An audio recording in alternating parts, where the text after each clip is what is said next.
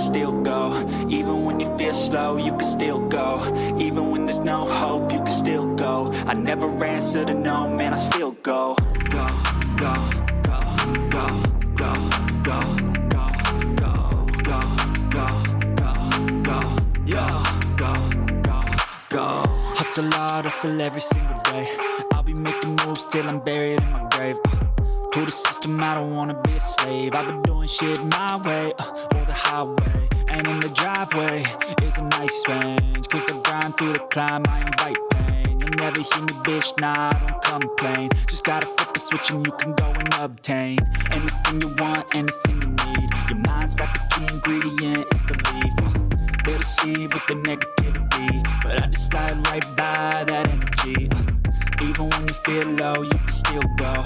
Even when you feel slow, you can still go. Even when there's no hope, you can still go. I never answer to no, man, I still go. Go, go, go, go, go, go, go, go, go, go, go, go, go, go, go, go, go,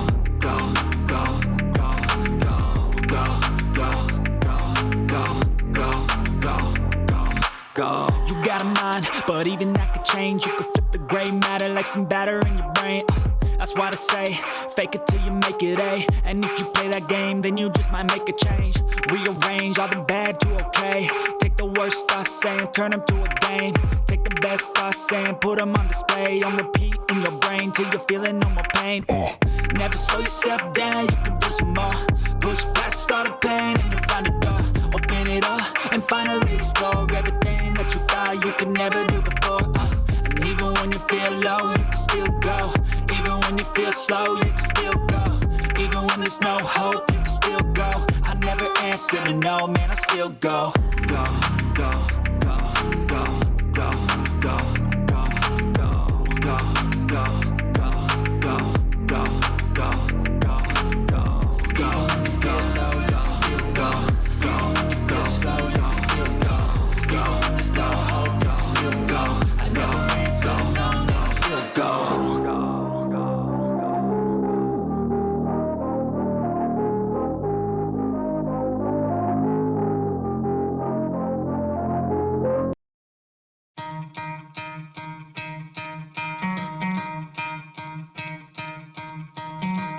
Try to play, but you're never gonna beat me. Look the other way, what I'm doing ain't easy. Bloody hands stained from the people who deceive me. Muddy hands break through the chains, go free me. Looking for change, looking for pain. Pulling a mob, pushing a train. I'll never stop, stick to a lane. Pick up the pieces and go rearrange.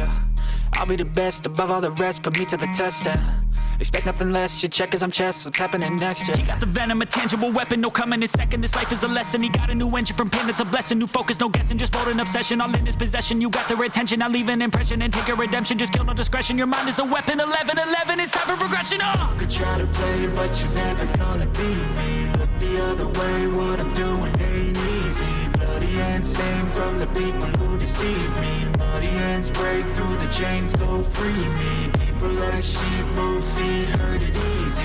You don't wanna be fast asleep when they scheming. Better stand tall, ready for a fight, believe me. When they try the chains, you can say no, free me. So he's been looking for somebody who could save him, instead of searching inside for what they gave him. A strong will, strong mind causes mayhem. We could change the world, change times, rearrange them. Staying on pace, running the race. Life is a chase, I don't want a place. I wanna be first, work till it hurts. Dehydrated thirst till I'm in a hearse.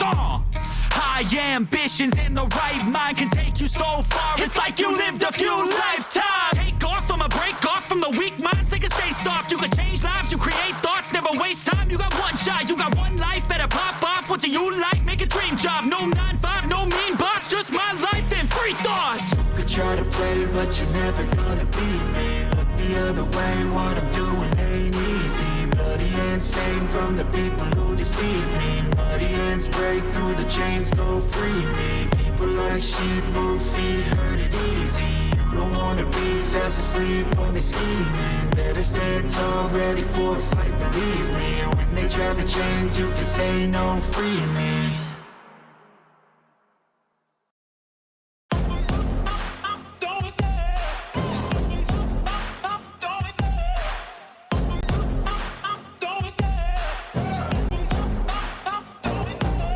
love the chase and the hunt, and I set the pace when I'm running. I always take what I want and I always give it 100. Don't need a bank, no I'm funded. Play the game like it's nothing. I'm always thankful for something. Don't take for granted, stay humble. Now wake up!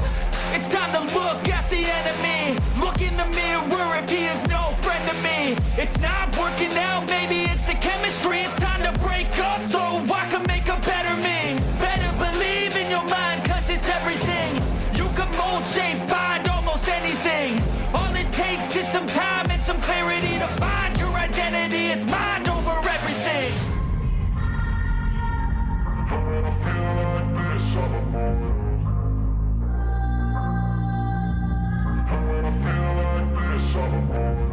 And when I feel like this, I'm immortal. When I feel like this, I'm immortal. When I feel like this, I'm immortal. When I feel like this, I'm immortal. Don't stop, just level up, don't stop.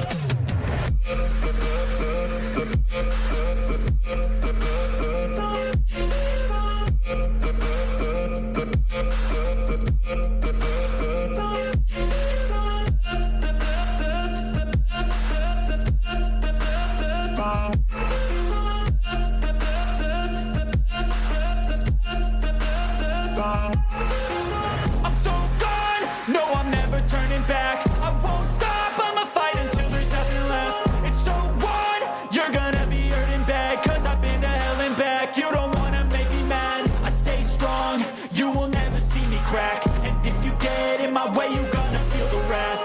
Gotta say it to my face while he's looking back. Mirror breaks after math, when I hate I attack. And when I feel like this, I'm immortal.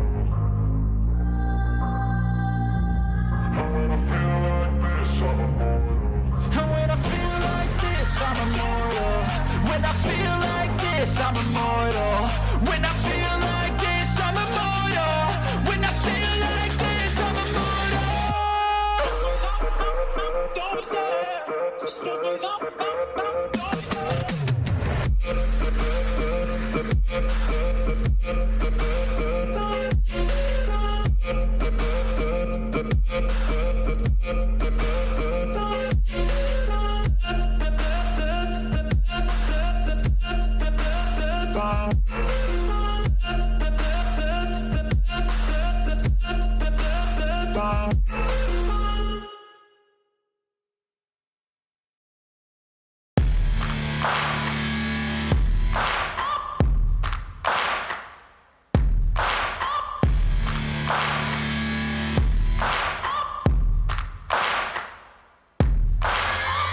Searching for greatness in a sea of the dying and shameless, a sea of the aimless. I don't wanna be one of the nameless. I'ma wake up with the mindset that one day I'm gonna make it. And I don't think I'll be fine if I don't break my limitations. Don't try to stop me, I exist to write my own story. I'll make a decision if I want some peace or if I want the glory. Yeah, don't want a life that is complacent or possibly boring. I just want a life that is worth every day exploring. My whole life I just wanted someone who would notice me. My whole life I just wanted to be somebody to be. Yeah, I just wanna be great. Yeah, I just wanna be great. Yeah, I just wanna be great. Yeah, yeah, I just wanna be great. Yeah, I just wanna be great. Yeah, I just wanna be great. Yeah, yeah, yeah, yeah, yeah.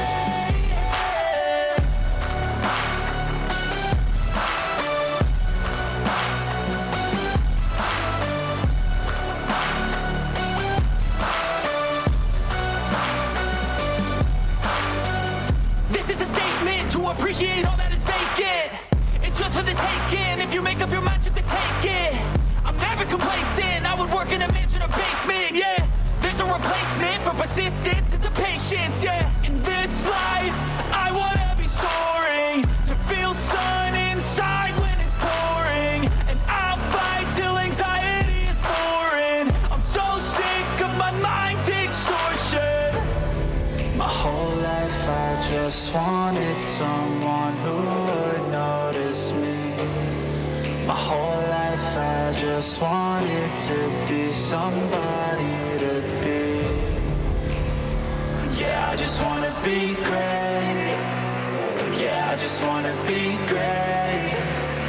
Yeah, I just wanna be great. Yeah, yeah, yeah, I just wanna be great. Yeah, I just wanna be great. Yeah, I just wanna be great. Yeah, yeah, yeah, yeah, yeah.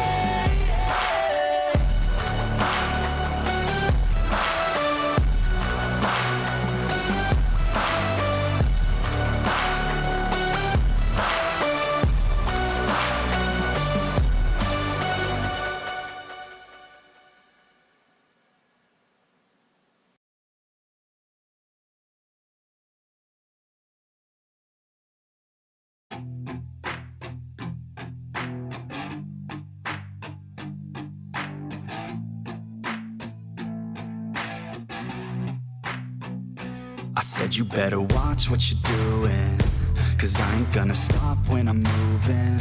I'm headed to the top, I'ma do it. I'm headed to the top, I'ma prove it.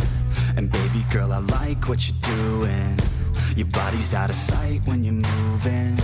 You look just like my type, so let's do it. You know I'll treat you right, let me prove it. And I could go all night. I'm sick of being nothing. All right, I'm gonna be something. I'll fight with every breath, trust me. I'ma be the one at the top, you can't touch me. I need to find somebody like me who wants to be something. I bleed with every word coming. I would rather die than be someone who's nothing. I'm the type of dude who will not remain nameless. I'm the type of dude who is headed for greatness. I'm the type of dude who could really make changes, 'cause I'm the type of dude that's becoming contagious. I'm the type of dude that will always be ageless. I'm the type of dude that will always feel shameless. I'm the type of dude that they say is fucking heinous, 'cause I'm the type of dude that you know is fucking dangerous.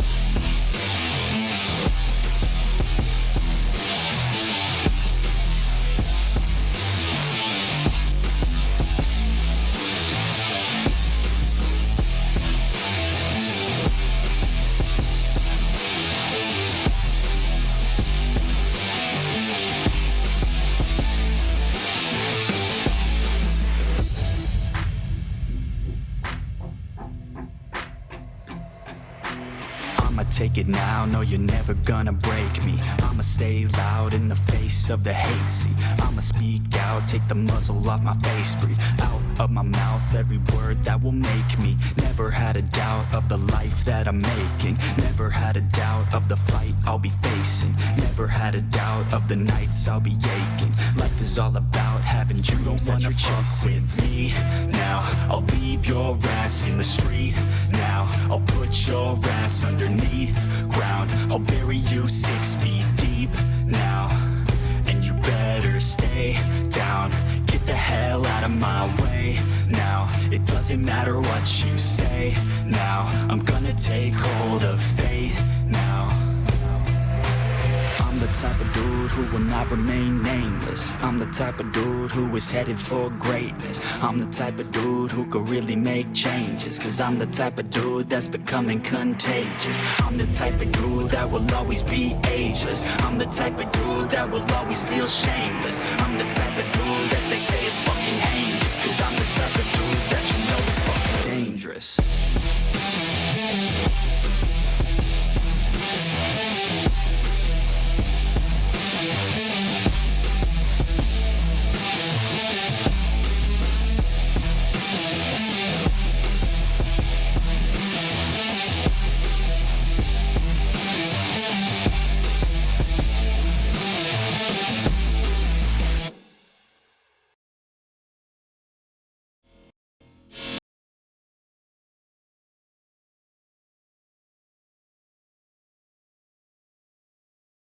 I just realized I was still mute as I said hello like 5 times. Ba-ba-da-ba-ba. We're back with Phoenix Wright Trilogy. Ba-dum-bum. time for episode 4, Turnabout Goodbyes. So, this is where it's going to be funny. In the original game, before the DS version of the trilogy came out, this is the final mission of Ace Attorney. After this, we would normally go immediately into the second game. But, because of the fact that we have the trilogy, which is a remaster of the extended versions that the DS got, we actually get the 5th mission after this. So, time for what is canonically the last chapter of this main story, but then we get one bonus mission afterwards. So, let's see what we got as we load into episode 4.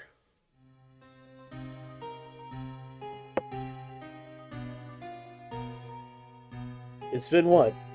15 years? About that. Yes. 15 years is a long time to wait.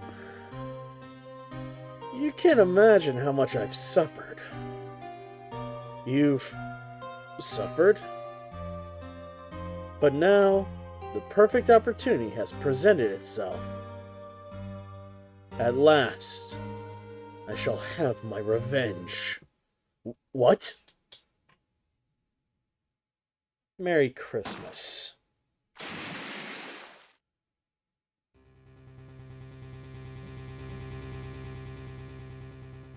Edward, what the hell? I mean, this is the game we're supposed to get? I mean, the DLC mission's just its own little side mission. It doesn't have anything to do with the main story of Phoenix Wright, so it's kind of just an additional side story. So, by all accounts, the first 4 are the actual story. The last one's just actual DLC. Meanwhile, December 25th, 10:08 a.m., Wright & Co. Law Office. Hey, Nick. Do you notice any good waterfalls around here? Waterfalls? Dare I ask why? Duh, Nick. Isn't it obvious? I need a waterfall to stand under. Preferably a freezing one.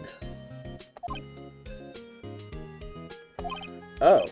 Is that part of your spirit medium training?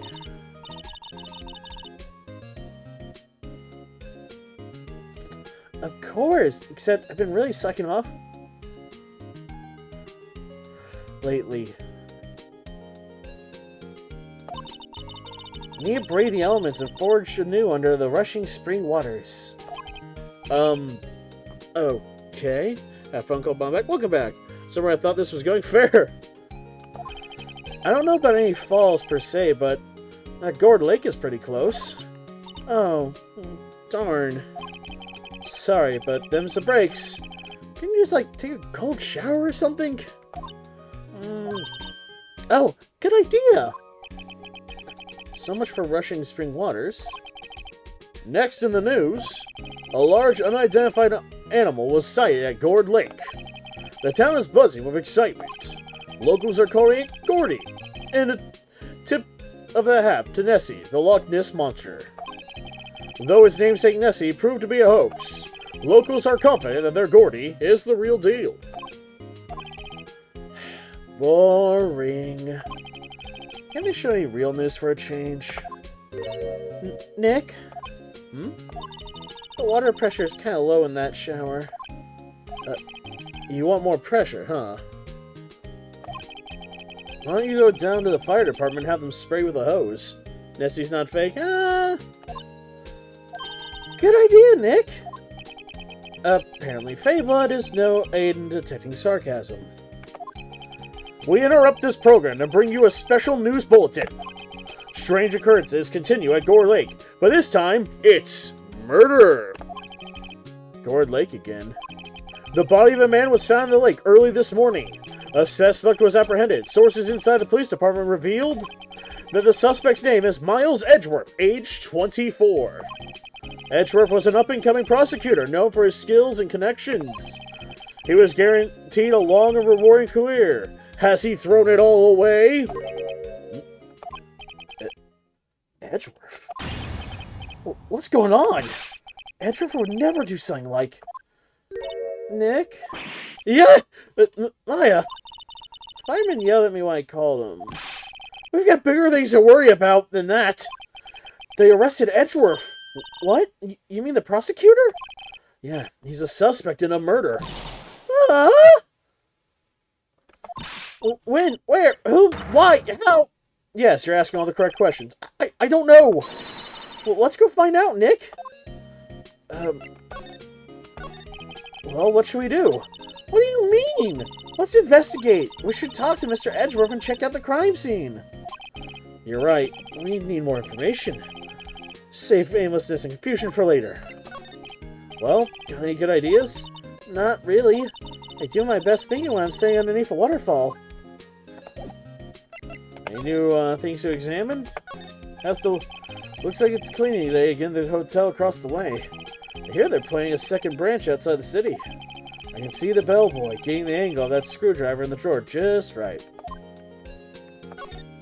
Maya's favorite plants. Its name is Charlie. Maya's kind of gotten the knack of watering it lately. Charlie's been perking up a lot these days. Maya brought in a post of the Steel Samurai the other day. We had a big fight over where to put it up or not. I know she's just waiting for a chance to sneak it up on the wall. She's not very helpful, is she? The rest of the games will prove this, but it's an ongoing joke. Maya gets accused of murder a lot. That's how useful she is. What's she useful for? Getting accused of murder. Detention Center, December 25th. Visitor's room. You know, Nick. We've all been here one time or another, haven't we? As it comes to the territory.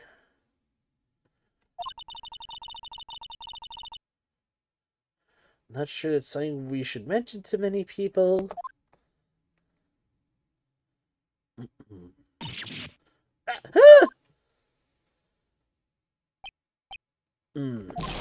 Hey, Edgeworth, come back!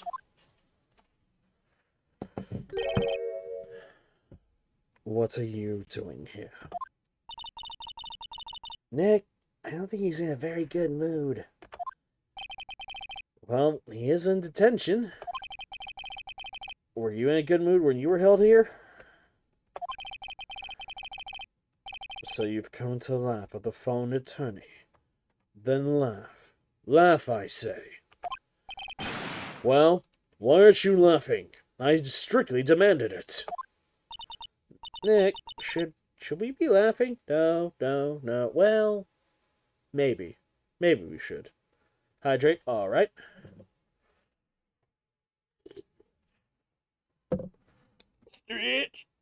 Ooh. Think Daphne from Scooby-Doo, more prone to be involved with court and murder. Now, that's not very nice. Daphne has roles. She's more like Scrappy-Doo. Nah, it's a trick.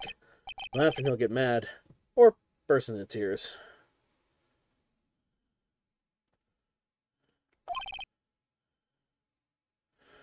Edgeworth. We don't have much free time, so can we spend coming down... You know, we didn't have much time we can spend coming down here just to laugh at you. Scrappy would fit more want to do murder. Yeah, actually that's true. Scrappy would just be accused. He would do the murder.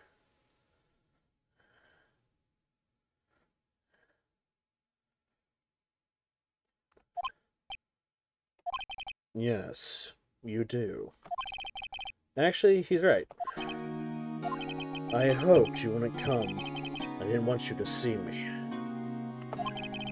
Not like this. I didn't want to see you like this either. Believe me.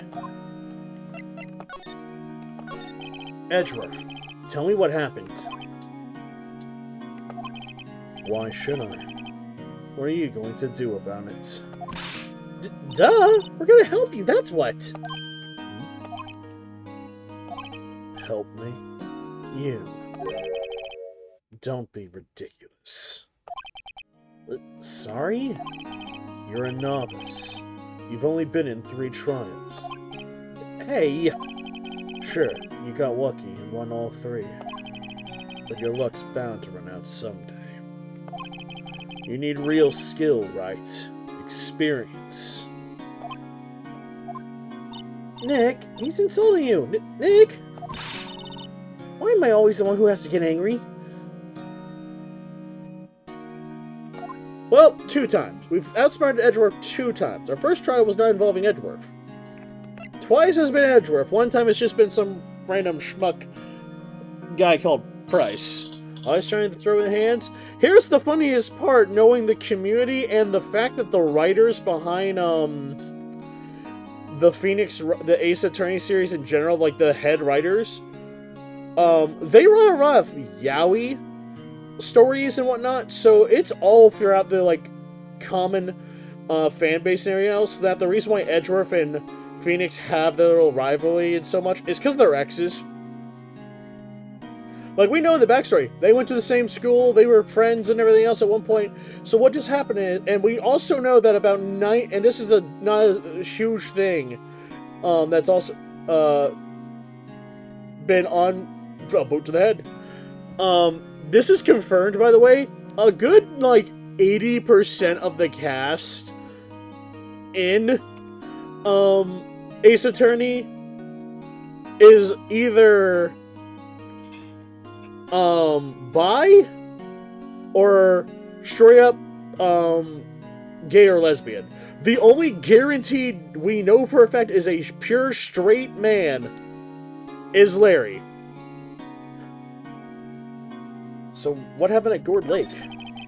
Murder took place at Gourd Lake, correct? Yes. Late last night. The lake is a long way from your offices and the courthouse. Why are you down there? I see no need to tell you. Mr. Edgeworth, you didn't really... Gordy. Huh? I went to see Gordy. Gordy? What's that? I'll tell you later, Maya. Why won't Edgeworth talk to us?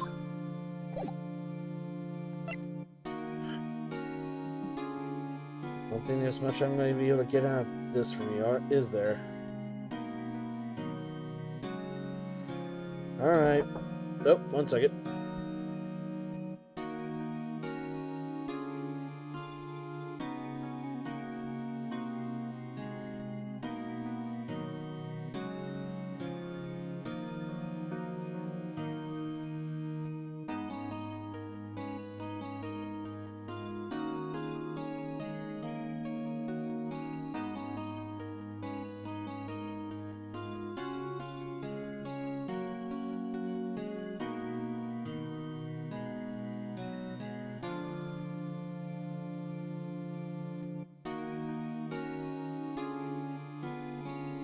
Sorry, I had to answer something for somebody. Alright.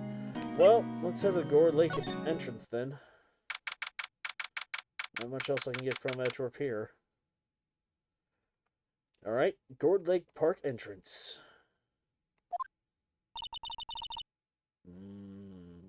Smells nice.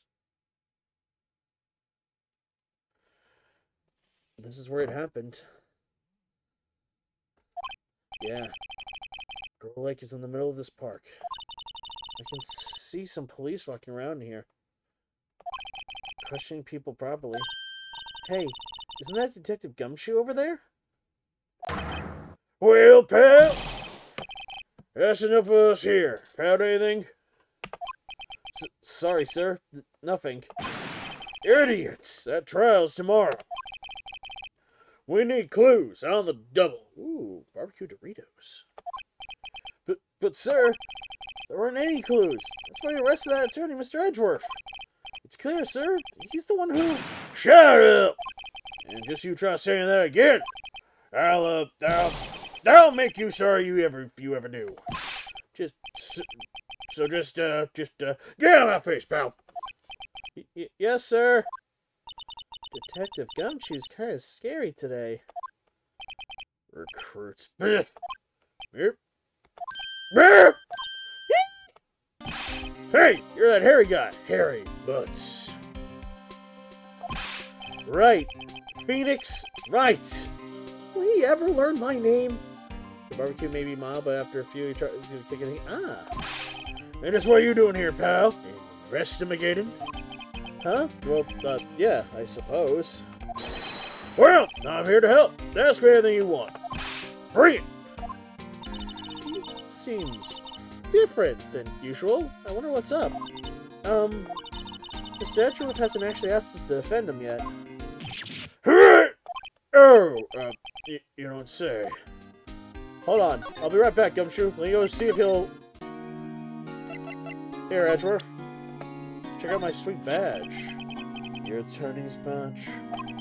Edgeworth. Let me defend you. Good one, right? But I'm not that hard up. Not yet. Hey, oh, wait, hold on. What do you mean by hard up? What do you mean by that? Me? Trust a wet behind the ears lawyer with only 3 trials under his belt. Never. What? My case is near hopeless, right? Every defense attorney I've talked to has turned me down. What? Simply put, they were afraid they'd lose. It occurred to me that this might be my fault that they've lacked confidence. After all, I did get every single one of their clients declared guilty. I don't believe it. Regardless, I don't want you involved in this. You in particular, I cannot ask to do this. Okay, well, shit. Detective, I tried! So, tell me what happened. Detective Gumshoe. Do you know what happened here? Huh? Oh, you don't know, pal? No. Well, okay, Mr. Head in the fluffy pink clouds lawyer. Head in the... Huh? Never mind, I'll tell you. It happened last night about 15 minutes after midnight. There was a boat out in Gourd Lake. In that boat were 2 men. One of those men shot the other with a pistol. And the shooter was Mr. Edgeworth? A cop who arrived on the scene arrested him. How did they get here so fast? Well, there was a witness.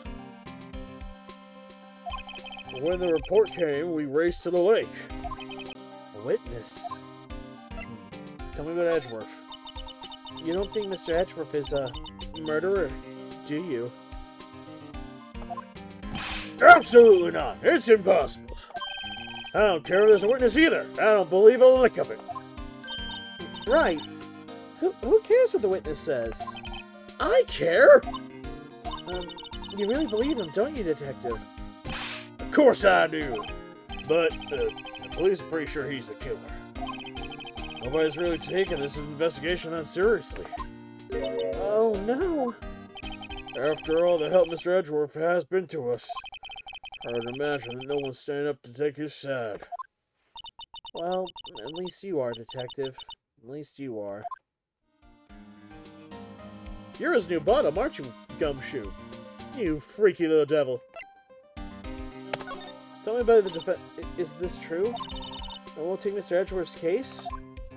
Yeah. He's a bit of a celebrity. If you defended him and lost, your reputation would be sure to suffer. Hey, Shameless, you once said there was a reason Edgeworth went to prosecution instead of defense, so you want to know what happened? I'm not going to spoiler it, Cowboy, but that is literally what we're going to discuss in this case today. So stay tuned. It's depressing. What's more, the case against him is, well, it's pretty solid. I suppose it would be if they had a witness. Hey, pal! Don't tell me you're going to turn your back on him, too. Remember that Steel Samurai case? Mr. Edgeworth helped you get your client declared innocent.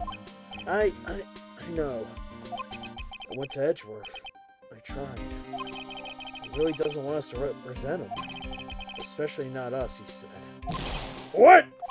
Well, that doesn't make any sense, pal. You should have heard him talk about you after that trap. He kept saying, right, over and over. Seriously, got really upset in the bedroom. He called me right once. It was all awkward. Nick? I'm not sure that's a good sign. Neither am I. Why wouldn't he want to take your help? Oh, get it. Look, last but not least, just tell me about the witness. Who was the witness? Sorry, pal. That's confidential. Anyway, the witness saw everything, apparently. I'm sure they'll turn up at the trial tomorrow. Was there only that one witness? Yep. It was pretty cold out on the lake last night. And it was Christmas Eve after all. Still, being thorough. You never know when you're gonna turn up another witness. Well, that's why we're here today, checking things out. So far, we're coming up empty. Oh, it's Christmas today. I forgot it. What are you giving me for Christmas, Nick? Boot to the head. Talk to Sam. Detective Gumshoe, sir. What? Found something? No, sir. Not yet. But there was a call from the precinct. They want us to hold an investigation briefing. Briefing? Right, I'm off. Oh, sorry, pal. I guess you heard. I gotta go. Any last things you want to ask me before I head back? Yeah, do you have the autopsy report? Now's not the time to talk about that. Well, yes. Do you have any information on the victim? Sorry. I haven't worked up the autopsy report yet. So wait for it myself. Actually, save you the time. Drop by the precinct. We can talk more there, pal. You're not coming back, detective? Probably not, pal. So what should we do if we have something to talk to you about? Ah, right. Here, I'll show you how to get to the precinct. Come down and see me anytime. Alright, we've got directions to the police station. Awesome. Oh, hey, Detective Gumshoe! Merry Christmas, one and all. Do not freeze to death. What? We'd like to take a look around the park. Can we walk around? Yeah, no problem, pal. You got my permission. You know, Nick, I think there's something to be said for talking to people when they're busy. Oh god, the birds are back. Yeah. They don't have time to think about not giving you information. Right. Now let's get investigating. Squats? Alright. Oh god, I just busted my knee against the desk. That one went round. 1, 2, 3, 4, 5, 6, 7, 8, 9, 10, 11, 12, 13, 14, 15, 16, 17, 18, 19, and 20. Hydrate and stretch. Stretch first. Now I'll do my hydrate.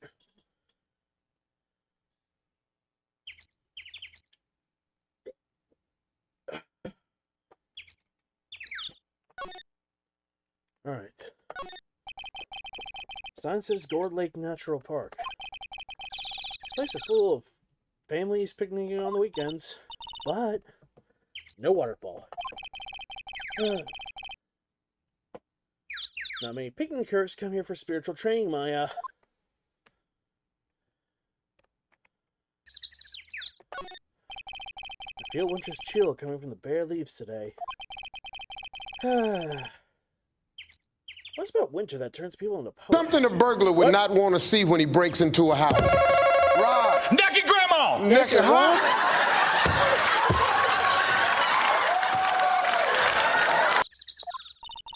I don't know, but my toes are starting to feel numb. I get that, Maya.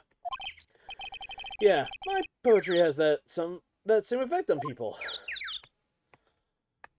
I do poetry and people go numb. Is that really all there is out here to investigate? Wow, that's lame. Oh, well, moving in. To the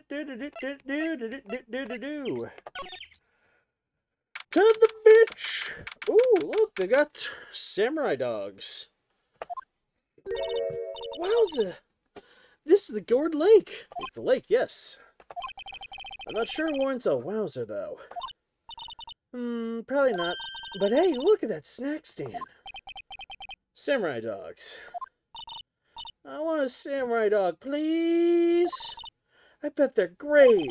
With a name like Samurai Dog, how could they not be?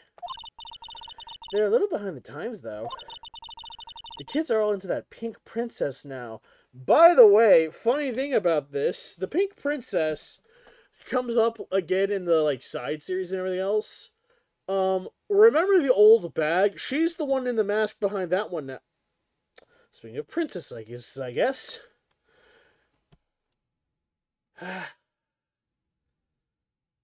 because the word princess kept getting brought up, isn't it?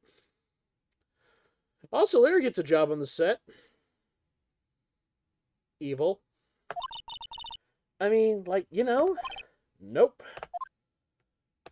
Time to examine some things. Number 1, trash can. The trash can is empty. Oh, at least the place is well maintained. Huh? I almost didn't see that signpost. Left. Boat docks. Right. Exit.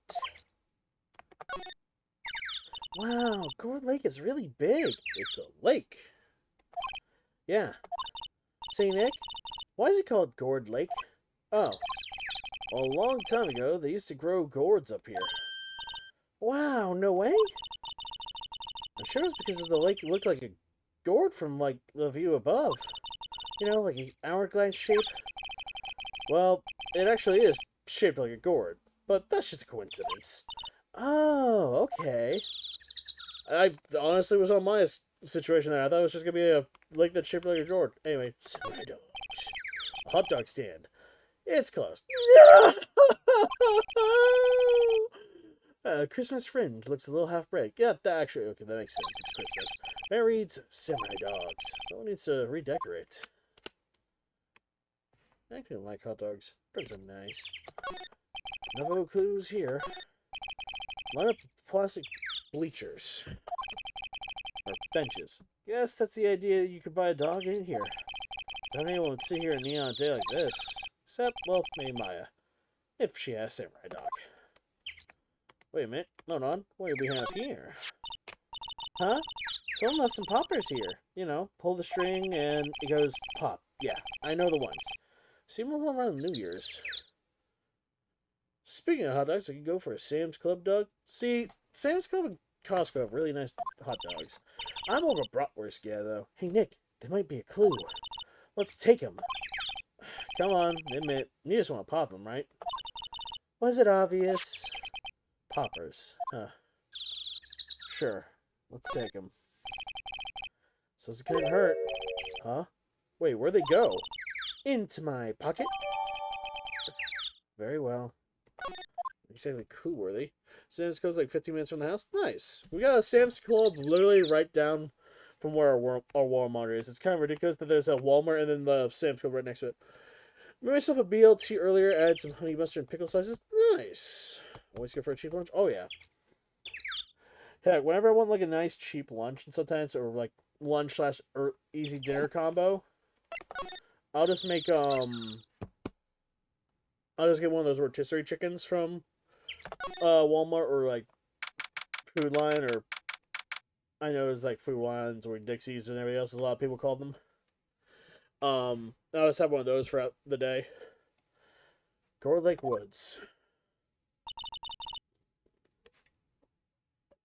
I like it here, Nick. Look, someone's camping. They've got guts, camping at the scene of the murder. Hey, Nick! If they were camping here last night, they might know something about the murder. That's true. Good call, What the hell? The little Caesar down there? Nice. Where'd my game go? Good call, Maya. Let's go talk to him.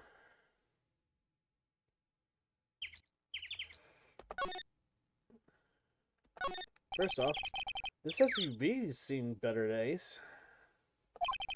It's dented all over.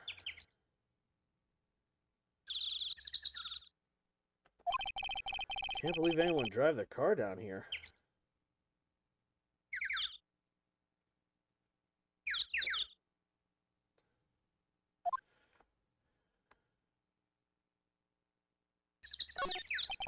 That sign says no camping. Funny place to pitch your tent. Wait, if that sign says no setting tents on... What if that sign says no tents setting on fire? I don't think they'd have signs like that.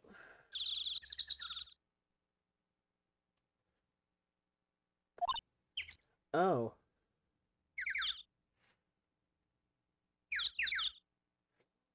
Huh.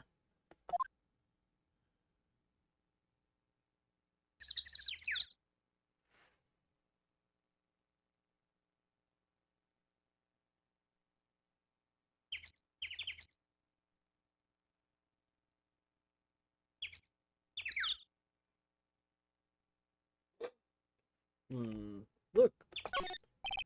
There's food and some magazines on the sheets. Takes a pretty tough skin to camp in the cold like this.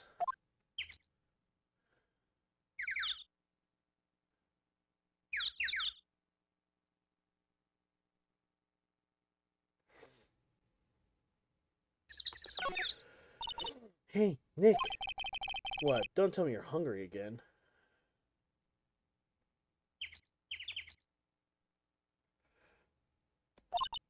No. I was just wondering, why are camping pots and pans made out of aluminum?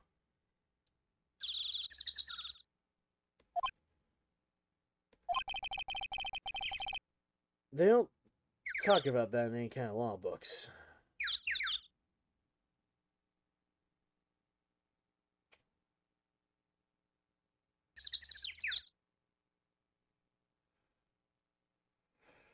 So there's no law saying they have to be made out of aluminum? Then.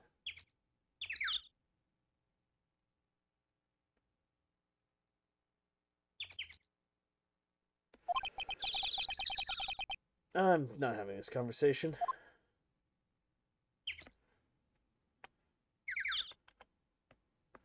Oh, it's Q to slide.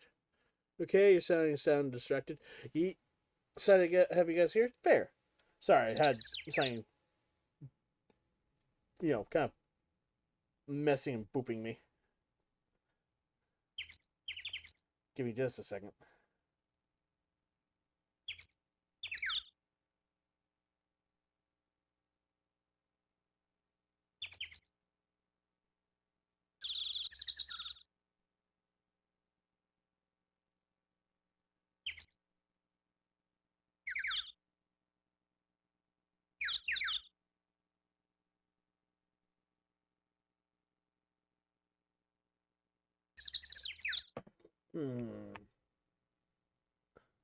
Anything other... Okay, so we have... Trees go quite thick here. Further back, the trees fade from the shadow. The sunlight can't reach them. Is the only other thing here the camera equipment? This camera has a mic and some sort of attachment. Must take pictures while triggered by a noise.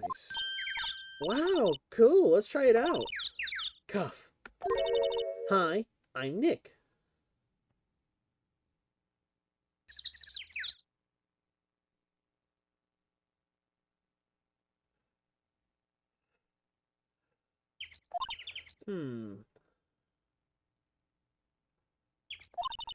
Maybe I'm not saying it loud enough. Hey! I'm Nick! Huh. Nick! Will you stop that? Maybe it's broken. Don't kick it! Maybe it isn't set to respond to voices. Well, what then? These things? The party poppers?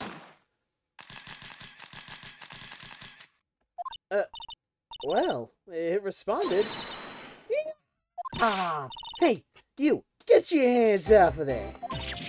Eh?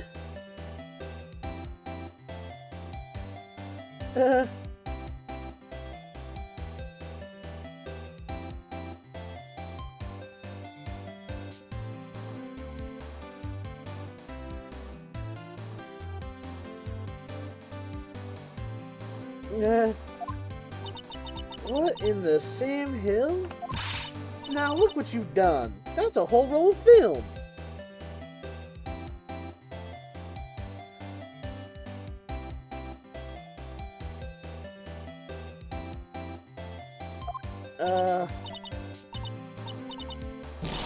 Sorry about it. Sorry's nice, but it ain't gonna pay my bills. You know how much a roll of that film cost? I'll pay you back. Oh, what do you think setting up a party popper in a place like this? Well, what? Don't try to play stupid with me just because you think I'm some country bumpkin. Yeah, I know how y'all think.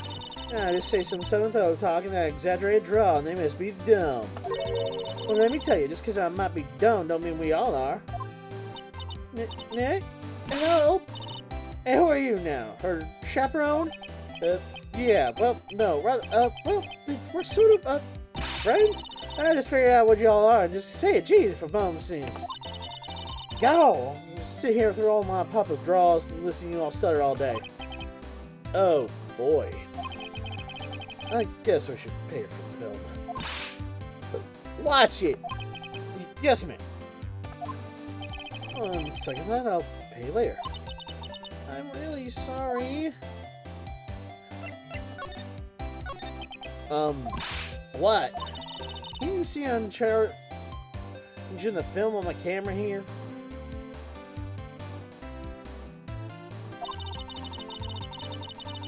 Someone. I'm not naming any names, but someone used up a whole roll. I'm sorry. That didn't work. I wonder if I had anything to show that would get her attention. Let's try talking. What? Can you see him change the film?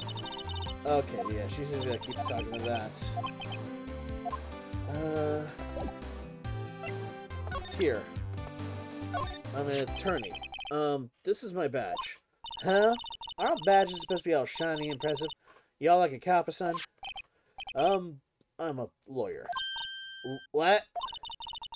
You ain't gonna try and pull one of them lawsuits on me over that film now. Cause I'll have you know, I'm a fighter and I wrestle mean looking things in you. No, that's not it at all.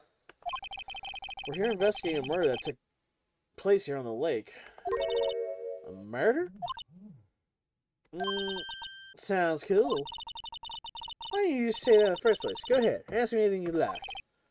Really? Some cooperation? You two. Y'all come on out of that hiding. I don't bite hard.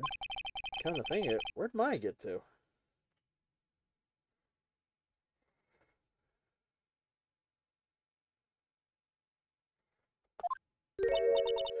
Sorry.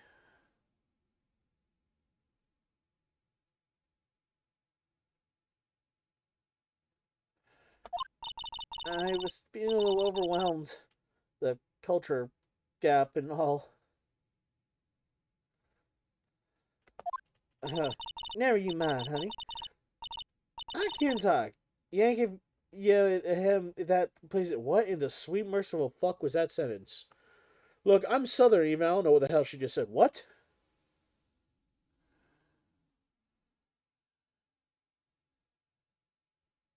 But, eh?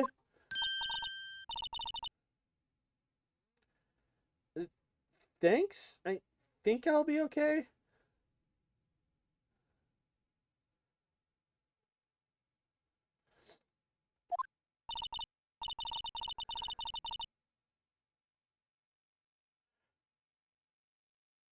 Great then. I'm Lotta, Lotta Hart. But y'all just call me Lotta. Oh god, she's another pun. I'm here photographing meteoritic showers for a research paper. My pleased to meet you. Okay, well, can you tell me about what happens? Oh yeah. Well, when was that murder anyway? I ain't seen much television lately. It happened late in the night on Christmas Eve.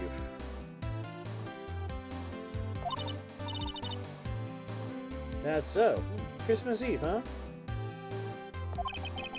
A man on a boat with shots. You see anything?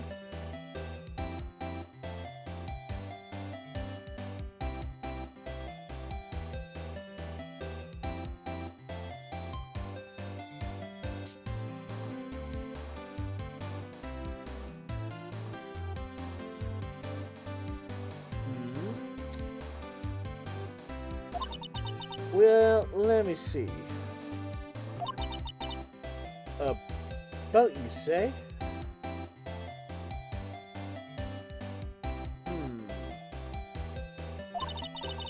I reckon I might have seen one. Not so sure, though.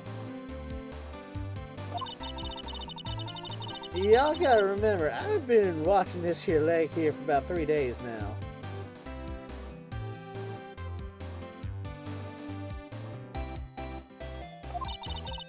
I see enough boats to choke a mule. I kinda hard to remember which ones I have seen for a while. What the hell? Tell me more about... So, what is it you do, Lotta? Huh? Me?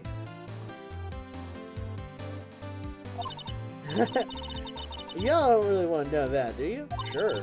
Actually, I'm a researcher in a country you. We're at the heart of the heartland. Wow. Neat. Neat. She's a researcher at university, country you. So I hear. So, when did you come up here? Let me see. I guess about 3 days ago. What are you photographing? Didn't I tell you that already? Meteors. Yep, meteor showers. Falling stars. Huh.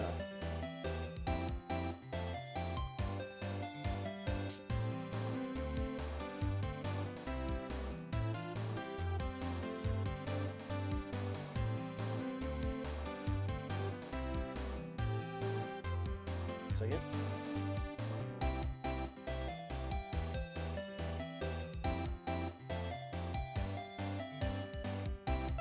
Tell me more about this camera. Well, that's quite a camera you have there.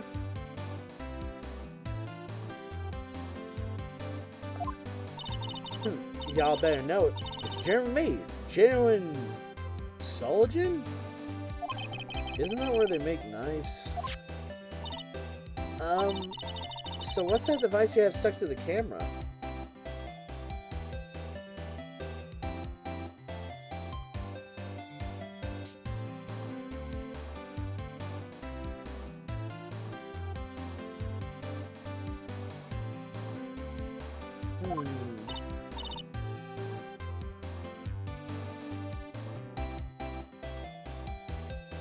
Huh? Device? Your camera went off all by itself when I fired my party popper. Oh, that. That mic triggers the shutter whenever it detects certain sounds.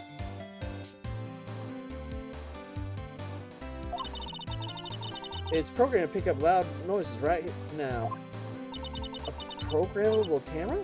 Neat. Alright.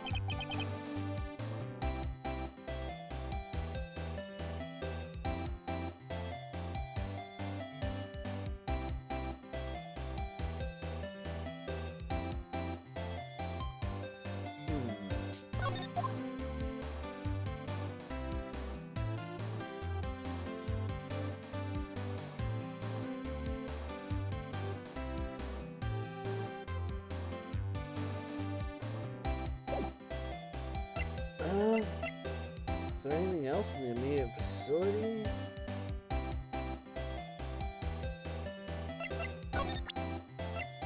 All we have is the camera.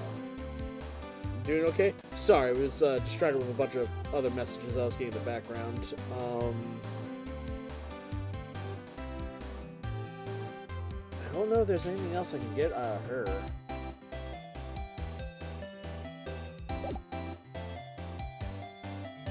What if I present it to her?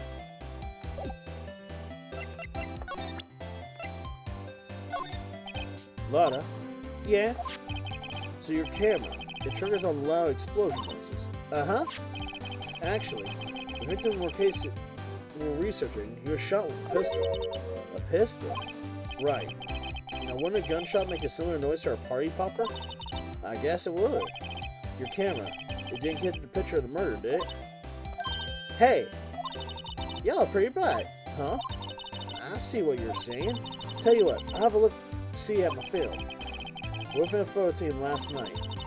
I checked it once, don't remember if anything was on them though. But what if I got some?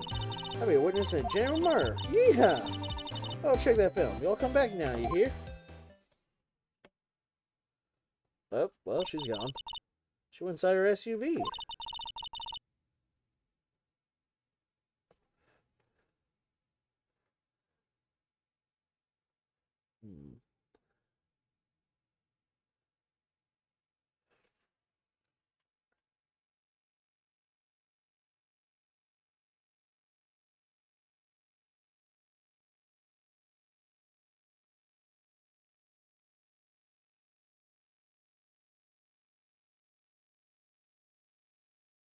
Hmm.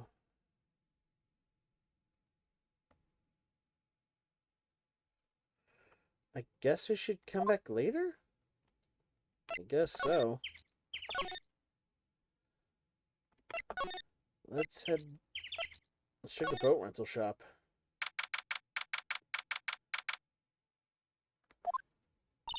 Nick, what is this place? A boat rental shop. It's closed for Christmas, it seems. Guess a murder taking place on one of those boats wouldn't be good for business either.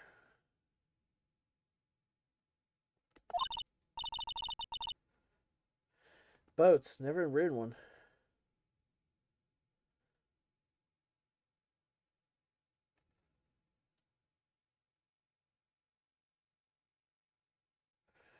Huh. Really? How about we go out one of these days when the trial's finished?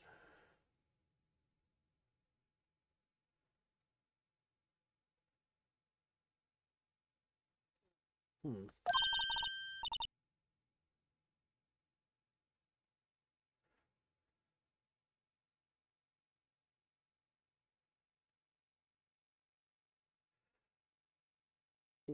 Hey, good idea. You bet.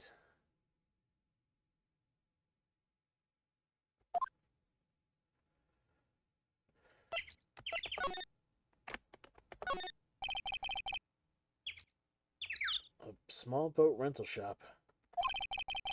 Doesn't look like anyone else is around.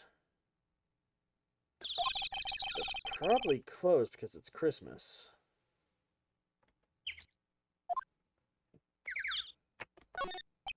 No clues here. There's some boats floating at the dock.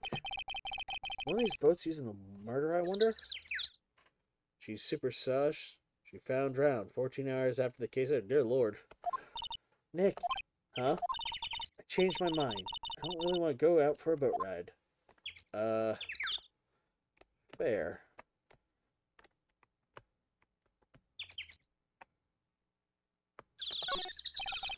There's more forest off that way. I doubt I'd find any helpful clues in there.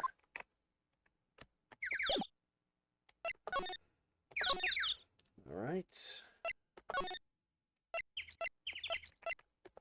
Back to the entrance. Head down to the precinct, I guess.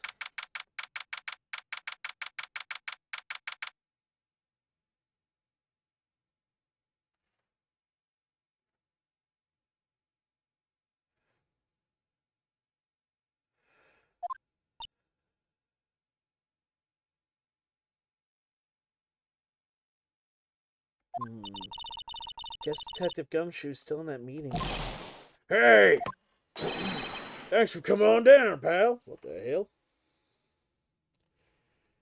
Objection, it's Christmas Day and some lady is not at home with her family taking holiday pictures. That's 10 times more sus. I mean, she's also camping in a spot that says no camping. I'm pretty sure she's already plenty of sus. Ugh. Well, thanks for coming on down, pal. Detective Gumshoe. We just finished that meeting, for better or for worse.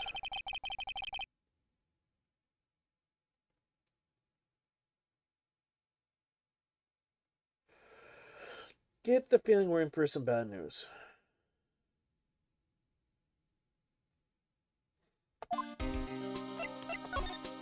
Do you know anything about the victim? Yet. No. Still can't ID him. Has Mr. Edgeworth said anything at all? Not a word. So how'd the meeting go? I can't tell you, pal. You're a lawyer. True. You know, I don't know what to believe anymore. Sure, Mr. Edgeworth's human like you and me. Still, I get the feeling that he done something wrong. He wouldn't go hiding. It's just kind of the guy he is. So why can't anyone else see that?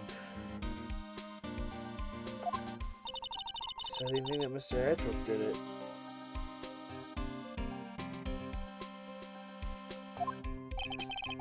Well, the trial started tomorrow as scheduled. I see.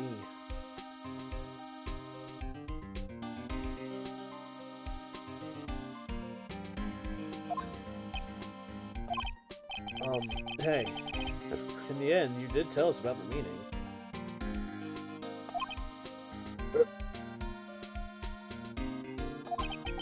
Now don't go tell anyone else, pal.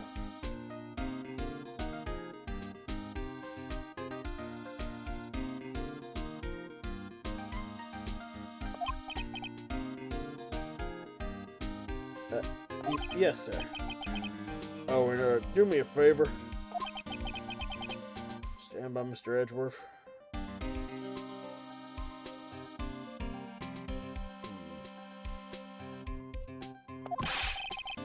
He needs help, and you're the ones who can help him.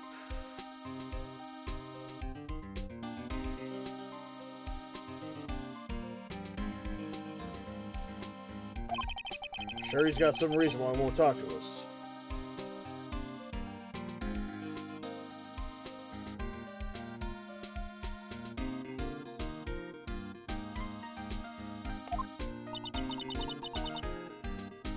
Thanks, Detective Gumshoe.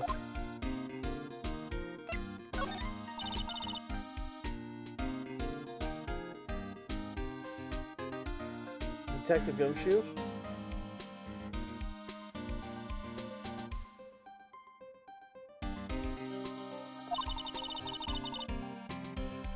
How come you trust Mr. Edgeworth so much?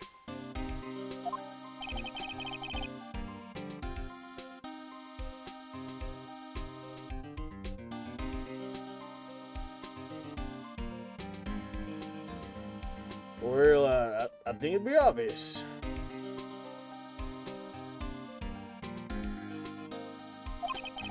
We got a strong working relationship, the two of us. Ah, so you are his bottom. You know, we trust each other. That's just how it works.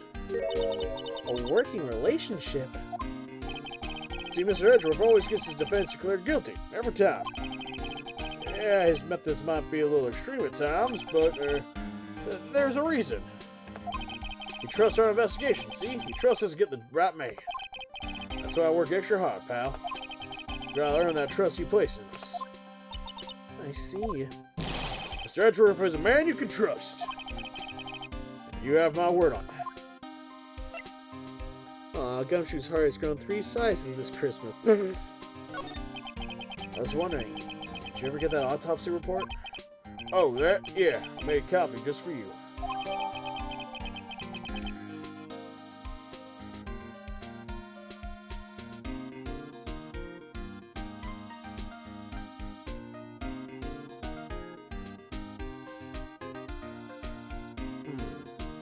Time of death sometime on the 24th or 25th. Cause death, 1 bullet to the heart. Alright.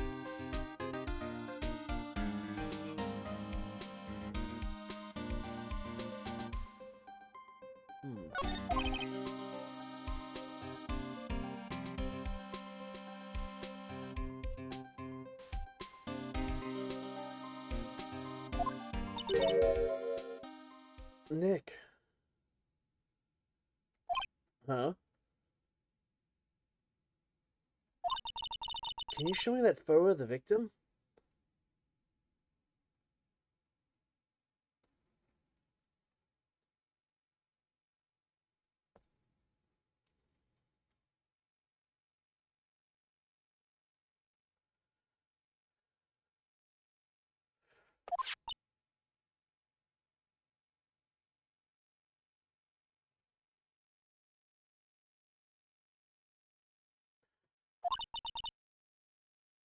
face.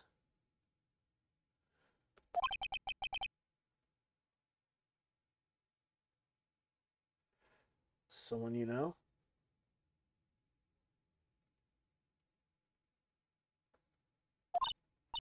I don't know.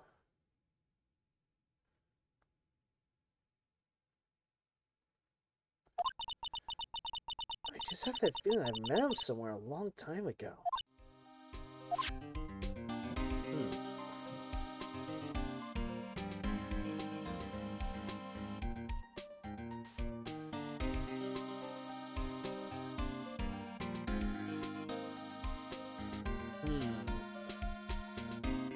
Oops. Oop.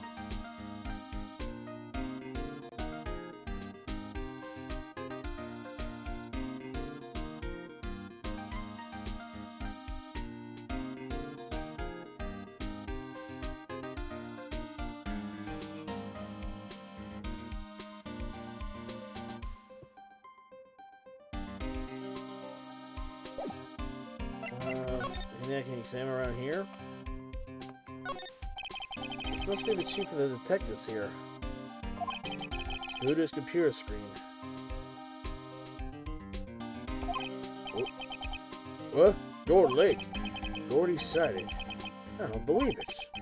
Shouldn't you be reading something more important?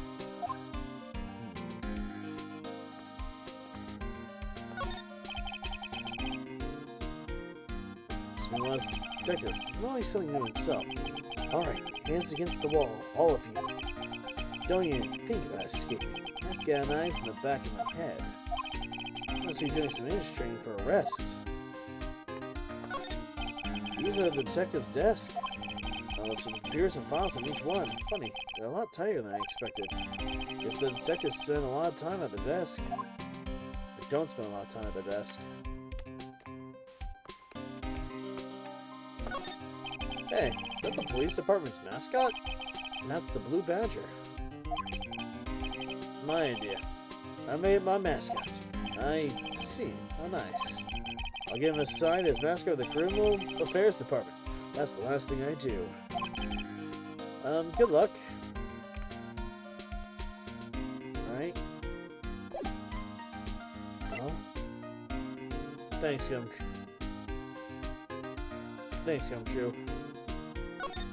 Let's head back to the lake, I guess.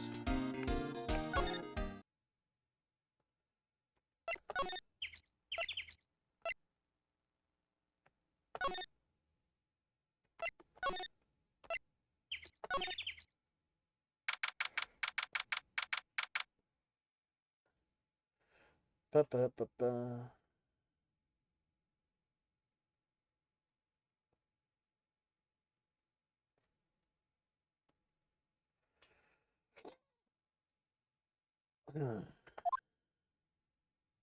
Oh, God. Hey, y'all.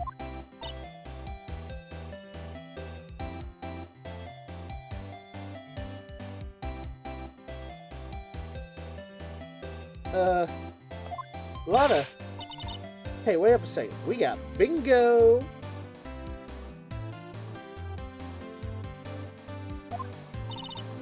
Bingo?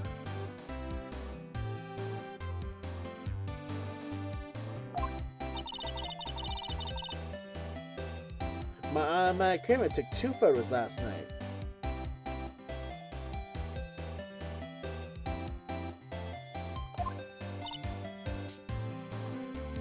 Hey!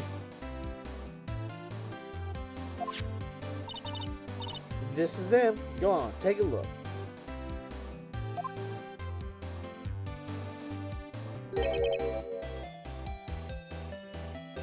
Wait. See? See? He's shooting him with that pistol. Looks like that, yeah. You can't really tell who it is that's shooting.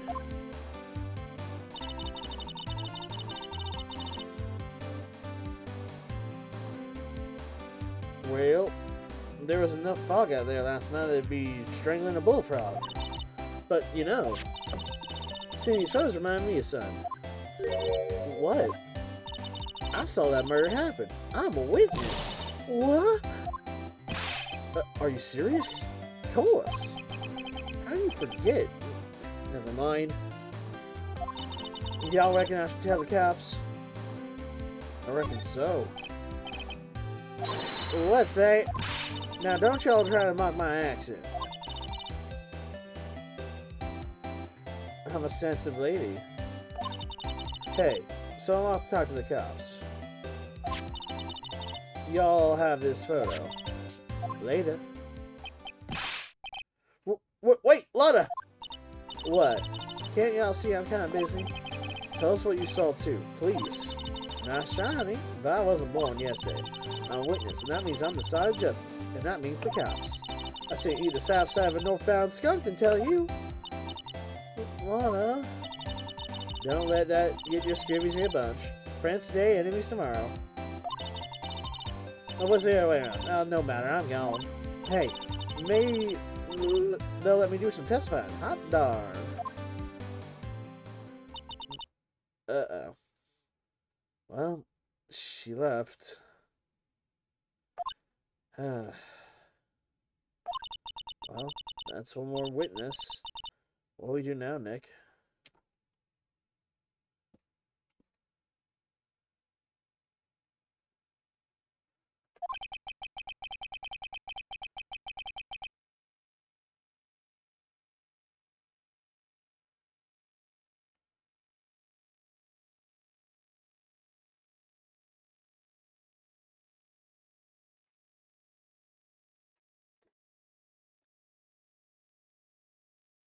Well, it's not like she saw something. That's not much we can do about it. The question is, what exactly did she see?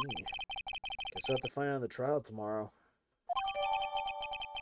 Info's been added.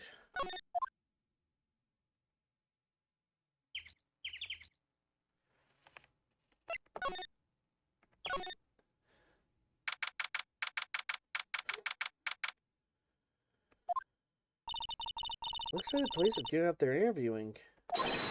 Hey! Oh my god, it's Santa.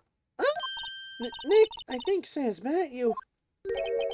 Long time no see, Nick. Nick? You know Santa? Wow, Nick and Saint Nick. Hey, I see the connection. Don't not be ridiculous. Dude, it's me. Larry! What are you doing here? Isn't it obvious? Dude, I'm working my day job. I sell samurai dogs. You want one? Gotta get money for dates. You know, my girl Canise deserves the best. Canise? Another model, I hope. Oh, she's fine. Well, fine, woman, Nick. It was her idea that I wear this costume, you know? She was all, yo, go, girlfriend, you know? She bought this costume for me. That's great, Larry. Wow, a Santa costume. She must be really nice. Whoa, cute? Nick, who is she? She's not your, not my what? No, oh god, no, she's not! I'm his partner, Maya Faye. I'm, the little sister. Sister? Wow. Nick must be tough. Working 9 to 5, having to take care of a little sister. No, I'm not Nick's little sister. I'm my older sister's little sister. Huh? Sounds great. Don't worry, Maya. He's an idiot. He's not listening at all. So, what happened? Why are you here? Hey, Larry. There was a murder here last night. And since you work here, have you heard anything? Nick, you're wasting your time. Last night was Christmas Eve. It was Canise, obviously. No, he wouldn't be staying out here in the cold. I think what you just said caught him off guard, Maya. No, it's fine. Canise is not in town right now. She's in Hawaii on a photo shoot. Oh god, it is another model. A model. I knew it. Well, anyway, there's a murder here on the lake. Trial's tomorrow. Huh? Neat. The defendant's Edgeworth. Miles Edgeworth. Nick? Why would Larry know Edgeworth? Whoa! Nick! You don't mean that Miles Edgeworth? Old Edgy? Yeah. He's a murder suspect. Whoa! Murder! Huh? You know Mr. Edgeworth, Larry? Yeah, of course. Edgy was in the same class as us in grade school. Huh? Tell me about the dogs. Huh? Oh, you mean the samurai dogs? Why are they samurai dogs? I mean, they're kind of gourd-shaped. Oh, well, originally they were gourd dogs. You know, like guard dogs. Ouch. The samurai thing was Kenny's idea. Oh, she's my woman, you know? She was like, change the name and you go, girlfriend. She made me that banner. Man, the kids can't get enough of those samurai dogs. It's like that just seems wrong. Oh, and guess what? Working at a ton of customers here at the lake. With that big news. The big news? Yeah, Gordy. Gordy? So Mr. Edgeworth was your classmate, Larry? Yeah, Nick, him, and I used to hang out all the time.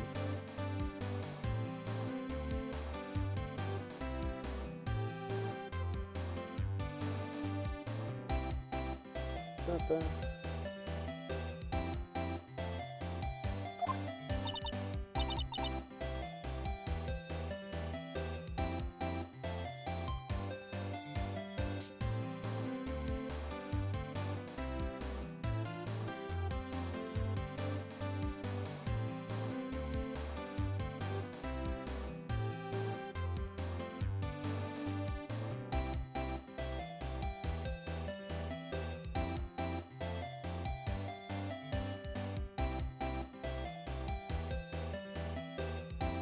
Wow, I never knew.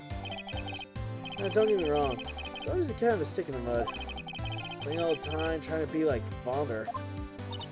Like his father?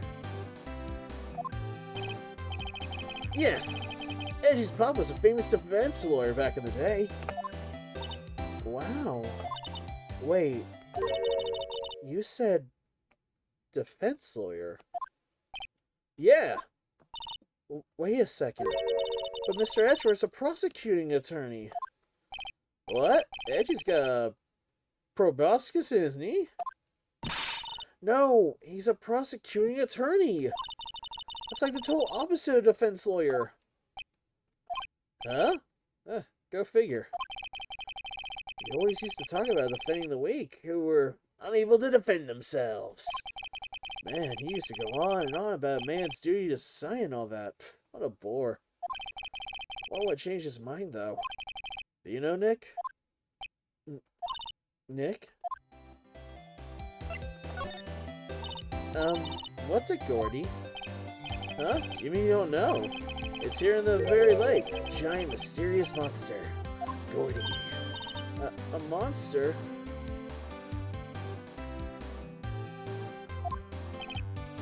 Yeah.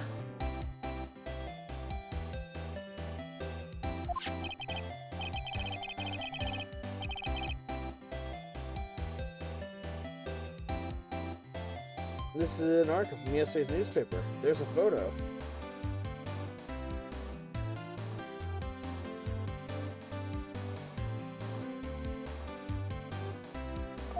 Huh. Wow, it's really real.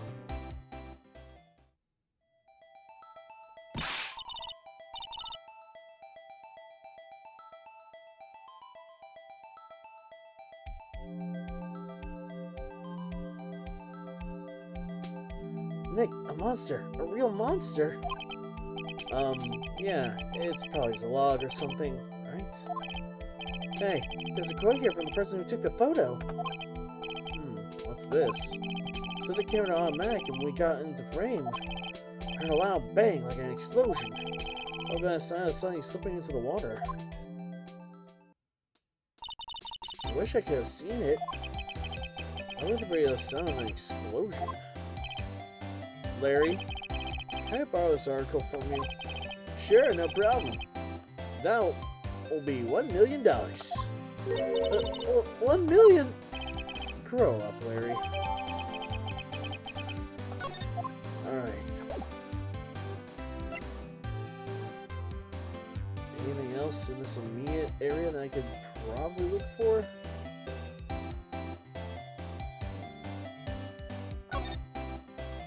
Probably not. So let's just head back to the entrance.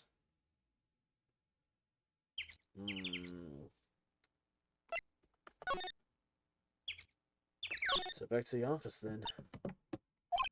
What is it? Oh, nothing. Just something's been bothering me. Could you show me that autopsy report one more time? Hey, I remember now. This guy. He's a lawyer that was at the office that May worked for. I met him once when I went to hang out with Sis.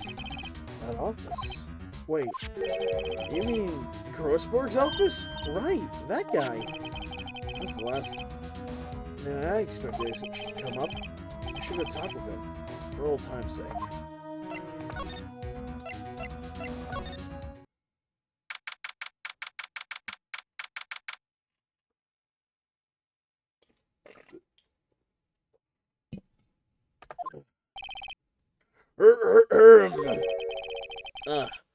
That old familiar clearing of the throats. Your marriage, something, are you not? No, sir, understudy. Yes, Phoenix right. Your marriage, something too, are you not? Her little sister, yes. You've come to look your sister, you know. It takes me back. The old days of my youth. Oh, like the scent of a fresh lemon, you say. Mr. Grossberg, sir? Oh, yes. I beg your pardon. Of course you came here to discuss something. What is it then? Something the matter? Yeah, let's have a talk. Tell me about what happened. There was a murder last night. Murder? You haven't heard? You haven't heard? I just got up to something, you see. Well, Miles Edgeworth shot someone with a pistol. Edgeworth? What?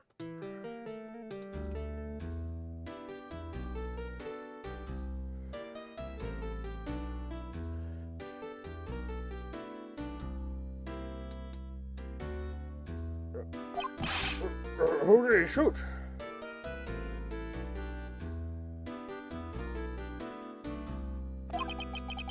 Well, the identity of the victim is still rather unknown. Hello, hello. This is terrible. Terrible news indeed. I guess he hadn't heard anything.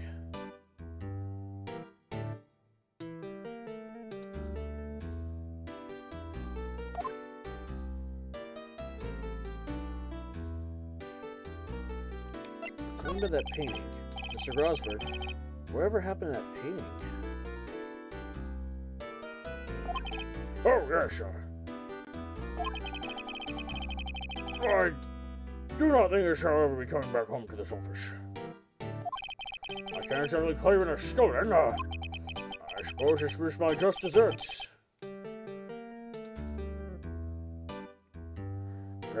Old bitter desserts.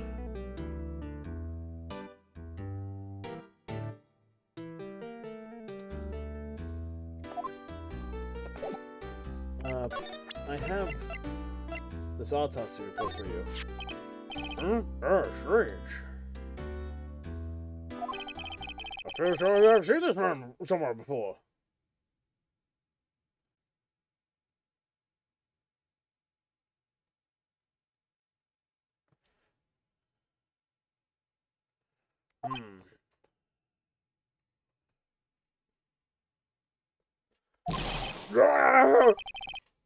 Did you remember? He was a lawyer here in my office. That's Henderman, Robert Henderman.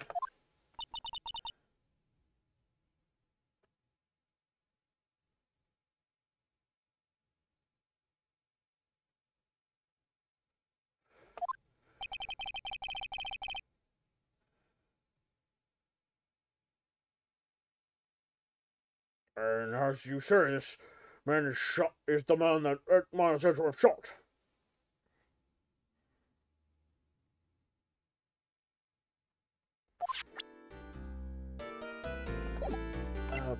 Yeah.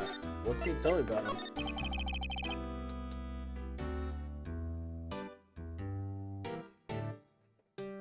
Who's this Henneman guy, anyway? Henneman!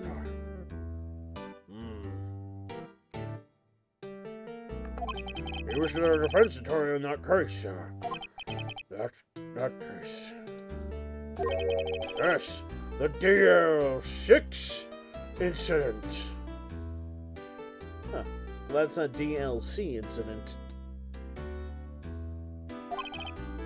DL6. Why does that name sound familiar? Perhaps you remember. I'm sure someone mentioned it during the trial for May's murder. That was the incident where the police were lost. They used a spirit medium.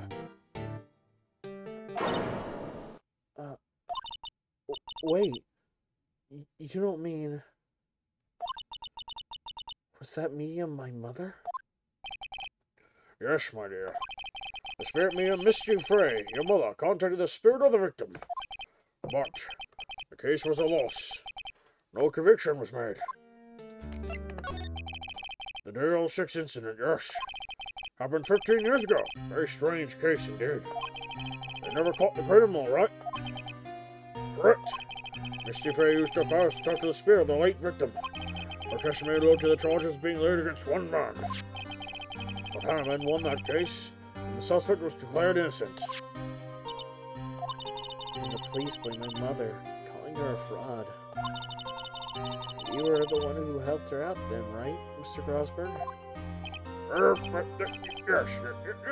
Yes, what? Thank you. No, please, don't mention it. DL6. Never thought I'd hear that name again. But wait, then what does that case have anything to do with Mr. Edgeworth? It has everything to do with Mr. Edgeworth, my dear. The victim in the DL6 incident was none other than his father, Gregory Edgeworth. What? His father? If you want to know more, you should ask him yourself. Show him this. I'm sure he'll talk to you. Wait. This is a photograph of my mother. Thank you. Let's head back to the detention center then.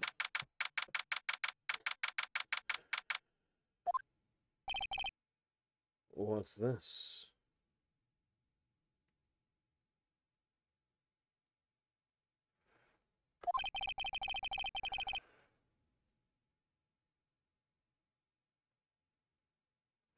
I was hoping you got my message the first time.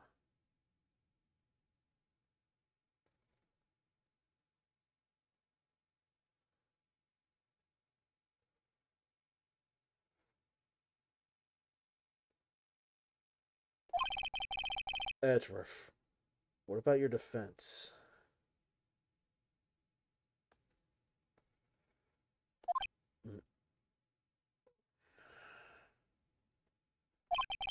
It's no concern of yours.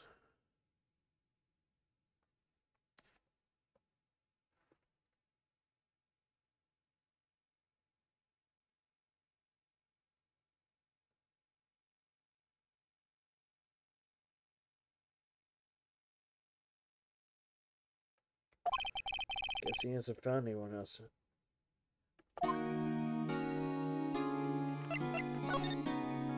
Still won't talk to me about that, but what if I present this?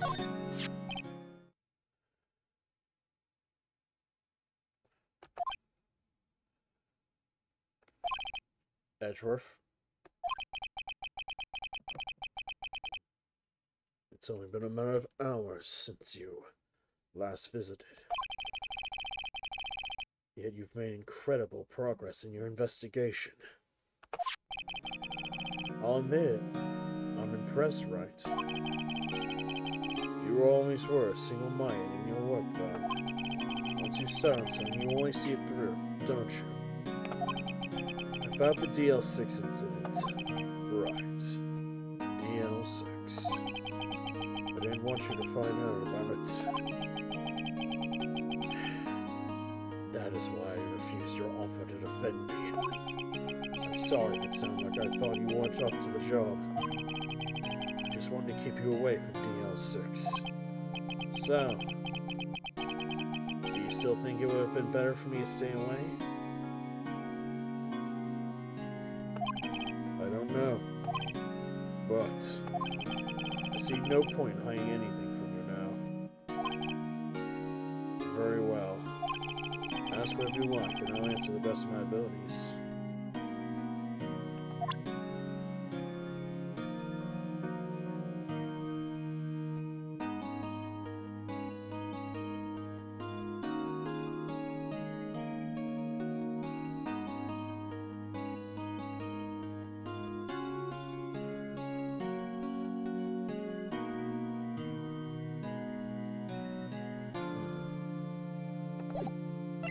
So, tell me about the DL6 incident. The DL6 incident was when my father died. Right before my eyes. He was shot and killed. I saw it all. My memories from that time are foggy. I suppose it's a self-defense mechanism. In any case, the suspect was arrested. A man. Pretty clear he was the only one who could have killed my father. The spirit medium that used to talk to my late father said the same thing. There's an attorney by the name of Robert Hanneman that had cleared that suspect's name. Hanneman is the victim of the Gourd Lake murder. Correct. That spirit medium. That was my mom. What? You mean you're... It's strange. I thought that terrible incident was about to end. And now, this. About to end? The DL6 incident happened 15 years ago. 15 years ago. December 28th. December 28th? The statute of limitations on the case runs out in 3 days. What? Nick, what does that mean? My case statute of limitations runs out legally. The case never happened. 3 days from now, DL6 will be closed. Forever. What happened to the suspect? The one who got off innocent? I don't know. He disappeared from public view. Nobody knows where to. He's still alive. He'd be about 50 years old now. I guess I can understand why he'd go into hiding. It'd be hard to live his normal life after being a murder suspect in such a big case. So was your father a lawyer? He was. Gregory Edgeworth. He was quite famous at that time, apparently. So you're sort of trying to follow in his footsteps? I'd rather not talk about that. I see.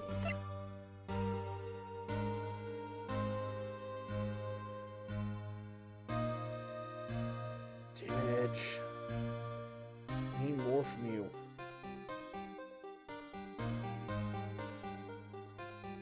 Fine.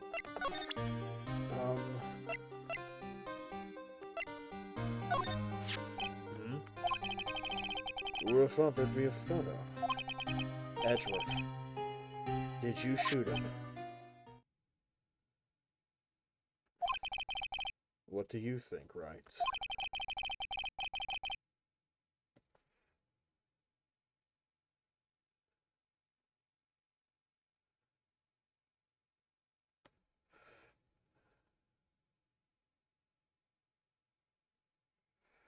I don't think you're the kind to point a gun at anybody. No.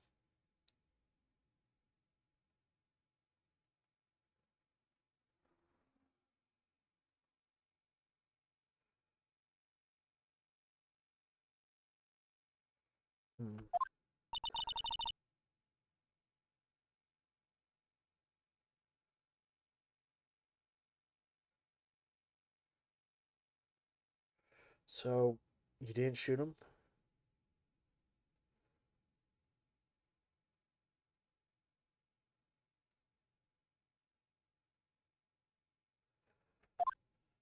No, I didn't.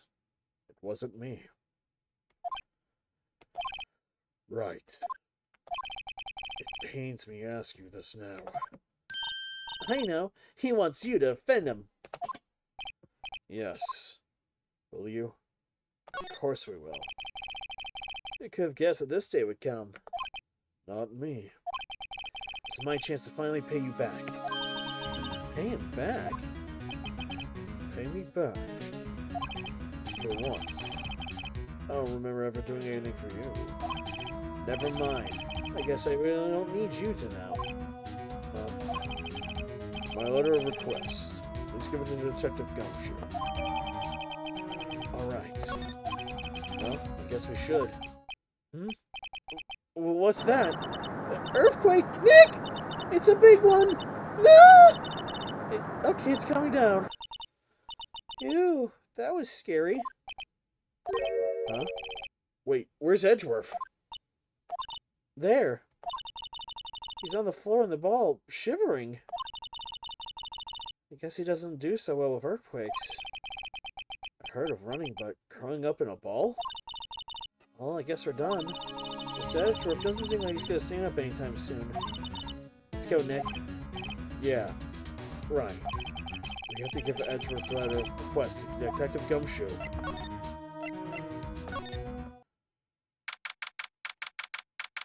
Back to the police department again.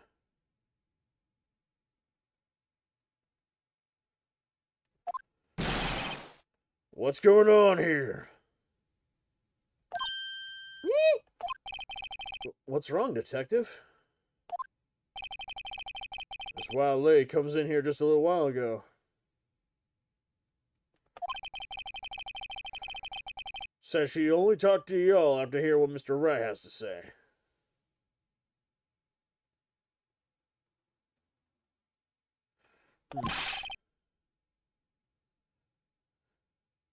What's this all about, pal? A lot of heart. Why you go around and find more witnesses? You want to give Mr. Edgeworth that death sentence, pal? No, not at all. Just, I mean, she did see something. There's nothing I can do about that. Can't go around covering up evidence. You trying to say something about the way I do my job? No, sir. Ugh.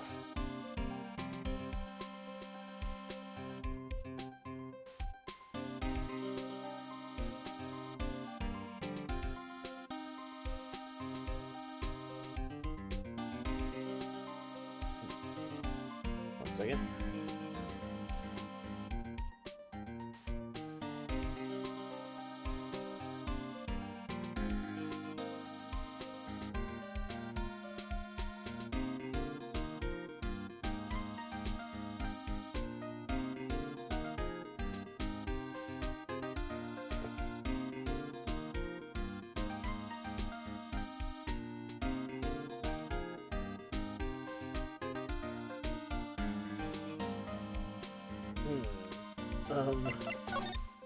Look.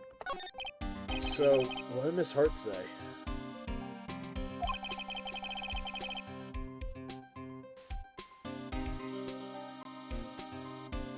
She says she saw Mr. Edgeworth fire the pistol. What?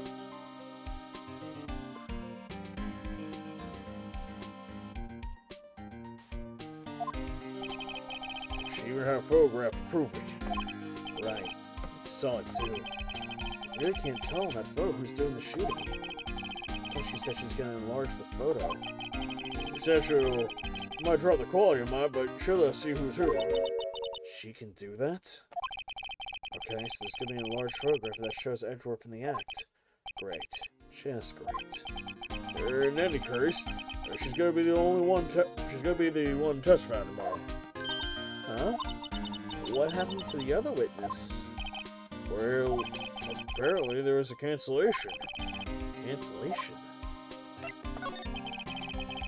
afraid tomorrow is gonna be life or death for Mr. Edgeworth. Got a witness who says she saw the very moment of the murder.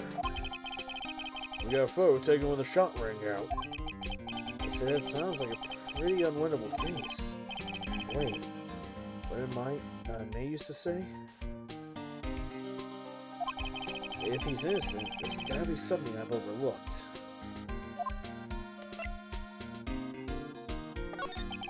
Sounds like Mr. Edgeworth's gonna ask the state to assign a public defender. I was just asked to file the paperwork. We sure got time, pal. Go talk to him again for me, please.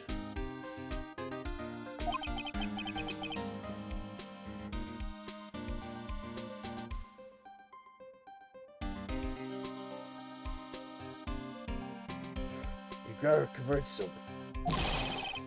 You have to make him let him defend you. Please! No, you're the only one who can do it, pal. You're the only one who can save Mr. Edgeworth. Hey. No worries. Already done. Look what I got. Hey, you did it, pal! Glad I waited till the last minute to find those papers. I'll rip them up and start on the new ones for you. Thanks, Detective. Well, see you in court tomorrow, then. Good luck, pal. Harry, you guys feel that earthquake a little while back? I was worried. Worried? We're fine. I've lived out my entire life here. I'm pretty used to them by now. I wasn't worried about you two. I was worried about Mr. Edgeworth. Alright. You did seem to overreact a little, now that you mention it. Yeah, well, I'm not surprised. That's pretty quick. We'll go check on him.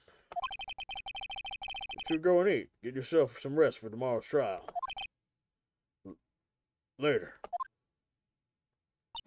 I wonder what it is that Mr. Edgeworth in earthquakes.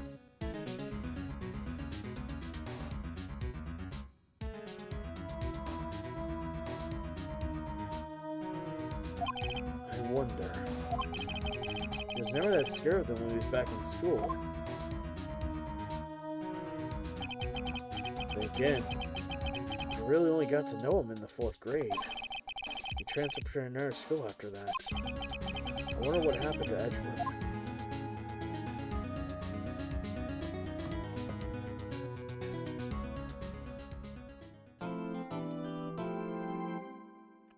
Saving my progress.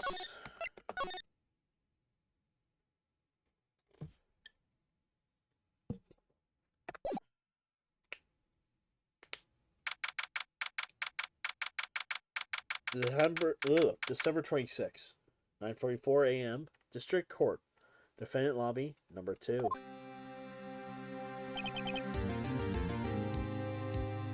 Karma. That's right. Manfred von Kamm. He's the best prosecutor there is. He hasn't lost a single case in his 40-year career. He's a god of prosecution rights. A god. Not a single case? He'll do anything to get a guilty verdict. Anything. Huh. Sounds like someone else I know, Edgeworth. Huh. You don't understand. I mean, he will really do anything. Manfred von Kamm is a man to be feared. It's quite plain coming from someone else who forges evidence. He taught me what it's like to really prosecute. What?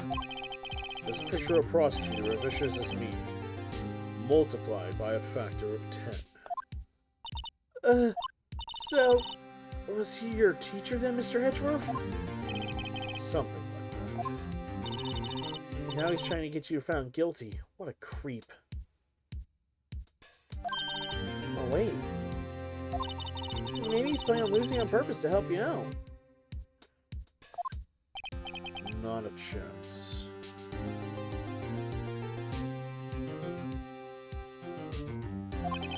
He hasn't lost once in 40 years. He's as ruthless to me. He's as ruthless as me, times 20.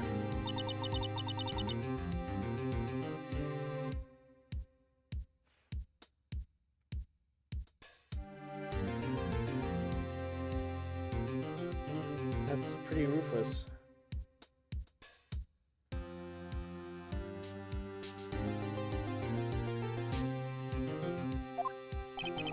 Like I said, he's a god among prosecutors.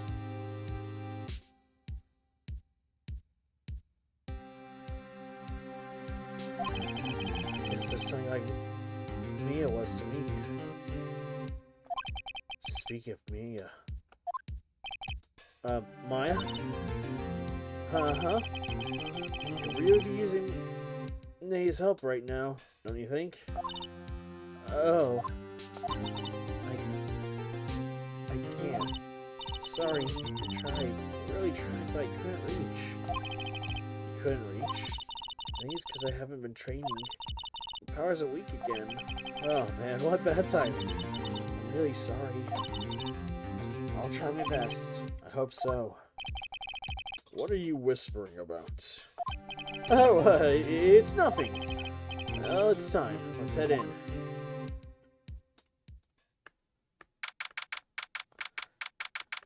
Alright. Time for the court case. Court is now in session for the trial of Mr. Miles Edgeworth. The defense is ready, Your Honor. Mr. Von Karma, the prosecution ready. Fool. Do you seriously think that I would stand here if I was not completely prepared? Right, my apologies. He's even got the judge scared. Very well. Your opening statement, please. Decisive evidence. Decisive witness. What else could possibly be required? Well, nothing, of course. That should be fine. Prosecution may call its first witness. What's with this guy? Is he royalty or something? How am I supposed to fight against that? I call the detective in charge of this case, Detective Dick Gumshoe. Okay, Gumshoe's first. See how this goes. Describe the incident now. Yes, sir. Detective Gumshoe looks nervous. Please take a look at the map. The murder happened late Christmas Eve, around midnight. There's one boat in the very middle of the lake. There are only 2 men on that boat. Now, there happened to be a woman camping here at the very edge of the lake. At 12:10 a.m., she heard 2 pistol shots. Then the boat started to move.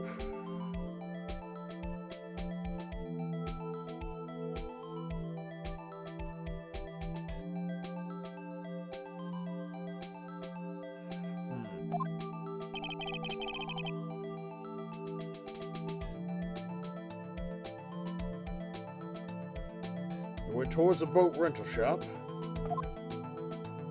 Let's see.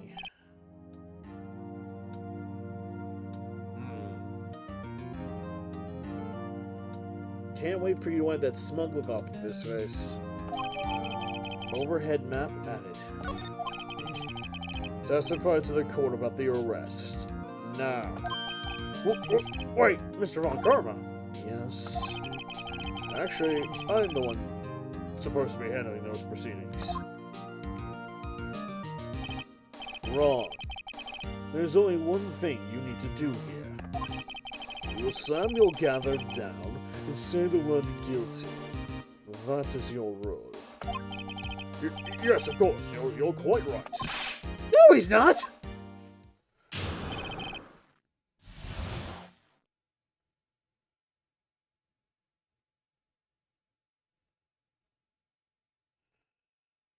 The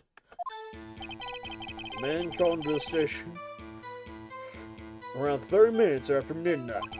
We headed to the scene of the crime as fast as we could. That's where we found Mr. Miles Edgeworth. Now, I didn't suspect him of anything at all, but the next morning, the body was found in the lake. So we had to arrest Mr. Edgeworth. Okay, even I want to punch him in the face. Yeah. I see. Very well. Begin your cross-examination, attorney. Now.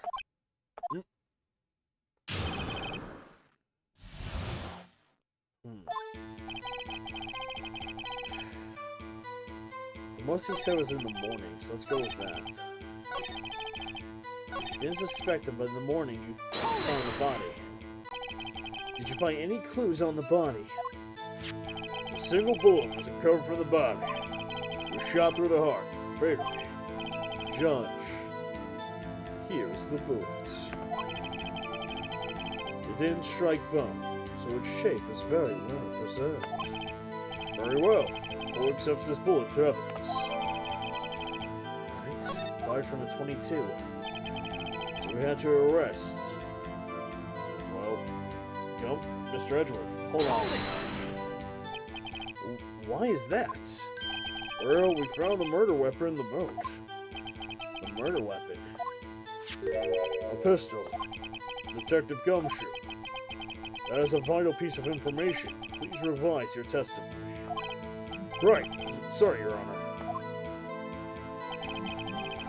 The murder weapon we found in the boat was decisive. What about the pistol made decisive evidence? Disc. Ah, come on. It's got the same evil laugh as Edgeworth. There were fingerprints on the pistol found in the boat. They were clear prints from Mr. Edgeworth's right hand. What?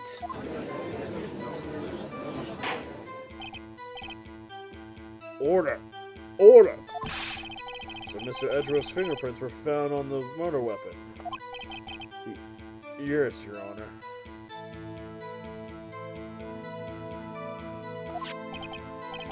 Judge, this is the weapon in question. Accepted into evidence. Members of the court, we now have the pistol used in the murder and the bullet found in the body. Detective. Yes, sir. Was this the bullet found in the body fired from this pistol? Yes, the ballistic markings of the bullet match the pistol. Hey, Nick. What does he mean, ballistic markings? Shocker. To imagine someone here does not know something as basic as ballistic markings. Nick? He's glaring at me. Very well. I shall explain. Actually, Judge, you do it. Me? Ballistic markings are like fingerprints of a gun. The barrel leaves very distinctive markings on each bullet it fires. We can examine these ballistic fingerprints to see which gun fired the shot. It's quite accurate. Indeed. This leads to one irrefutable conclusion. The bullet found in the victim's heart was without a doubt fired from this pistol. This pistol, which, as you may recall, was covered with the defendant's own fingerprints. Order! Order! This is bad. This makes it look like Edgeworth did it. Well, Judge, I say it's almost decisive, yes. Honestly, I can declare the verdict at this moment.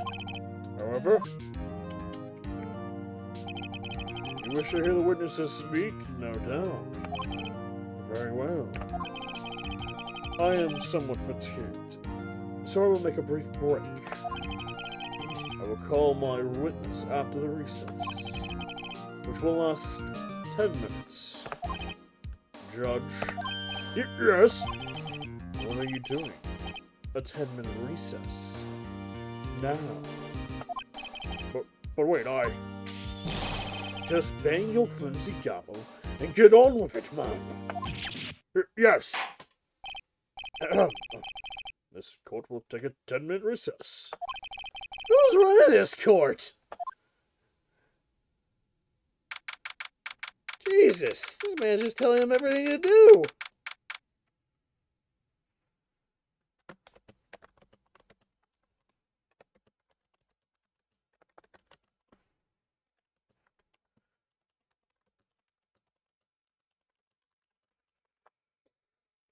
This court's a sham. Steel boot to the head. No. Everyone else gets a boot to the head. He gets a rabid Tasmanian devil to be shoved down his trousers. Edgeworth, what's going on here? Your fingerprints were on that murder weapon. That foggy photo makes one thing clear. The only one who could have shot that man was the person in that photo. True. Was that you in that boat? Yes. It was me. What? But you must believe me. I didn't shoot him. Then who did? You shoved it up his ass. Uh-oh. Yeah, I'll allow that real fast. Yep.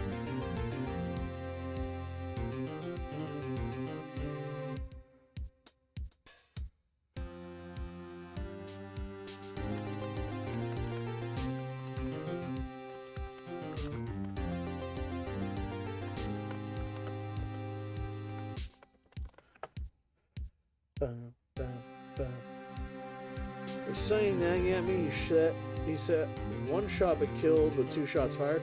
So, we have 1 shot guarantee that fire, that's why we have the photograph. But, it'll explain more going on. They also mentioned 3 shots were made from the gun, yeah. Then who did? I don't know. You don't know? Weren't you right there? I heard a gunshot very close by. Then, the other man fell from the boat. Can't say why, but I thought that time he had shot himself. You mean it was a suicide? That's the only explanation I can come up with. Huh? Oh, how am I going to convince anyone of that? Say, Maya? Huh? What? Any progress with Mia? Mai or May or however I say it? Sorry, it's no good. Ugh. No, no good for anything in my neck. If I can't call my sister, I might as well not be here. No. No matter what, I need you here. Of course, I need you here. I see you're always trying to help out, no matter what. Even if you don't actually help, it's the thought that counts, right? It's okay, Nick. You don't have to make me feel any better. I don't know anything about trials or defense. It's more, I'm a spirit medium who can only contact spirits. As they're off days. I mean, I've just been getting lucky lately. You never know when my luck's gonna run out. Really? Whoa, right. Don't jinx this case any more than it already is. It's kind of bad for my heart. Oh, sorry. Whoops. You know, even I might lose this case. Whoa, Phoenix, shut the hell up! Court is back in session. Mr. Von Karma, call your witness. Yes.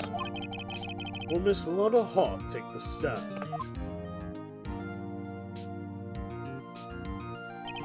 Lotta Hart, you are a research student at a university.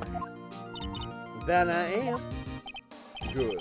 Begin by telling us what you saw the night of the incident. And don't add anything trivial or subjective. Understand?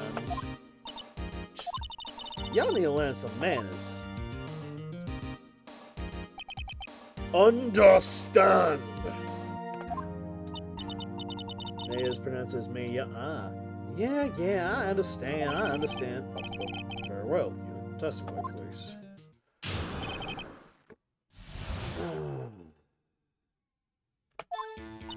It was Christmas Eve, just after midnight, I reckon. I was in my car. I heard this bang coming up from the lake. And then I looked out the window, I saw two gents in a boat. And then there was another bang. And there was nary a thing on the lake but that boat. Enough. Huh? Judge. She happened to take a photo of the incident. This is that photo. Accepted as evidence. I'm trying my best to do a good, Alec Rickman voice if I could. Well, this is a surprise. This looks like the very moment of the murder. Hello, my name is Alec Rickman, and you have reached Alec Rickman. Order. I will remove people from this courtroom if I do not have order immediately. As the witness testified, she looked at the lake when she heard the shots. There were no other boats on that lake. So the man on the boat was the victim. Must have been the one who shot him. Yes, it was the defendant, Miles Edgeworth. Order! Order! Order! I will have order! Well, Judge, the evidence is decisive. I have very little doubt about this case. Very well. This court finds the defendant... Objection! Whoa! Wait! Your Honor! I haven't cross-examined the witness yet. A cross-examination. We have photographic proof. What question could there possibly be? This photo is worth 1,000 words, and they all read guilty. You lose. Or do you claim to have found a contradiction in her testimony? Very well. If you have to, you may cross-examine the witness. You will only flounder and ask meaningless questions. You will fail to find anything. And then, I will have you held in contempt of court. Nick, contempt? Contempt of court, you know? I guess I understand. No, what are you gonna do? Do you think there's a contradiction with the facts in your testimony? There had to have been. Why is he acting like the judge? Because he's a dick. He's a dick who acts like he knows everything about the law and thus is always do this. He is in a massive rush to this. Can he be held in contempt? Kind of.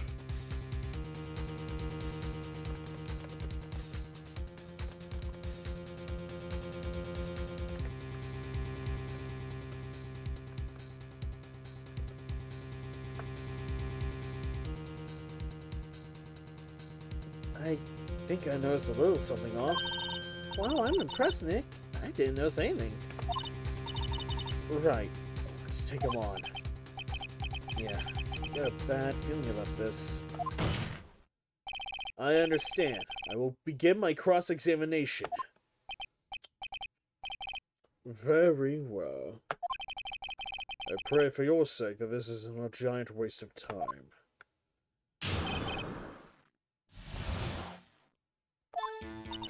It was Christmas Eve, just after midnight, I reckon. Alright. I was in my car. Why are you camping there anyway?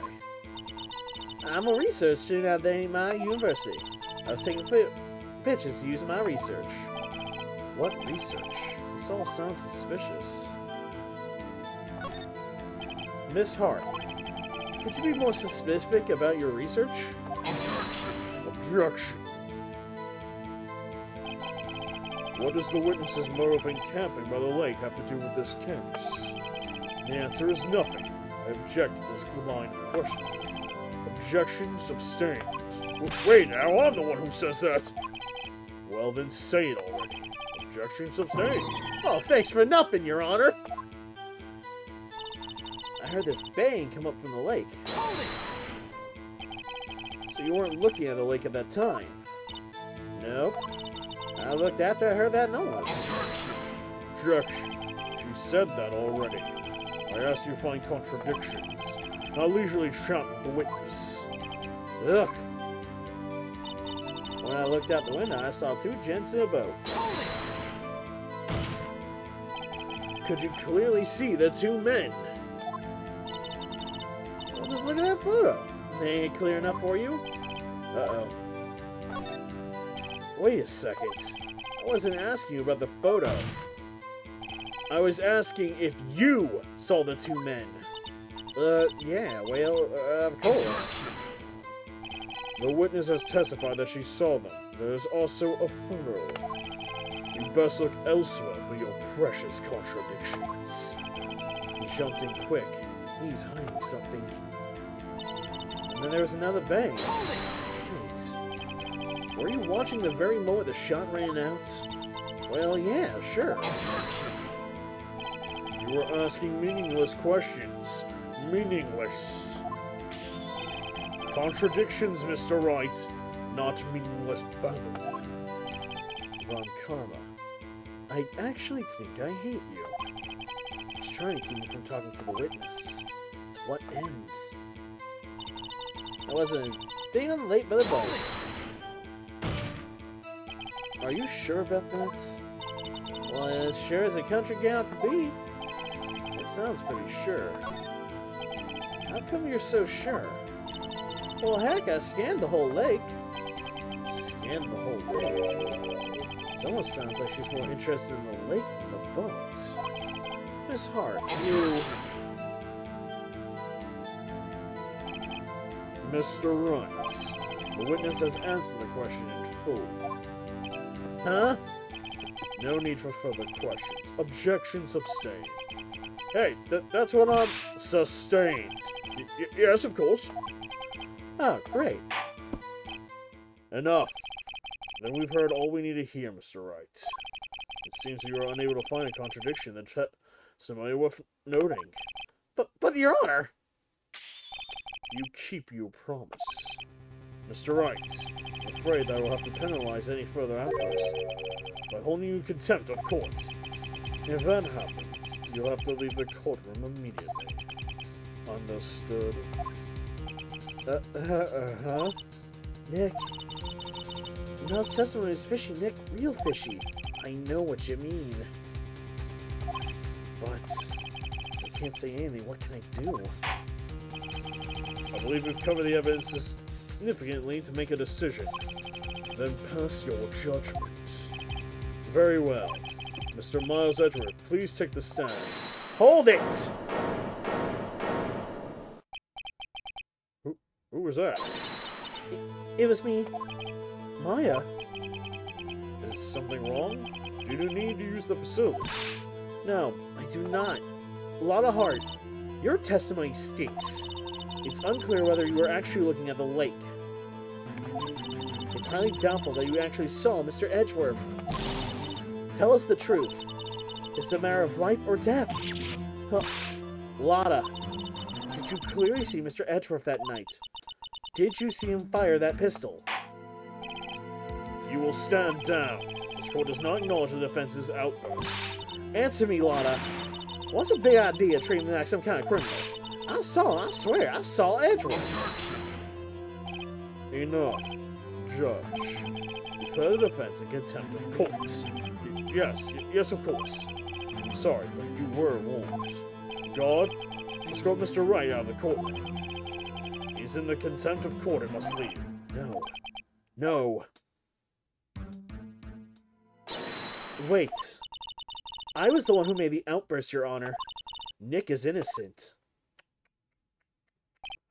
Ha! What's the difference? All that remains is for the guilty verdict to be declared. Isn't that right, Mr. Phoenix Wrong? Oh, fucking Phoenix Right? No, you're wrong. Wrong. What? Did you hear what Miss Hart just said? She said she clearly saw Mr. Edgeworth. That was not in the testimony. That changes her testimony, and I have a right to cross-examine her again.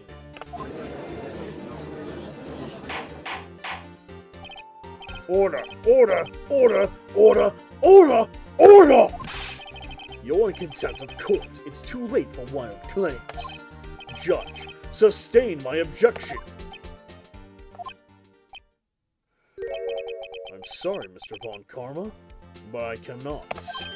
What? Miss Hart has made a new testimony. The defense does have a right to cross-examine her again. But he's in the contempt of court!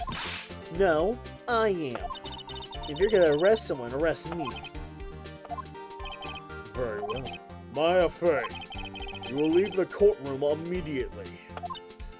Nick, I did what I could. You have to do the rest. Good luck. Maya. Thanks. I care not for this melodrama. Listen well, Mr. Wright. I do not tolerate badgering of my witnesses. I'm running out of time. I better find a contradiction here or else. Mr. Wright, begin your cross-examination. That last statement. I saw it clear as day. That man on the boat was Mr. Edgeworth. Hold on, though. Objection! Got you. Got you, Miss Hart. Finally. What? You got what? Look at this photograph. That photo I took? The very same. There's something I want you to see in this photo. It's quite clearly visible. The fog, Miss Hart. So? That picture was taken with a professional high-quality film, right? Yet even it could not capture the faces of the men on that boat. Yet you claim you saw Mr. Edgeworth. How? What?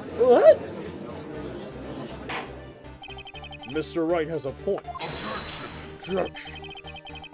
That's why I told her not to say that in her testimony. Please. Yet now she has said it, Mr. Von Karma. How could you possibly see Mr. Edgeworth? Explain yourself! Miss Hart. What? Did you see the defendant that night? Of course. I said I could, and I meant I could. Then please testify as to the circumstances of your sighting. I did it! I finally found a hole in Von Karma's carefully vague testimony. 1 second, chat. Yeah. Stretch my legs for just a second. Whoa, blah, blah, blah, blah, blah. Yeah. Also, I just noticed my phone is dying, so let me put that on the charger.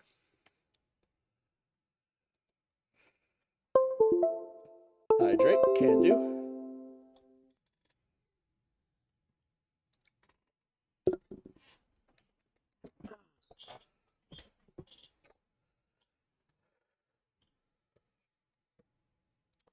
Ba-ba-da-ba-ba.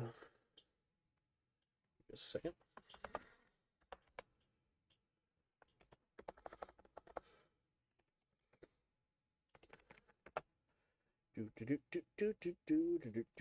Do.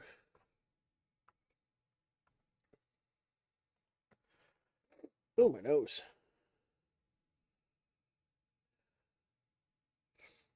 All right.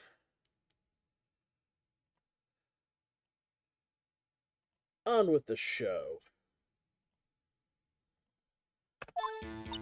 Yeah, right. It was cold tonight and the fog was thick as grits. So once I finished setting up my camera, I got back in the car. Still, I brought my binoculars with me. When I heard that noise on the lake, I looked at it with my binoculars. See? No problem.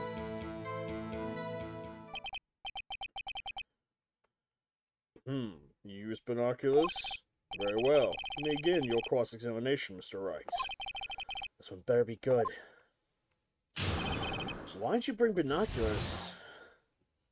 That's my big question. You still have brought my binoculars with me. Hold on. Binoculars? Yeah, binoculars. Yesterday you mentioned that you were out looking for shooting stars, correct? Well, yeah. Wouldn't you need a telescope, not binoculars for that? I've got doubts about your camera, too. Was that really to take photos of meteor showers? The camera is irrelevant to this case. You cannot say that for certain. Mr. Wright, is this camera really relevant to the case? If you believe it is, you may continue with that line of questioning. But know this. If you find nothing of this, there will be consequences. Well, Mr. Wright, do you wish to press further about the camera? I do. This is a make or break it time. The camera is of utmost importance, Your Honor. It is perhaps the key to this entire case. Therefore, I will continue my line of questioning.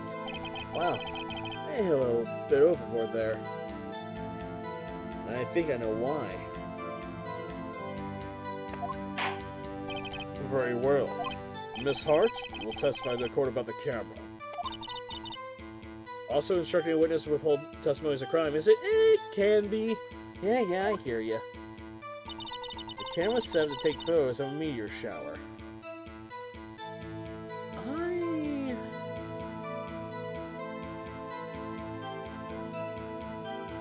I don't believe that.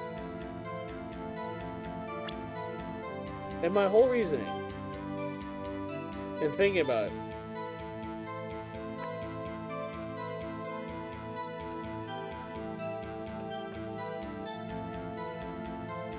is we know for a fact the camera's set for sound. It will only activate on a loud bang. And yet, meteor showers don't tend to make bangs. Objection! You were photographing shooting stars? That's a lie. Says who? I saw the camera you set up yesterday. It was pointing directly at the lake. You have to point a camera upward to take photos of the stars, Miss Hart. Mr. Wright, what are you driving at? This was not at the lake to photograph shooting stars, Your Honor. Well, then what exactly was she photographing? Your Honor, take a look at this. What was Miss Hart trying to photograph at the lake? She was trying to capture Gordy. Miss Hart, this is what you were trying to photograph. What's this? A newspaper article? Gordy. Of the sighting of Gord Lake. Well, Miss Hart, I've never heard of no lake monster. You got no proof or nothing. Let's see you prove that I was down that lake trying to photograph this Gordy. For that one? Simple. I've got proof for that too. I have it. Proof. Intriguing. Very well. Let's see it. And no joking around this time, please. What is the proof that the witness is trying to photograph the lake monster? This. Her camera. The proof, Miss Hart, is your own camera. Your camera was set to take photos in response to loud noises, correct? Thus, the photographer here. The photograph here was taken when a gun was fired on that lake. And here, the article about Gordy. According to the article, Gordy made a loud noise when it emerged. Well, you were trying to photograph Gordy, weren't you? That's why you had set your camera to respond to loud noises. Order! Order! I see. I, too, thought it was a little strange. Yeah, sure. Well, Miss Hart, you were camping there to try and take a photo of Gordy, weren't you? Yeah. Yeah, not bad. Are all y'all lawyers that smart? So smart, boy. I was down there trying to photograph Gordy. You got me.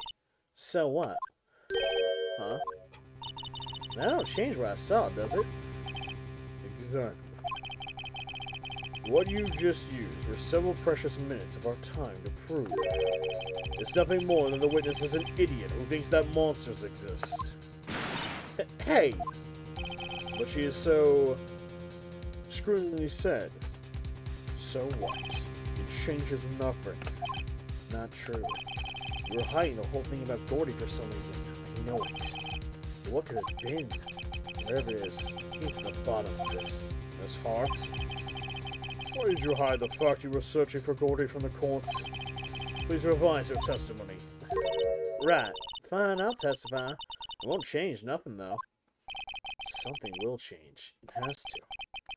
And I'm gonna spot it. One moment. Why do I have a huge ass notification? Oh, someone just went live, it looks like. Yes, someone did. You can cast down a witness that's now proved to be lying? Exactly.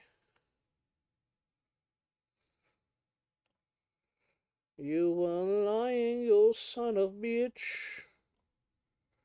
And now that we have you by your balls. Alright. We will have her by the balls. Actually, I'm not a research student at a university. I'm an investigative photographer. Imagine what a scoop it'd be if I got a photo of that monster. That's why I was camping out by the lake. But that's all I was hiding. When I heard that bang, I looked straight out at that lake. There wasn't much else to look at, so I just watched that boat the whole time. Then I saw a flash near one of the man's hands, and I heard another gunshot. I was looking right at that boat the whole time. Crossed my heart and hoped to cry.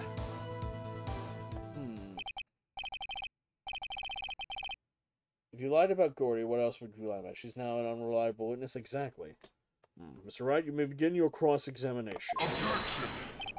The witness's testimony is unchanged from before. Whether she's a research student or photographer has no bearing on this case. But there is no need to waste any more of our time with another pointless cross-examination. Objection! I claim the defense is right to cross-examine the witness, Your Honor. Connor's up to something, I know it. He doesn't want me to cross-examine him because... why? Is there a contradiction? Very well. You may begin your cross-examination. You sure seem sure... You seem sure of yourself. You must have something in mind. That would be a first. Very funny. You understand this is your last chance at a cross-examination, Mr. Witness. There's no problem with the testimony this time. We will have the witness leave. I will announce my verdict at that time, Mr. Wright. Understood? Yes, Your Honor.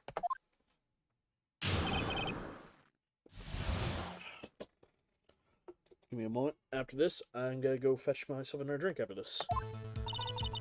Actually, I'm not a research student. I'm an investigative photographer. Imagine what a scoop would be if I got a photo of that monster. That's why I was camping out by the lake. But that's all that I was hiding. When I heard the bang, I looked straight out at the lake. There wasn't much else to look at, so I just watched that boat the whole time. Hold on. Objection! Miss Hart, were you really looking at that boat? What's with you? Of course I was looking at it. It was the only thing out there. Any normal person would be looking at it. I agree. Any normal person would. But you are far from normal. What? Oh, you want to step over here and say that? You were camping at the lake to take a picture of Gordy. Think about it. What would you do if you heard a loud noise? You'd be scanning the lake for any signs of Gordy. That's what. You would give the boat a second thought. Order. Continue, Mr. Wright. You testified that you were watching the boat through binoculars. However, you were in need of binoculars to watch that boat. You needed them to search for Gordy, and that's what you were doing. Well, now that you mention it, I did sort of take my binoculars and kind of scan the lake a little bit. I mean, Gordy might be out there and all. Miss Hart, are you saying now that you weren't watching the boat then? Sorry, y'all. I wasn't fibbing, really. I thought y'all know I could be a witness to a murder and all. I just kind of got excited. I was sure I was watching that boat till now. This is totally uncalled for. But hey, you got the photograph. You got proof. Still, we can't see who's shooting. In this... Right. That's why I took this photo and, Witness, that's enough. You've had a long day. Shut your trap. Shut my what? What was she gonna say? She took the photo and what? Wait a second.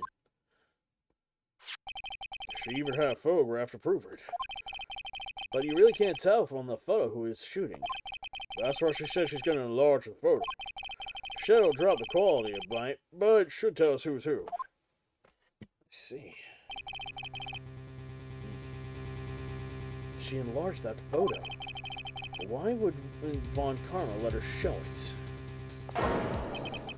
Got a hunch.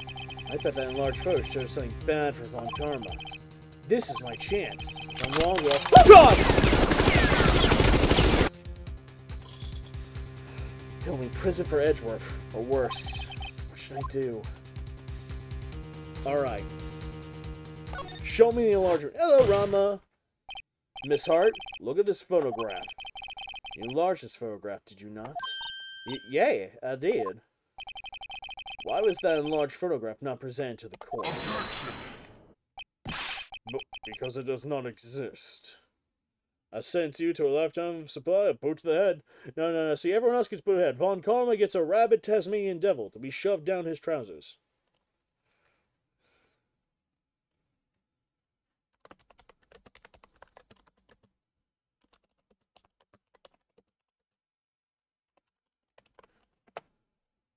He will have the Tasmanian trousers. What are y'all talking about? You're the one who told me not to show in the court in the first place. Ho. You old fool.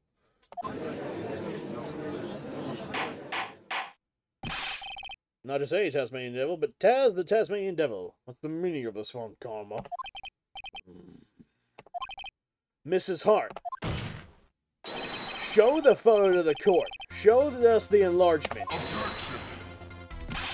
The prosecution objects to the submission of evidence. Objection denied.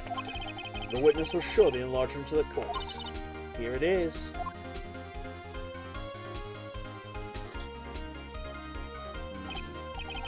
We still cannot see who's firing it. Could be the defendant.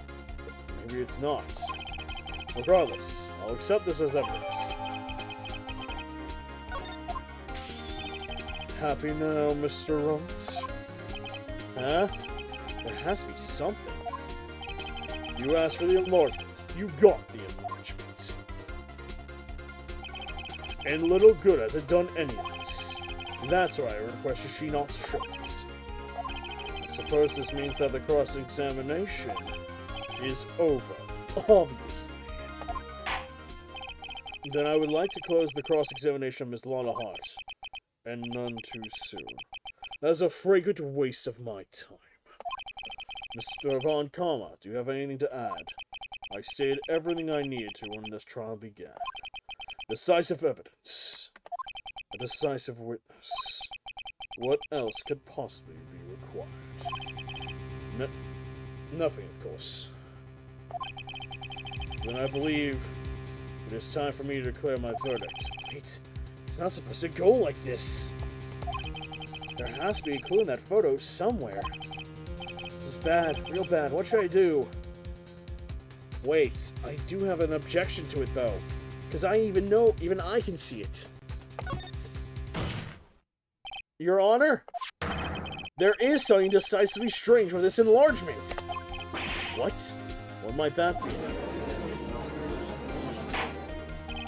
Mr. Wright, you will show the court what you mean. What about this photograph is strange?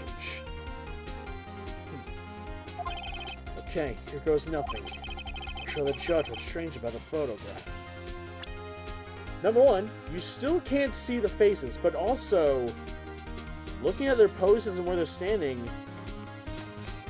it's this. It's the hand that's holding the gun.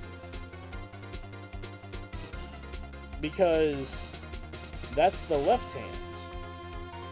But Miles' right hand fingerprints were found on the weapon. Here, Your Honor. The shooter. I'm not sure I understand. What's strange about the shooter is strange. What about the shooter strange? Look at the hand holding the pistol, Your Honor. The hand. That hand directly contradicts with another piece of evidence. This man's left hand does what? Let me show you. I'll show you the evidence of the left hand contradicts. The pistol itself. The evidence is clear. The man in that photograph is holding the pistol in his left hand. However, the prints on the murder weapon were from Edgeworth's right hand.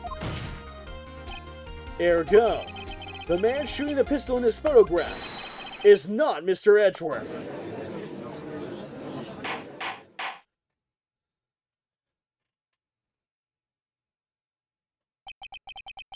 Now everyone in the courtroom has quieted down. I would like to reconvene the court of law. Mr. Wright. Yes, Your Honor. You have given us definitive proof today. Now we know what it's like to have Mr. Edgeworth. We know now that it was not Mr. Edgeworth who fired the pistol that night. However, this leaves us with a rather large problem. If Mr. Edgeworth didn't do it, then who shot our victim? Precisely. As we have seen, there were no other people on the lake that night. Who but the defendant could have shot the victim? There's only one explanation remaining. That man who shot the victim was none other than the victim himself. Order! Order! So you're saying that the victim committed suicide? Yes, Your Honor. I can think of no other explanation. Indeed, it does seem to be the only remaining option. I'm so very, very sorry, Mr. Wright. But suicide is out of the question. What? An examination of the victim's wound revealed the distance at which he was shot. The distance? The victim was clearly shot from further than a meter away. A meter? That's 3 feet. There is no way it could have been suicide. Order! Order! Mr. Montcalm, are you sure of the accuracy of your data? Of course. I'd already considered the possibility of suicide, you see. The autopsy's been updated, you see. Very well. Allow me to state my opinion. Considering the situation, the shooter had to be the defendant, Mr. Edgeworth. However, the prints on the gun reveal the shooter was not Mr. Edgeworth. This is a conundrum. Therefore, I would like to suspend proceedings for the trial for the day. The court orders the defense and the prosecution to further investigate this matter. Understood. Yes, Your Honor. That is all. The court is now adjourned. Phew!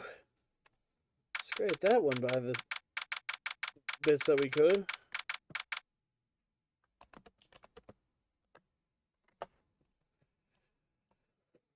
Whew. So. Phew, that was a close one. Hey, don't you have anything to say? No. I've yet to be declared innocent, right? Well, yeah, but what happened out there on that lake anyway? If you didn't commit suicide, then who? The shooter was about a meter away, too. What? Don't give me that look. I did not kill him. I was just kidding around. Look, I'm gonna go check on mine. Oh, right. What? Tell us something for me. What? Tell her to watch what she says in court. That's all. Would it kill you just to see how you really feel with a thanks, Edgeworth?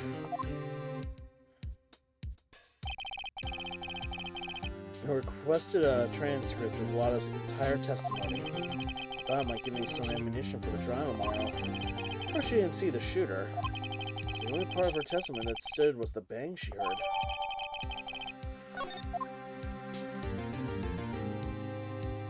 Because here's the thing. All they heard was a bang. You could, and they're on a boat. It could have been like a bang from the engine. It could have been like something falling down. There's a lot of things that we heard that made the bang. All we know as well is at least one of the bangs was a gunshot.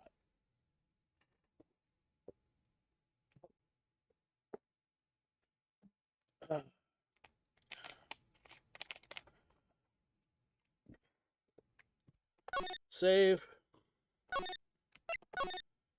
Alright, I'll be right back, check. I'm gonna pee real fast and I'm gonna grab myself another drink. And then we'll continue.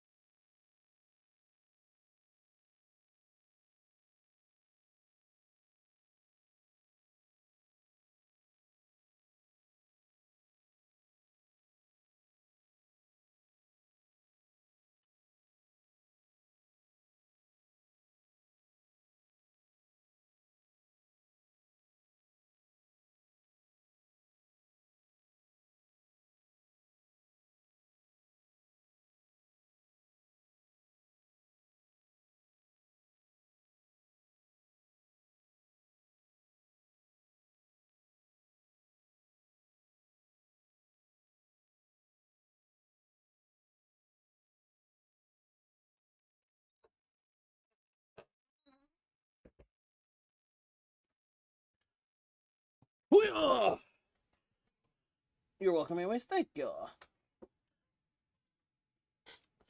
Oh yeah. I do have some news, by the way. Involving the whole housing situation that I've talked about before. So, one thing I'm having a little bit is a little bit of a cocktail as a celebration for everything else. Right now, the big one's going to be affording the move. But thanks to Cowboy and everything else, me and Scarlett have a plan. The housing situation is cleared up. We're going to be staying with Cowboy for a while.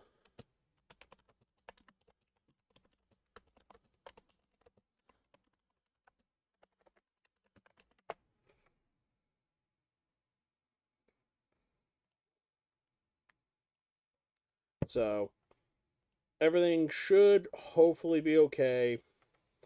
We'll just see how it goes afterwards. In the meantime, let's continue our investigations. December 26th, Detention Center, Visitor's Room. As long as you need to, yeah. Maya. Hey, Nick, it's you. I'm glad Mr. Edgeworth made it through to the day okay. It's a relief. Hey. Why'd you do that anyway? So I've got like a few cocktails and everything else I'm using as a little celebratory drink. They're not too alcohol, but I also have water alongside me whenever I hydrate. So I'm using the water to hydrate. I'm just having this as a little sip throughout the day. Afterwards, I'll probably make my food. Why'd you do that anyway? I don't know. I just knew I had to do something. And knowing that the lawyer my sister was... I'm sorry. Well, you did save the trial. Just behave from now on, okay? Okay. You should eat while drinking? I am. I've got a pizza in the oven. Or I'm gonna put the pizza in the oven here in a little bit. I've had a little bit of chicken before the stream, so that's kind of acting like a sponge right now for me for it. Trust me, I've definitely had more than enough for everything else. Whatever you do, don't put the plastic plates in the microwave. And a tiny metal ring around them that's flashing inside. Ah! Fair. Luckily, we have our own plates. We've got some nice, like, glass and everything else plates, so that should be fine. If nothing else, I know those type of plastic ones that you talk about, so that could be a problem. Have you been questioned yet? No, not yet. Detective Gumshoe was just here now.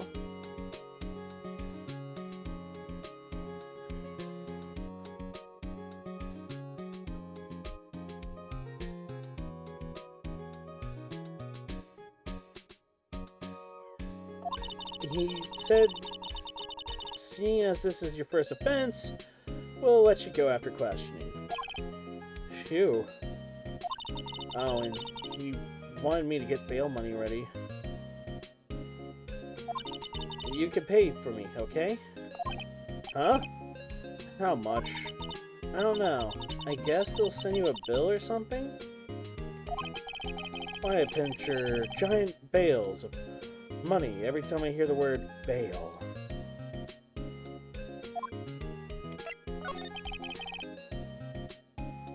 Any luck with, May?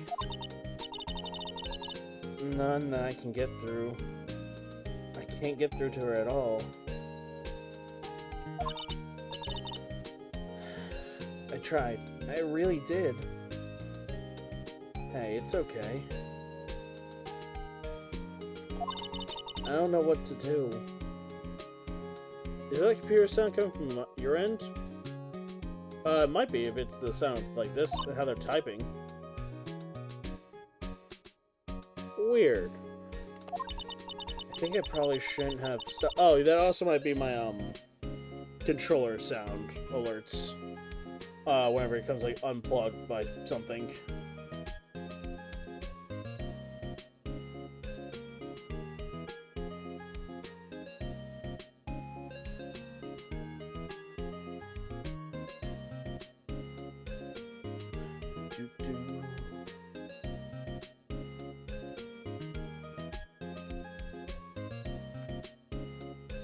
It's like if I put my controller in, you'll hear like a bum. Probably shouldn't have stopped my training. She sounds like she really did do her best. Should check and see if there are any other waterfalls in the local area. I wonder if I'll ever see my sister again. Well, take care, Maya. For now. Let me head back to the Gourd Lake.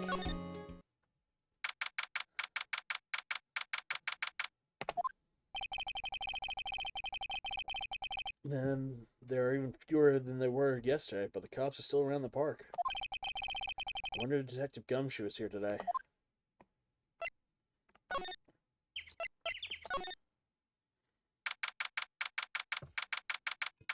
Uh-oh. Don't fall. I haven't seen Larry around at all today. Probably off paying through that nose on a date with that lovely Cayenne. Now for the woods.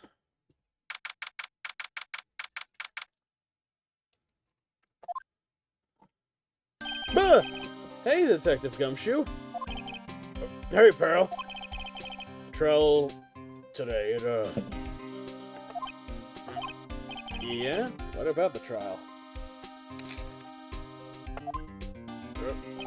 Well, I was gonna say good show, but, it really wasn't all that.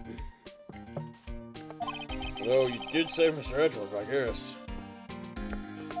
I just wasn't sure how to thank you. You know? Thanks.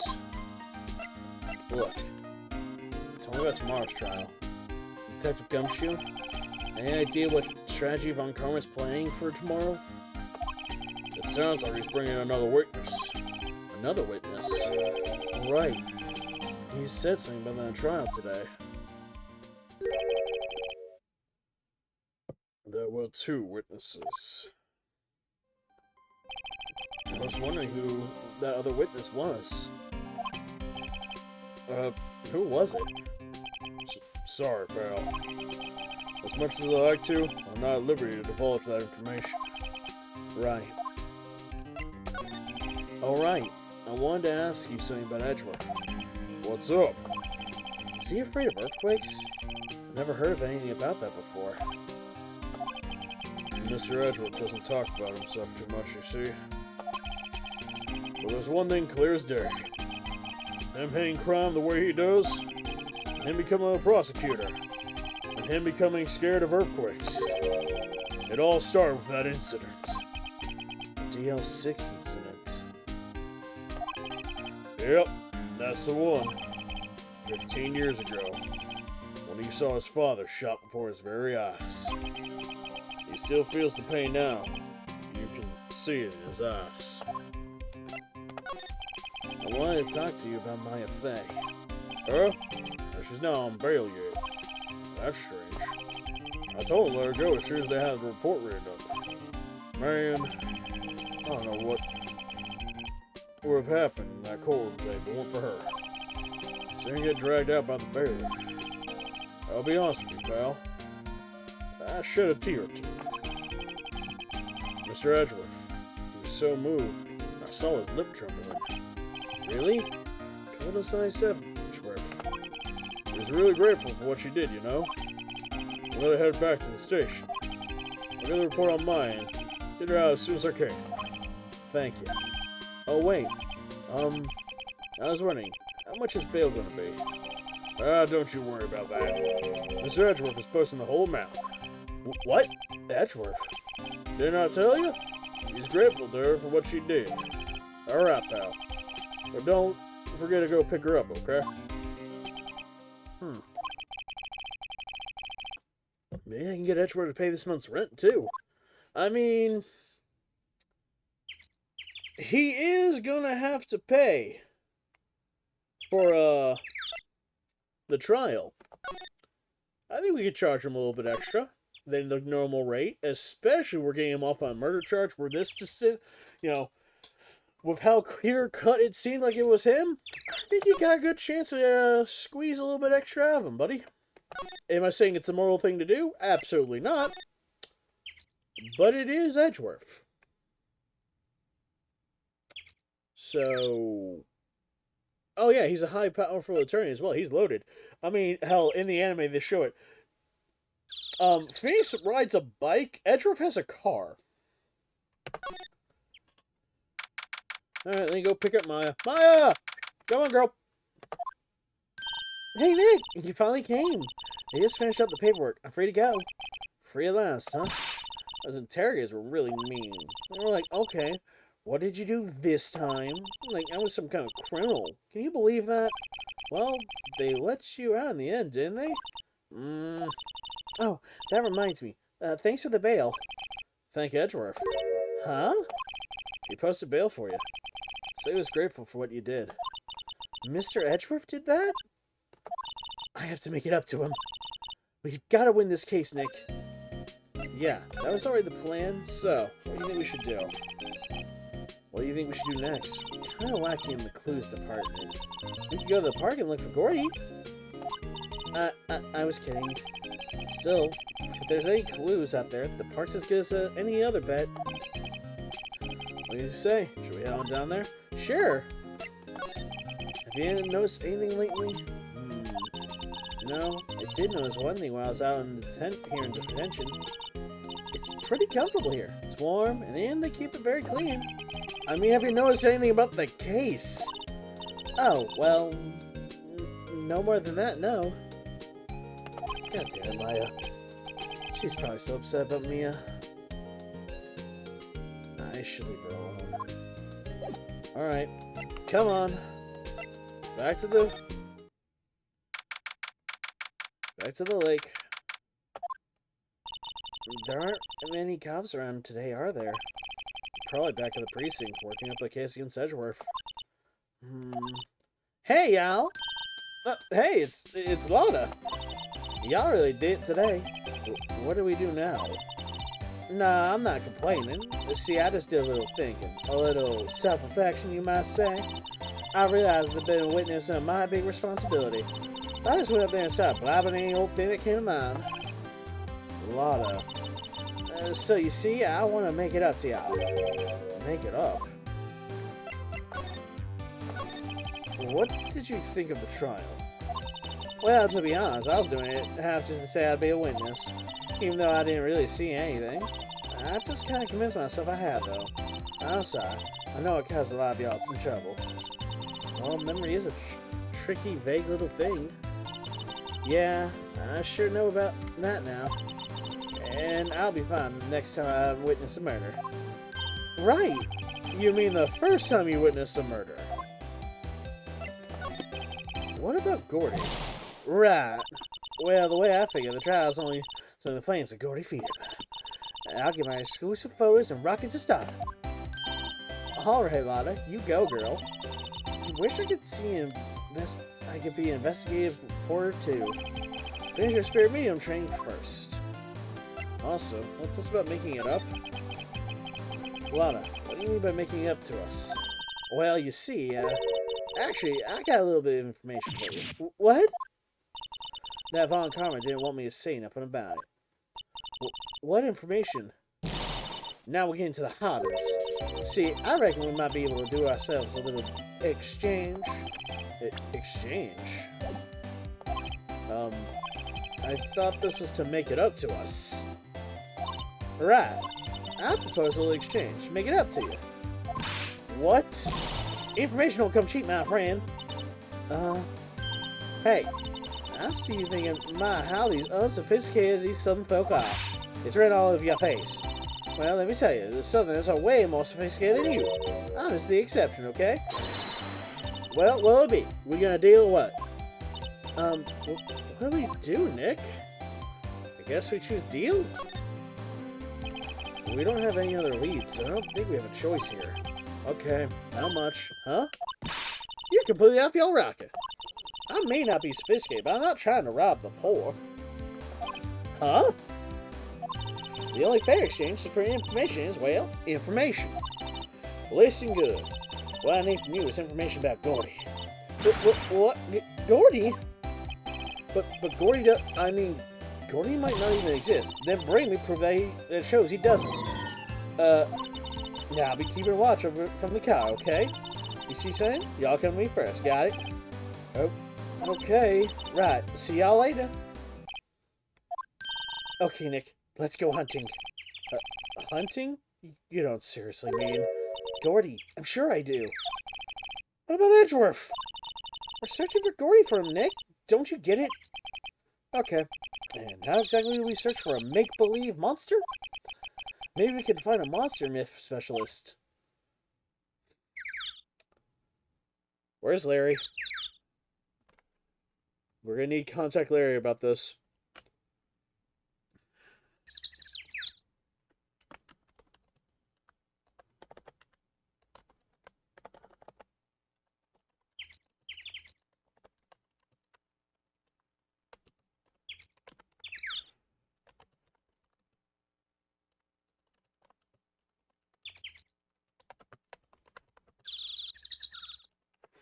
Ba-ba-da-ba-ba.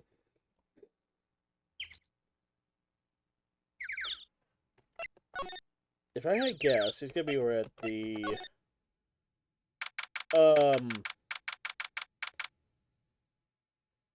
What the hell? What's that? The Steel Samurai, Nick? Yo! Maya! Larry, what the heck is that? Oh, it was my girl Keonce's idea. She was like, you put it up there and it'll be like, really cool. Dude, she gave it to me along with that banner. Wow, that's really impressive that she could find those for you. Well, she knows a lot of people. And the show's finished now, so she got it for free. Right. Look, I gotta ask about the giant samurai. Hey, Larry, where'd you get that big thing? Huh? Oh, the big boy? Yeah, I've had it for about a month, yeah. The big hit with the kids. Why wasn't he there yesterday? Huh? Oh, right. The compressor was busted. Compressor? Yeah, it's a little unit by my hot dog standard. It's what I used to put up the air in the Steel Samurai. It broke a little while ago, so I sent it in for repairs. Oh. And here I thought you inflated by yourself. Yo, Nick! What happened with Veggie? Well, we made it through the first day in court, all right. I don't know how good our prospects are from here, though. Huh? Hey, Larry, did you know Mr. Edgeworth's secret weakness? He's terrified of earthquakes. He acts like a little boy. Huh? That's weird. I don't think he was ever like that in school. No? Really?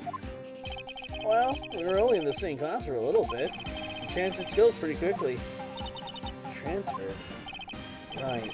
When the DL6 incident happened. It's not like Larry knows about, though.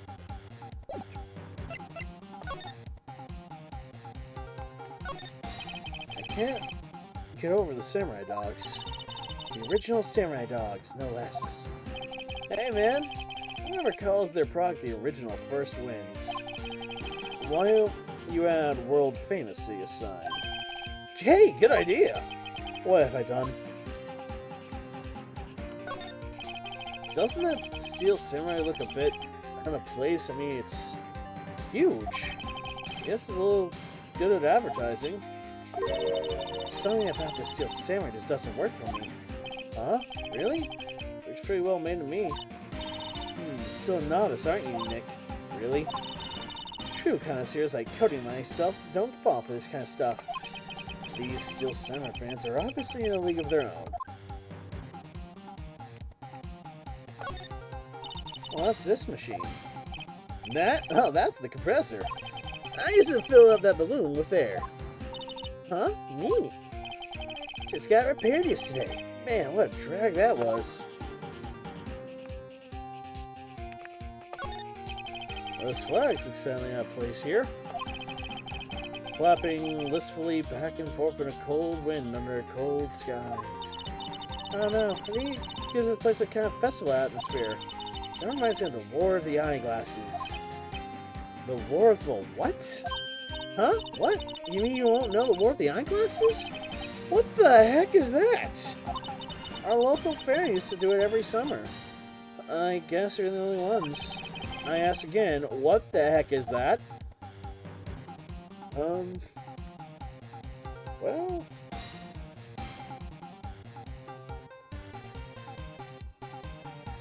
What does he do to nurse sweating notion?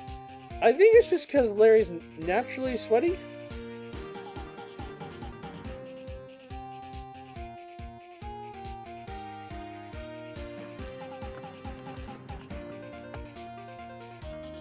Bum, bum, bum, bum, bum, bum, bum, bum, bum,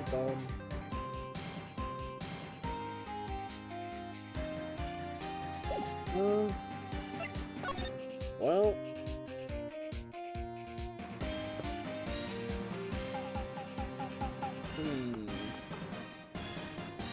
Let's check the boat rental shop again. It is the day after Christmas, after all. It's always so quiet here. I wonder if the boat shop is closed for good. Well, with the murder on the lake and all, probably just taking a little vacation before it blows over. I get it. No, nothing here.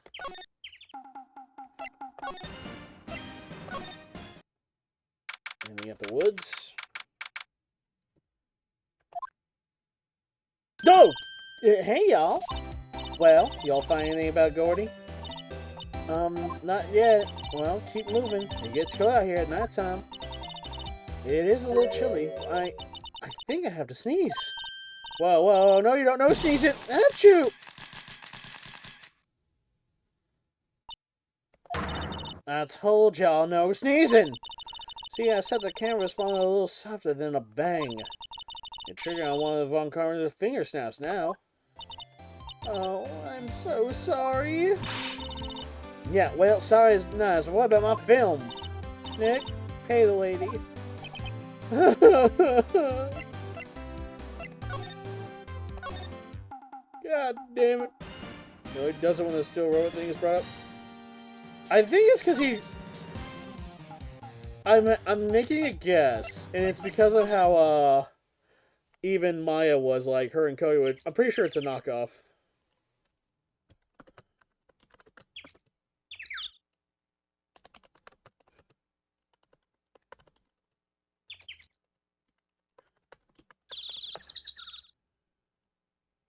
So, that's my guess. Maybe don't set the camera so dang so exactly. Alright, oh wait, that's the detention center. Looks like Edgeworth is in questioning. Let's come back later. Guess so. Detective!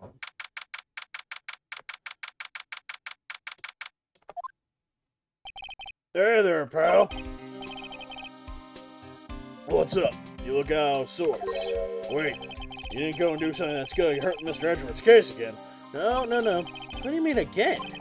Whatever, have a seat, pal. I'm here for you if you need anything. Besides mud, that is. How's the investigation proceeding? Not really. We have another meeting coming up. We're supposed to talk about Mr. Edgeworth's motive. His motive? See, Mr. Edgeworth's father died in that DL6 incident. The guy who got the lone suspect declared innocent was the victim of this case. Robert Hammond. They're saying that's why Mr. Edgeworth shot him. Mr. Edgeworth never talks about his past. I bet they'll drag that out and hit him while in court tomorrow, too. Oh, Mr. Edgeworth? I gotta admit, it don't look good, pal. To say Detective Gumshoe, do you know about Gordy? Well, the monster down in the Gore Lake? Not personally, no. Well, we're looking for it. Huh? Are you out of your minds? You got time to some mild monster hunting? How about you doing a little question for me then? Oh, Detective Gumshoe is scaring me, Nick. I told Detective Gumshoe about the deal with Lada. Nick, try telling you about it sooner next time. Sorry. I see, pal. Sorry for shouting at you. Okay. Now, Detective Gumshoe will aid your search for Gunnerdy. Huh? I'll loan you one of our newest secret weapons for finding some evidence. Really? You can take whichever one you like. Okay, give us the goods. Hold on now. Everything in due time. First, let me show them to you. These are our best and brightest. Introducing secret weapon number 1. Missile. Missile? He's a K-9 police dog, still in training. Missile! Missile! Here, boy! There he is. Aw, he's cute. Look, Nick, cute dog. A cute duck. This was help us. Ow. Next secret weapon number 2, a fishing pole. Here's my own very personalized pole. Detective Gumshoe. We're looking for monster. Yeah. How are we supposed to catch the whole sea monster with a fishing pole? Well, you never know till you try, pal. Get. Okay, next one's the last one. Now, please. I'm already overwhelmed by all of our choices. Secret weapon number 3, a metal detector. Here. Detective Gumshoe. We're looking for something alive. Right. How are we supposed to find it with a metal detector? You never know, it might be eating soda cans. Well, it will be. I can't make up my mind, Nick. They seem all so perfect. Can't make up my mind either. For the totally opposite reason. Oh well, I suppose I can't hurt to borrow one of them. Alright. So, there's an achievement if you borrow all of them. So, let's start with Missile. Can we borrow Missile? Sure thing, pal.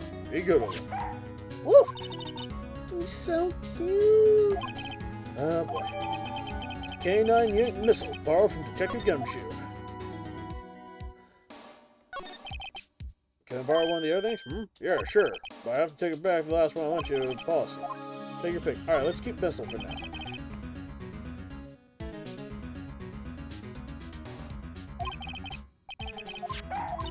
Okay, actually, I think it's gonna be a lot coming back. So hold on. If I want the achievement, let's just go out of the way and grab all three. One at a time. Give me the fishing pole. You brought that flimsy-looking fishing pole? Sure thing, pal. Oh, if it breaks, be sure to dispose of it properly, okay? Right. Fishing pole has been added. Last one. Alright. Give me the metal detector. Brought the metal detector? Sure thing, pal. Not sure what we're gonna find with this. Remember, you're hunting for a monster. Anything's possible. Anything. Thanks. There we go. We've borrowed all the secret weapons.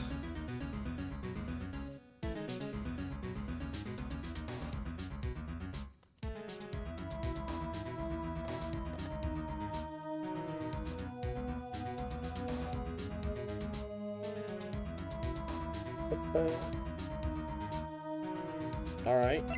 Let's head back to the lake with the metal detector for now, at least. Whoop! Let's...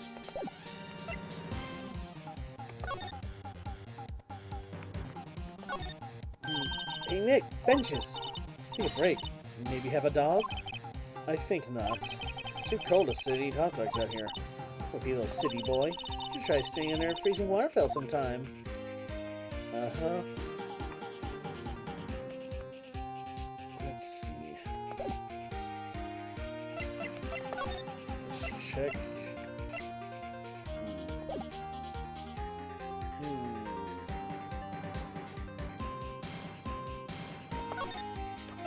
Check the boat rental. But hydrate, stretch, can do. Yeah. Nick, it's beeping. The metal detector's found something. There's loud enough about it. Whatever it is, must be in those bushes. Go check it out, Maya. Why do I have to be the one to check it out?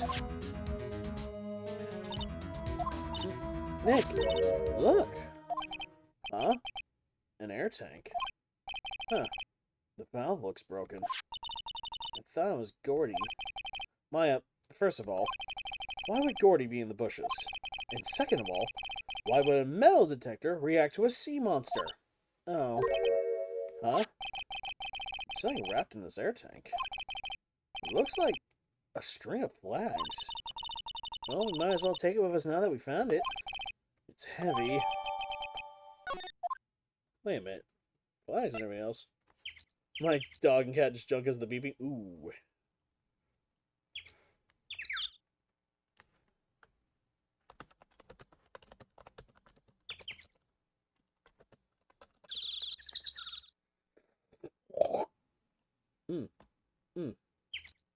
One second.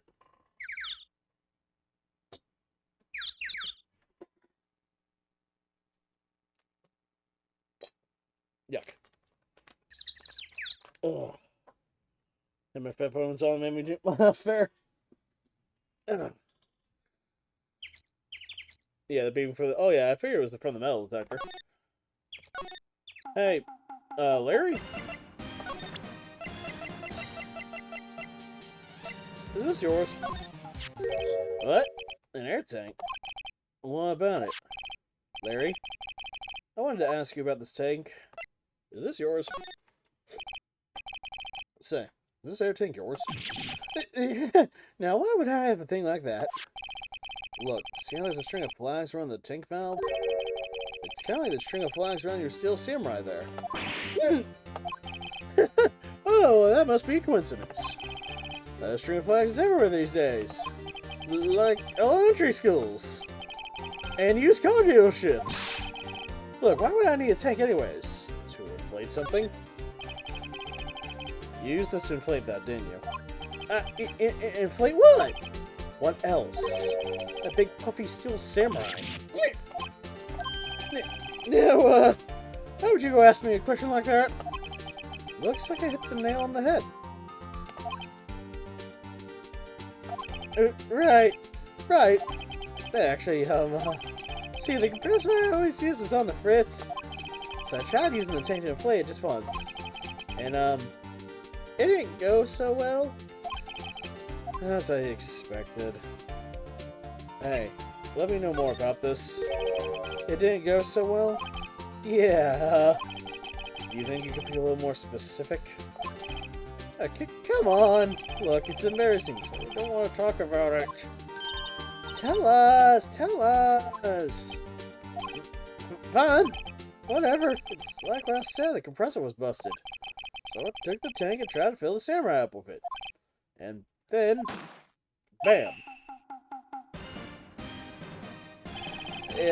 Valve busted open and made this incredible noise. And the tank took off like a rocket. And then my poor deflated samurai whipped it. What? Off in the gourd lake? Sure scared me out of my gourd, that's for sure.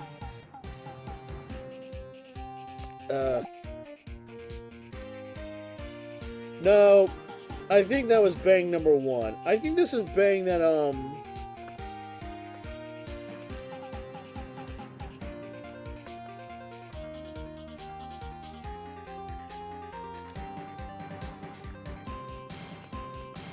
I think we just found Gordy. I think Gordy is, a flying samurai. So the tank of the steel samurai you were trying to fill up with air flew away. What happened next? Well, all that happened was, this all happened on the 20th or so. 20th? A week ago. As far as I can see, that tank went flying out into the lake. So I went out every night in a boat looking for it. I mean, it's given that steel samurai after all. And when did you find it? Just the night before last. Flew way out there. Only 4 whole days to find it. The night before that. That was the night of the murder. Sorry for not telling you, Nick. Actually, I was here on the night of the murder. But, you see, I went home before midnight. So you didn't know about what happened? No. That's too bad. It's not all bad. I already solved one mystery at least. A mystery? Maybe we should go tell her. Thanks,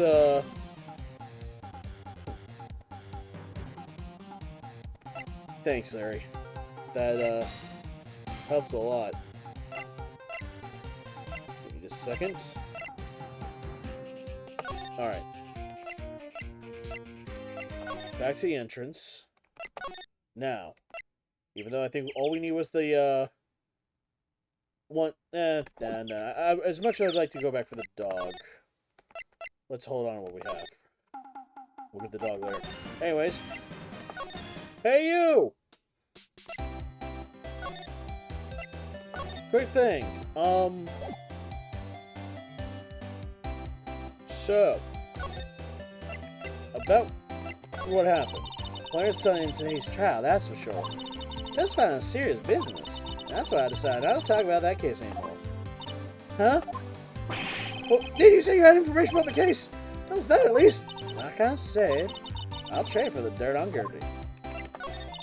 Well, Mr. Lawyer, you got the information I'll need? You got the scoop on Gordy for me? Yeah. Gordy doesn't exist. Lotta? There's no such thing as Gordy. What? Now how can you be so sure? Really, Nick? You got proof that Gordy doesn't exist? The proof is that Gordy doesn't exist. It's right here. Of course I got proof. No lawyer worth his badge to make a claim about the proof to back it up. This is proof that Gordy doesn't exist. Behold, one air tank. Good night, Scarlett. I know you got work in the morning, that's why... off to bed. Larry's air tank? Well, what are y'all doing with an air tank? This is Gordy. Excuse me? What exactly are you saying, Nick? There's a stand near here, a hot dog stand. There's a giant inflatable samurai doll there. About a week ago, an idiot, who happens to be a friend of mine, tried to build it. He used this air tank, and when the valve blew, the tank flew into the lake.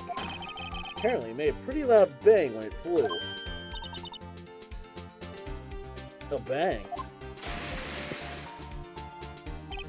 The tank, along with the steel-deflated samurai, fell into the lake. At the same time, a couple was taking a photo of the lake. This photo. Wait, so you're saying that Gordy is really the Steel Samurai? Well, they have to find a way to ruin the gal's dreams. Sorry, Lotta. Nah, it's okay. You win. I'll give you your info like I promised. Poor Lotta. So tell us this information you have. A promise is a promise, I guess. I overheard the cops around here saying something about a witness tomorrow. They say he's the caretaker of the boat rental place up the path here. Boat rental? And there's someone there? I mean, it looks so deserted. There's an old guy living there all by himself. Y'all should go check it out, too. Thanks, Lotta. We will. Let's get cracking, Nick. Hold on. Something else? Yeah. The night of the murder? My camera clicked twice, you know.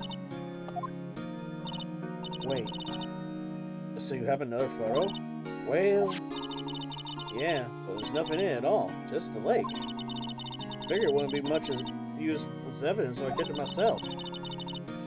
Well, it might not be helpful at all, but here, take it. Bye now. Y'all take care. Time for me to pack up and leave. Poor Lotta. It's all Larry's fault. The legend still lives on, I guess. The legend? Yeah, the legend of Larry. Familiar to all who know him for any length of time. When something smells, it's usually the butts. Huh. So I'm sure what that butt's into shape. You heard him. Whip Larry. Also, hold on. 12:15.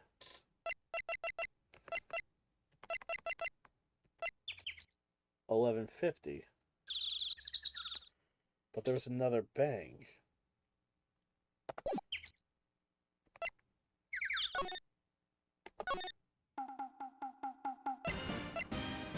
Hi, Larry. Back to the boats.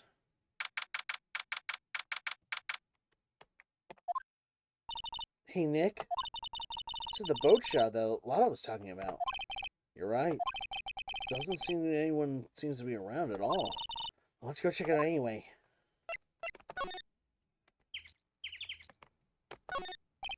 There's some boats floating at the dock.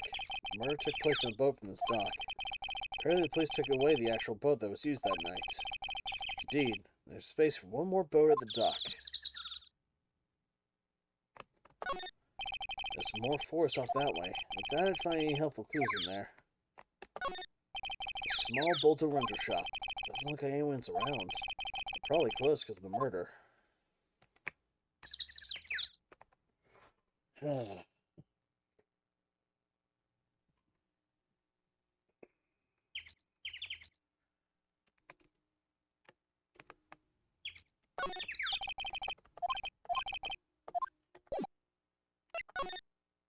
Oh, wait, now I can go to the caretaker shack.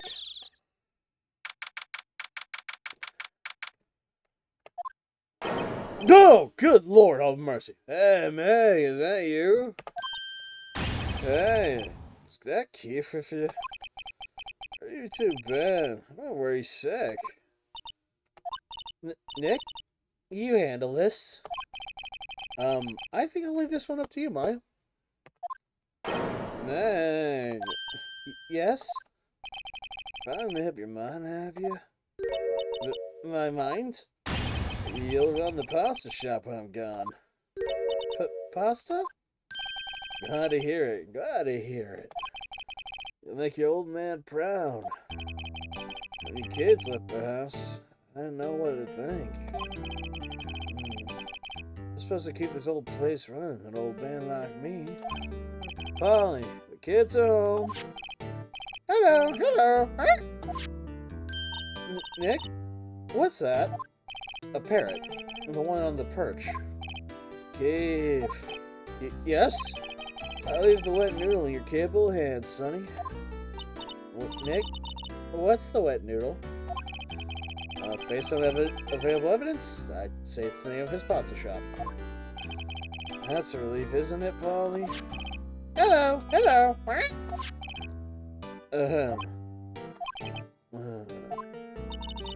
He fell asleep. I guess he's relieved. Look, Nick, he's got an electric blanket on his table. Looks warm. It's a great idea we should do at the office. We can sit down where clients all snug and warm and drink hot cocoa. And talk about what? Murders? Hey, you're a party pooper, Nick. Wow, there's a lot of various fish in the lake, ain't there? Something's funny, Nick. All these fish are saltwater fish. This fishing pole looks expensive.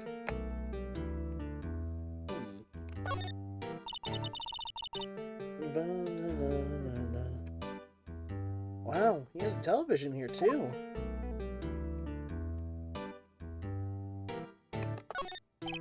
Looks like a kitchen unit. Pretty clean. Funny, he doesn't like to keep things tight like that. You're forgetting, Nick. He's running a pasta shop here.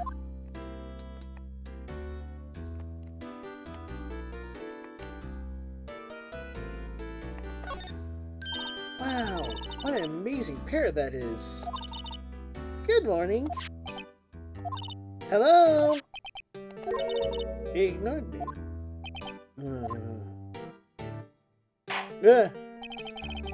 What, you forgot me? You gotta call her name first.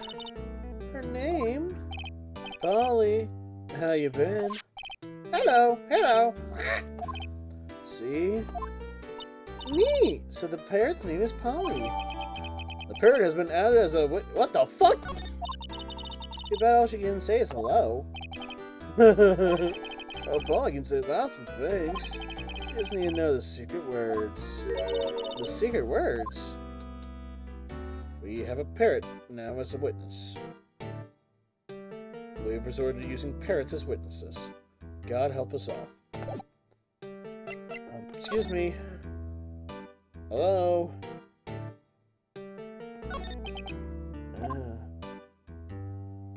A pasta shop? I think the wet noodle will live on when I'm gone. My father started, you know, so that makes you two the third generation. Meg? Yes? Tomorrow, we'll start with the secrets of dough tossing. Dough tossing? You too, Keith. Yes. You'll be the best pasta wrangler in the West that's ever seen. Pasta wrangler? The West? Isn't pasta from Italy? Meg? Yes? You know the best pasta's already been made over west of the Rockies, don't you?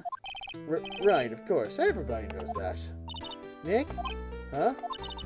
How long do we have to keep this up all in the family charade? This old man must have something about the murder. We're not leaving until we find out what that is.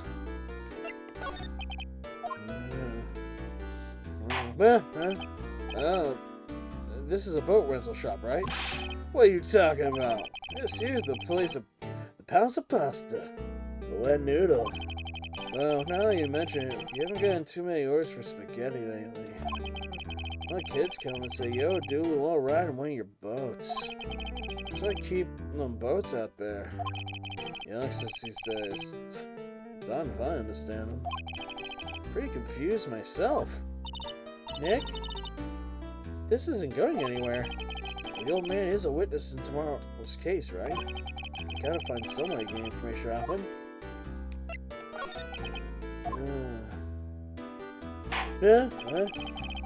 My memory's gotten worse of late. That's why I just tell everything important to old Polly there. Everything? Important? I wonder. Polly, what's the number to the safe? 1228. Alright. Hey, Polly, watch her, will ya? See, Nick? All it takes is a little clever thinking. And a criminal mind. Quick, Nick, write that number down. Hey, don't get me involved in your little heist schemes. Look. Buddy, I need you to do something. Anything to help me. Eh? That's the lawyer's badge. Yes, it is. I don't believe it. This old guy is the first person to recognize my badge. I get it. Huh? I got you figured out now. Here now, Keith! Nick? Now's our chance to clear things up. Sir?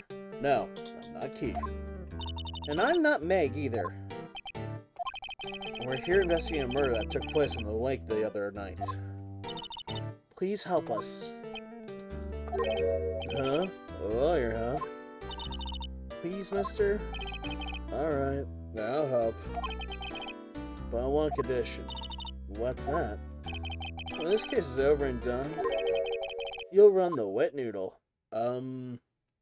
Sure. Okay, we promise. Nick, are you sure about this? Hey, anything to get the case solved. And if nothing else, Larry can upgrade from a hot dog stand to a hot dog shop. Also, who wouldn't want to eat Phoenix noodles? I guess so. That's my boy. Good for you, Keith. And he's forgot who I am again. Didn't I just say... You too, Meg. Yes? Man, you'll bring a tear to your old man's, you know? What was that you want to know? Speak up, Polly. Hello. I was talking to the bird again. How are we going to talk to us? What happened? Where did we go? What happened to us? Alright. Here. Oh yeah, I've seen this. You know something about this, sir? Keith. Yes. It's okay. You can call me Dad. Dad, you know something about this? Uh-huh. The other night, out on the lake. Yes. I know about that. I've seen it. What? Tell us what you saw. Well, I suppose, since you're taking over the shop and all. I forget the time. But it was pretty dark outside. Probably night. Yeah. It's after midnight, but okay. Then I heard this bang, and I looked outside. I heard another one bang.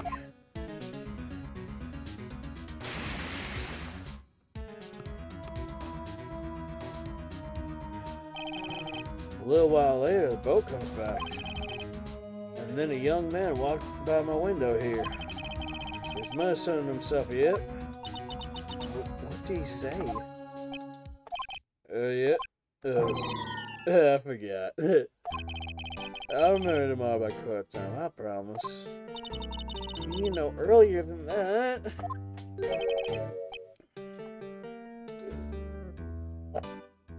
You know what? Little Terry was just here. Terry? Yeah, the kid next door. He always just make him cry, remember? He was wearing that tired old coat. The guy inside some whiskers coming out of his face. Must be talking about Detective Gumshoe. He comes in and tells me to go down to the court tomorrow. Really? So I don't think we're gonna get much useful information on this guy. Maya, maybe we should be leaving? I think you're right. Oh, wait, I had one more question. Huh? Polly! Have we forgotten something? Scrap? Don't forget DL6! Huh? What did she just say, Nick? One more time, Polly. Huh? Don't forget DL6!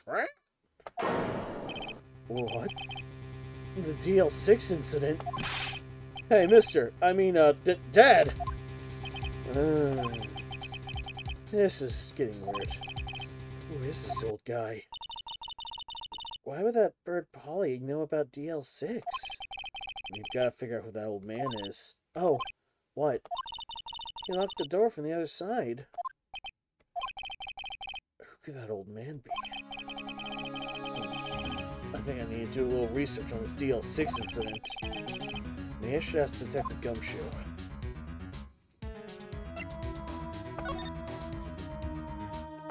Ba-da-da.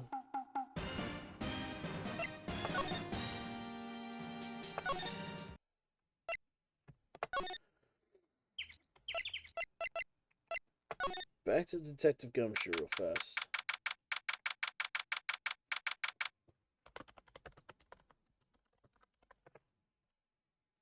Ba-da-ba-ba-ba-ba-ba. I'll be right back. Make it up the oven. Ba-da-ba-ba-ba. Hey, pal. A long time no see. Hey, no.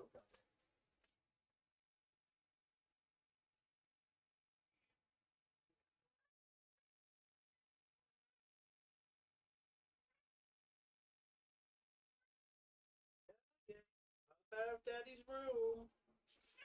Come here, buddy. No. Come here.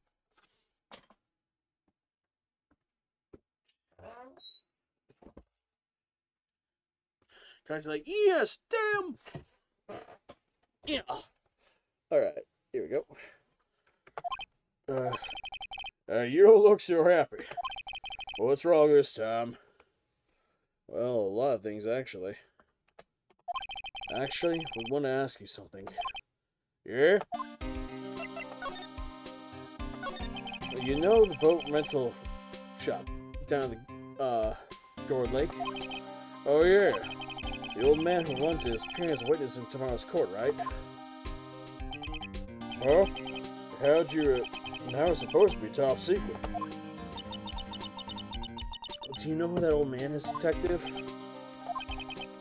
Actually, I know. He's a bit of an odd bird. I haven't been able to get a straight answer out of him. I saw at first that he wasn't persuasive enough to stand and testify as a witness. That's why we called Miss Lotta Hart yesterday. As for who he is, we have absolutely no idea. Sounds suspicious.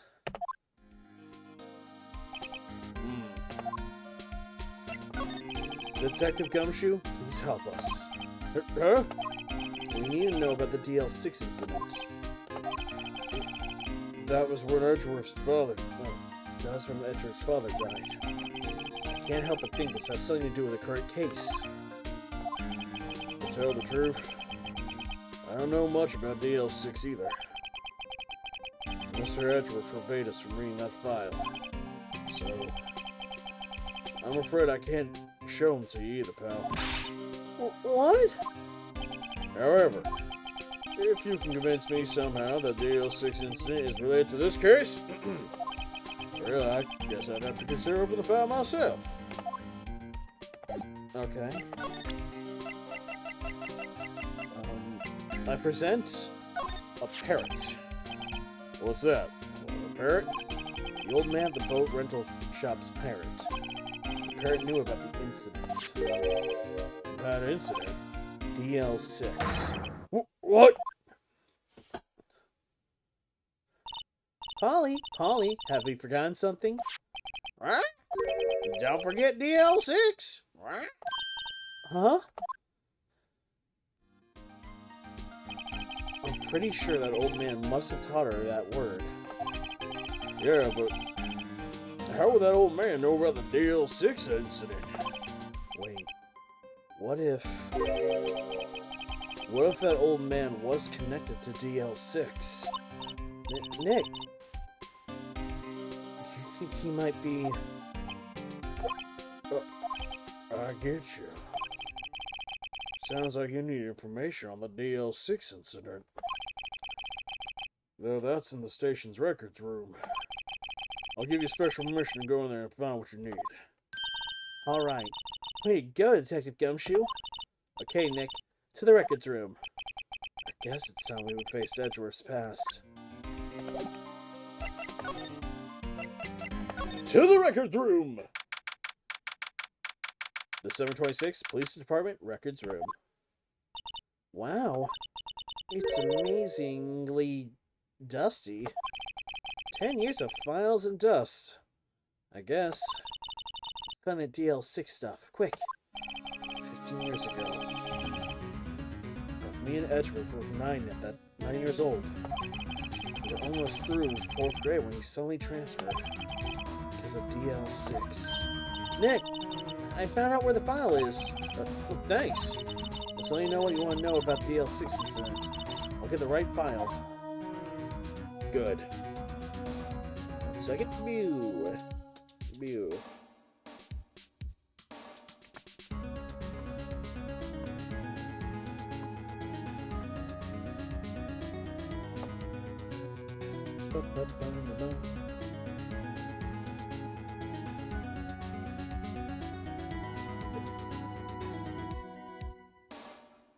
Alright. Start with the case summary. Well, first, I have to get a handle on the main facts, like a summary. Right. Summary. Found it! Here you go. December 28th, 2001. That's exactly 15 years ago from the day after tomorrow. Or in this case, it's 25 years ago. Or 24 years ago. So in 2 days, the case is closed. The incident took place in the elevator of the district courthouse. What? Is this the same district courthouse where we're holding the trial now? Looks like it. There was a large earthquake at 2 p.m. on that day. Part of the court building collapsed, and all the lights went out. Wow. That was some earthquake. At that time, 3 people were trapped in the elevator. It took 5 hours for them to be rescued. 5 hours? That would be scary like that, just in the dark.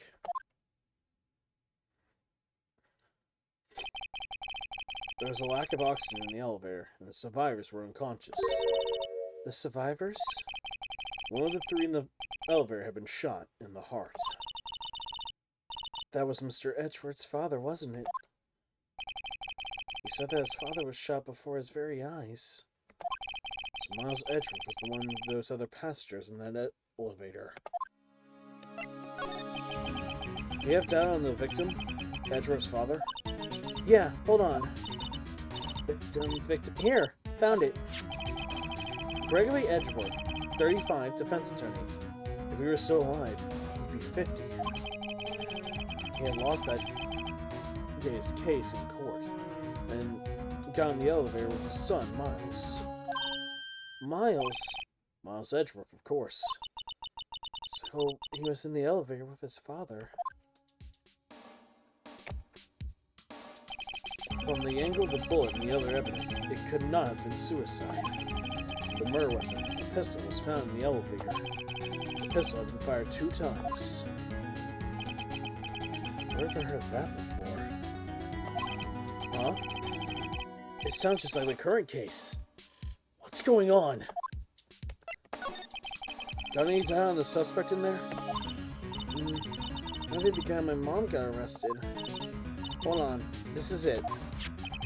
The man arrested as a suspect in DL6 was Yanni Yogi. He was a clerk in the court, apparently. So he must have been the 3rd person in the elevator. Well, then he would have had to have done it. But he was found innocent, thanks to his defense lawyer, Robert Hunterman. Hunterman. The victim in our case. Right. The suspect, Mr. Yogi, was oxygen deprived so much that he had brain damage. He lost all memory of being in the elevator. After he was declared innocent, he disappeared. could Yogi have gone to, I wonder? He may be closer than we think. I guess I generally know what happened in DL6 now. I still don't know what kind of impact that whole thing had on Edgeworth. Nick? Are we gonna take the whole file? There's just too much. We'll never get it out. You're right. How about we just take all we need? Alright. Right. That's probably all we'll be able to find here. Now all that's left is the trial tomorrow. I wonder how Dad will do in testifying in court.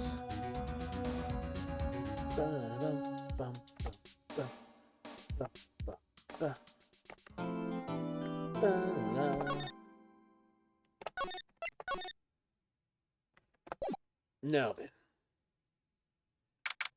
December 27th, 10 a.m. District Court, courtroom number 3.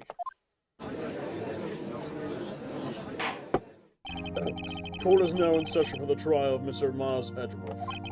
The defense is ready, Your Honor. Very well. Apparently the prosecution is also ready. Who's the judge here, anyway? Mr. Von Kalma, your opening statement. Very well. No opening statement, so... Not so fast, Judge. I was taking a meaningful pause before speaking. Right, of course. A prediction. Today's trial will end 3 minutes from now.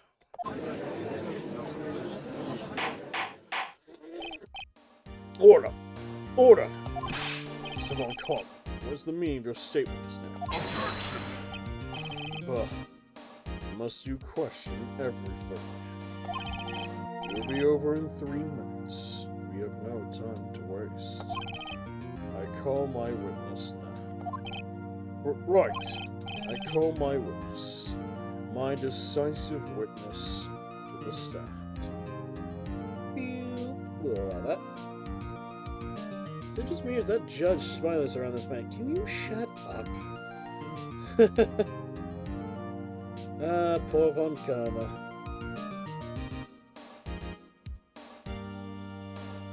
Right. It's that mysterious boat owner.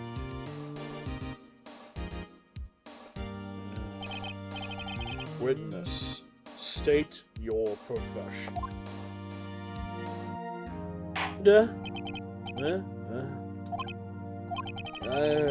I'm the proprietor of the restaurant, Wet Noodle at the Growled Lake. And I also rent boats. The night of the incident, you were in the boat rental shop, correct? Yep, yeah, I was. Please testify. Wait a second. We still haven't heard who this old guy is. Objection! Someone stuff a dude's suede pair of underwear in that dude's mouth and tape a shot? Nah, sweaty jockstrap. I mean, that would be a pair of sweaty underwear in some case. Wait a minute. Witness hasn't even stated his name yet. Because I did not ask him, Mr. Wright. Ugh.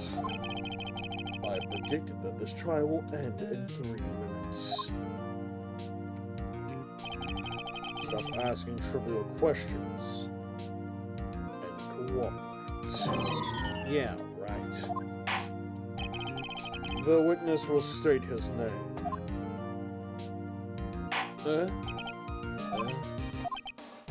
Well, I'm not really sure yet. What do you mean? My memory? Your Honor. The witness does not even remember anything beyond the last several years. There you go. He cannot recall his own name.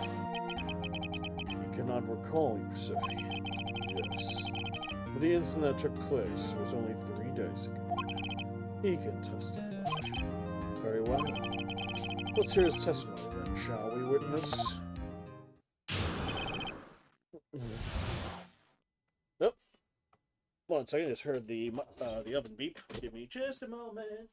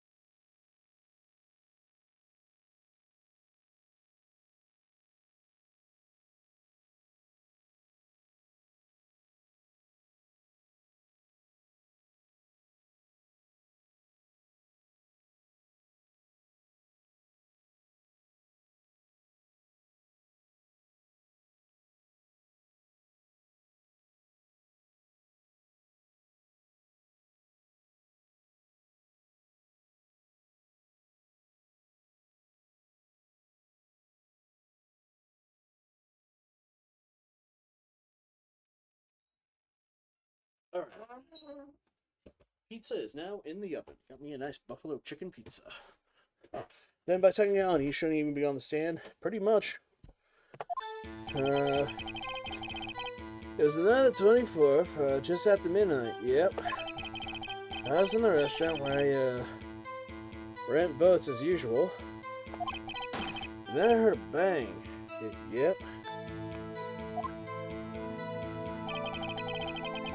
When I looked out the window, I saw a boat floating on the lake. And then I heard another bang. Yeah, he's just looking up at the old man like, why are you swinging like that? Oh, got it. Hold on. Boop. There we go. And it's about then the boat comes back to shore and man walks by my window. Very well. I would like to begin the cross-examination. There is nothing to question in my witness's testimony. Ergo, no need for cross-examination. Besides, there are only 10 seconds left before our 3 minutes are up. Judge your verdict now. Yes, Mr. Wright? You're goddamn right I'm fucking crossed. What are you saying? Of course I'll cross-examine the witness. Very well, you may begin. Excuse me? Mr. Von Karma. 3 minutes just passed. I see. Very well then. Let's just take our time. You may cross-examine the witness. Yeah, fuck you and all 3 minutes of you, buddy. Not my fault that's all you can last on.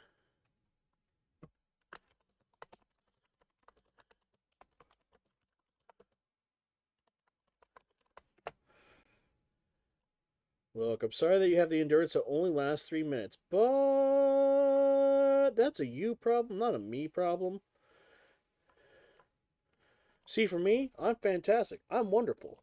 I can handle it just fine. No problems whatsoever.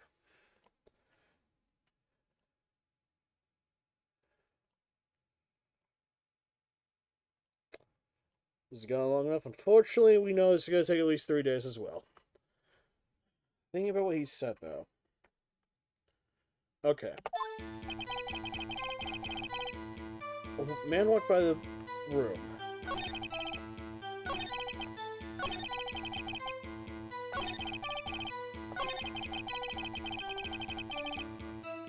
Hold on. By your window? Yep, by my window. Outside the window of my little shack. And could you see the man's face? Well, the fog was pretty damn thick, but he was right there in front of me. Yeah, I saw him. This is a rather important detail. Please add to your testimony.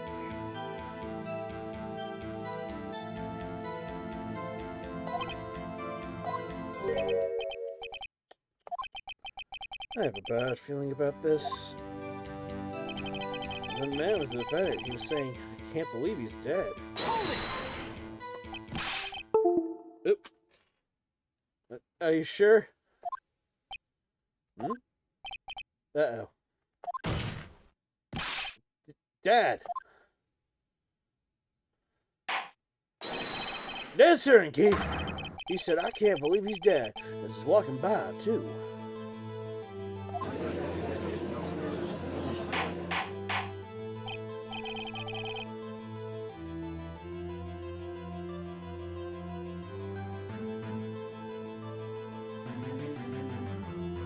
Witness.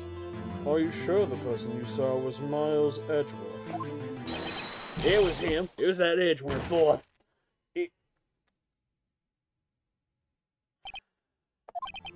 This sounds like decisive evidence indeed. I see no room for doubt. He lured me to cross-examine so he could set me up for a fall. Nick, I don't like the way things are going here. We're in the courtroom is glaring at us. Better act quick, or this trial's gonna be over. I'm gonna raise an objection. Objection! Your Honor, we proved in yesterday's trial that it could not have been Edgeworth who fired that gun. Objection! Mr. Wright, Are you referring to the fingerprints where Edgeworth's right hand found the gun? A photograph showing a man firing with his left hand? Exactly. And this is easily explainable. He could have wiped his prints after he fired. You are ignoring the truth of the matter here. Everything in this witness's testimony is true. Just as lost in thought, what should I do? That doesn't make sense, though! Your Honor, the witness claims that Edgeworth said, "I can't believe he's dead." His word is all we have. If he were telling a lie... Mr. Wright, in a court of law, the evidence tells all. Apparently, you've yet to realize even this basic fact. If you say his testimony is a lie, show us proof!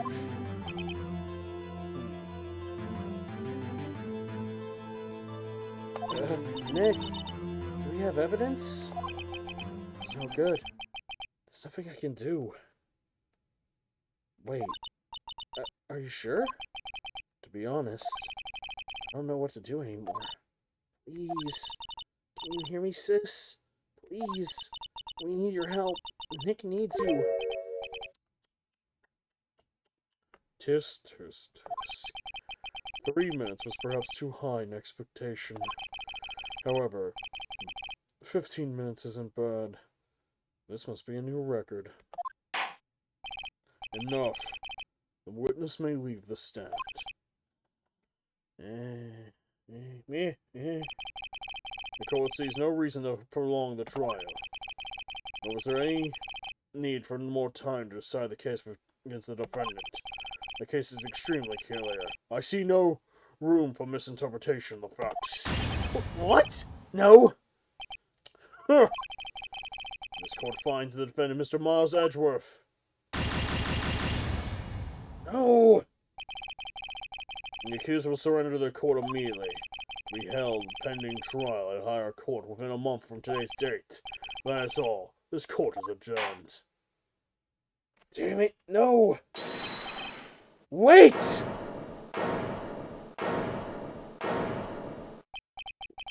Who was that just now? Me! Huh? Huh? Larry? What are you doing here? Listen, you gotta listen to me. I was there on the part of the night of the murder. I just wasn't sure about it until yesterday. But today I remembered it. Remembered what? The gunshots. I heard it too. Order. Church.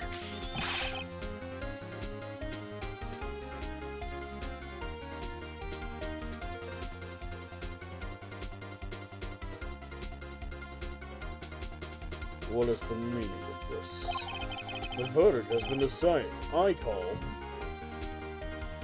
for adjournment. 1 moment, Mr. Von Kahn. You say you heard a gunshot?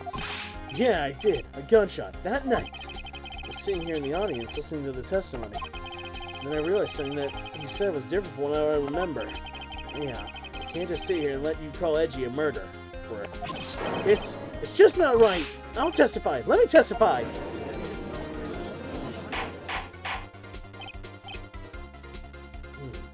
Order. Order. This is the first time something like this has happened like this in my court. I'm not quite sure how to proceed. Judge, you've already given your decision. The trial is over. Nick, this is it. Larry's given us one last chance at this. He's right. It wasn't just Larry. It could make things even worse.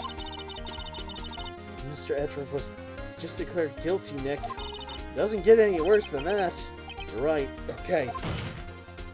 Your Honor, if there's another witness, it's our duty to hear him speak. Right here and right now.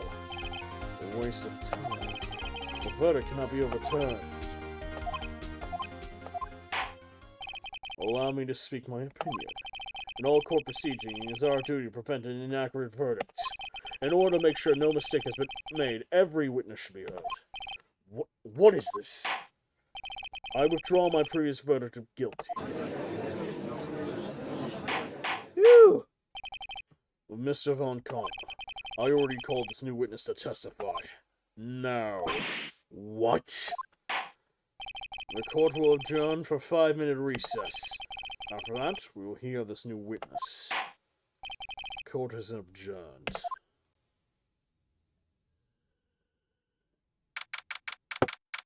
Larry, you sweet bastard, but what the hell? Phew. That was too close. Saw you keep on the edge of your seat like that, Edgeworth. Huff. I've seen worse. Yeah, right, Edgeworth. You're sweating bullets. I just wonder what Larry plans to see in there. Larry was at the lake that night. Yeah. He said he went looking for the Steel Samurai.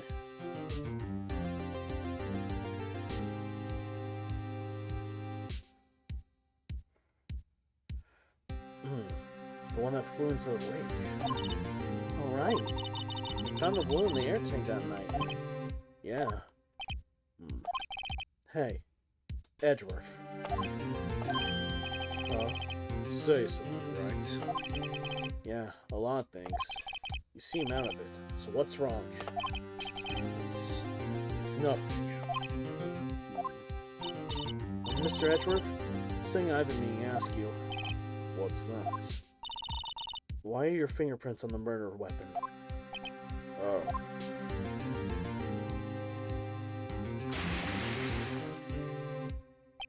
When he fell into the lake, I went into a daze. I couldn't understand what just happened. I couldn't think straight. And then I saw the pistol lying on the floor of the boat in front of me. I picked it up without thinking. Couldn't have a reason really.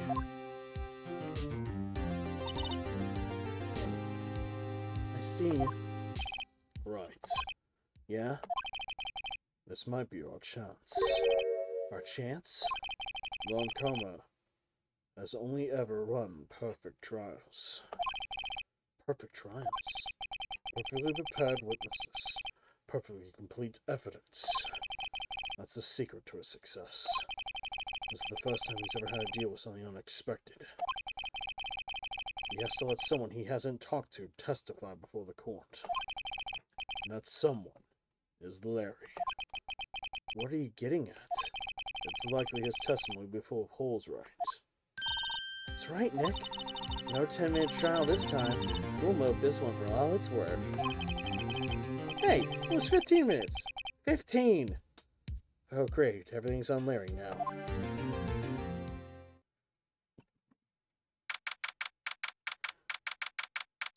Phew. 10:35. Does record everything.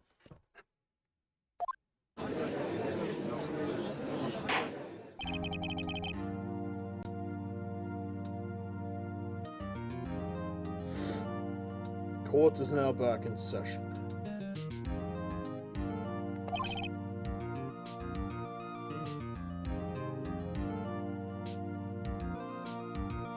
Witness, please testify to the court everything about what you saw that night. On the night of December 24th. Right, leave it to me! Please, Larry, don't mess this one up. I hate to admit, you're our last chance. Von Coma didn't even have time to prep his witness. I just hope Edgeworth is right about this being our big break. Alright then.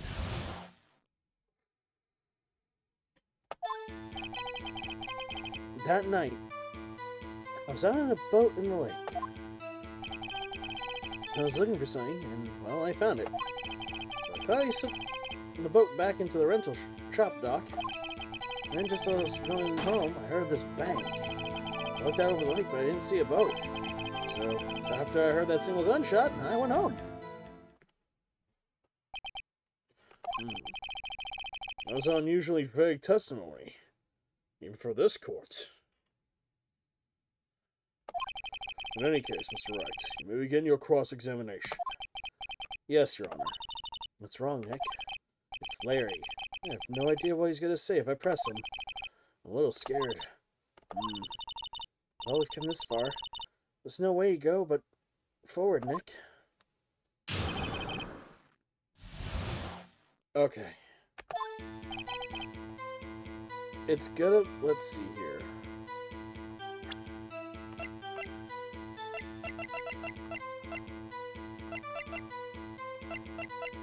I heard 2 sounds just after midnight. So it's gonna be... Then I'm going home, I heard a bang. And then... Didn't see a boat after I heard that single gunshot. Hold on. Objection! Wait a second, Larry. What? You only heard 1 bang? You're sure? That's what I said. But Miss Law Hart testified yesterday she heard 2 bangs.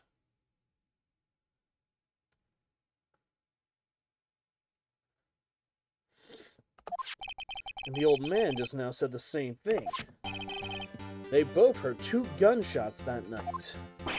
Huh? Were you even listening?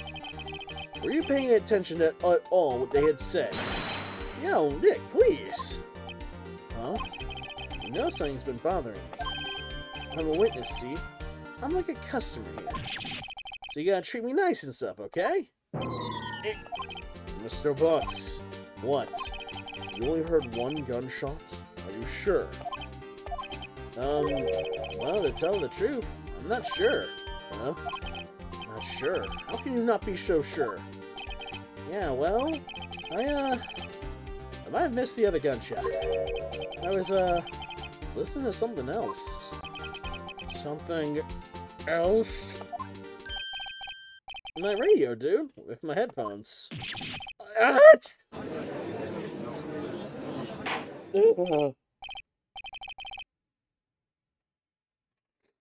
Order, and stop that booing. Mr. Butts, you were listening to the radio with your headphones?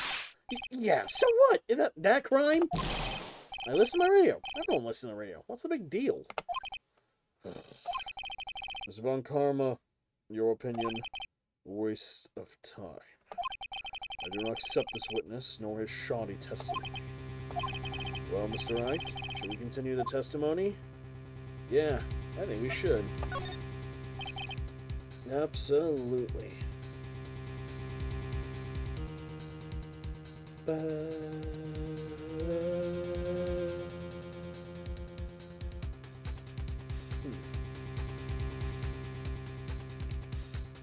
Hydrate. Can do again. Wah. Oh, Stretch, Your Honor. Please don't allow the witness to continue his testimony. Bah. Nothing is more pitiful than a lawyer who doesn't know when he's lost. Well, Mr. Butts.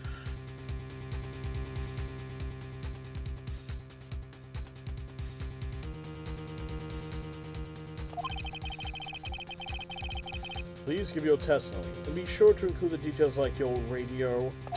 Right, leave it to me! I wouldn't, if there were any other way out of this. Believe me. What Larry heard.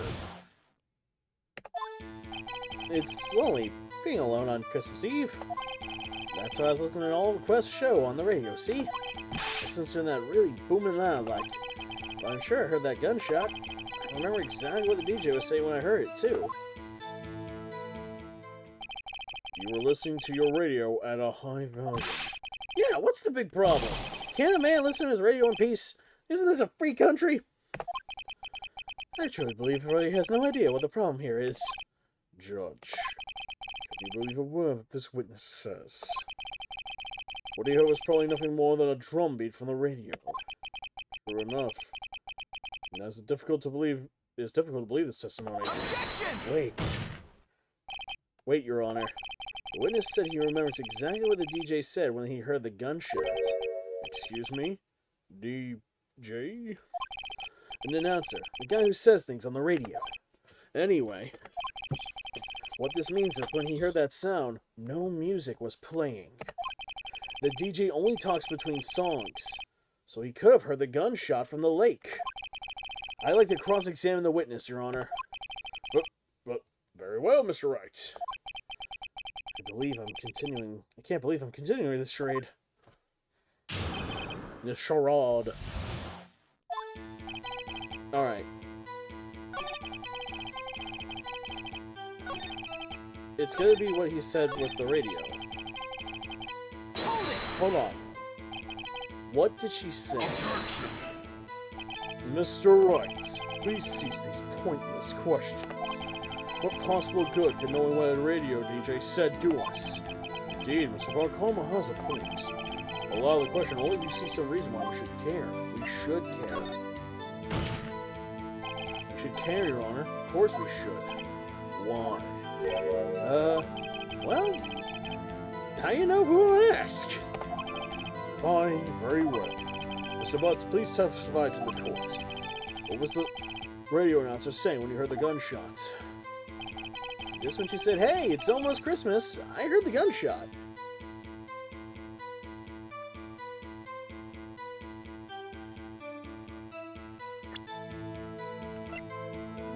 Wait. Both gunshots were just after midnight. But if it's almost oh god damn, it's the meme. Almost Christmas is not Christmas! Objection! Larry, are you absolutely sure what you're saying is correct? Huh? What's with that face? You look scary, dude. Hey, if you're trying to scare me, you better know I don't scare that easily. Is something the matter, Mr. Wright? Your Honor, did you hear what the witness just said?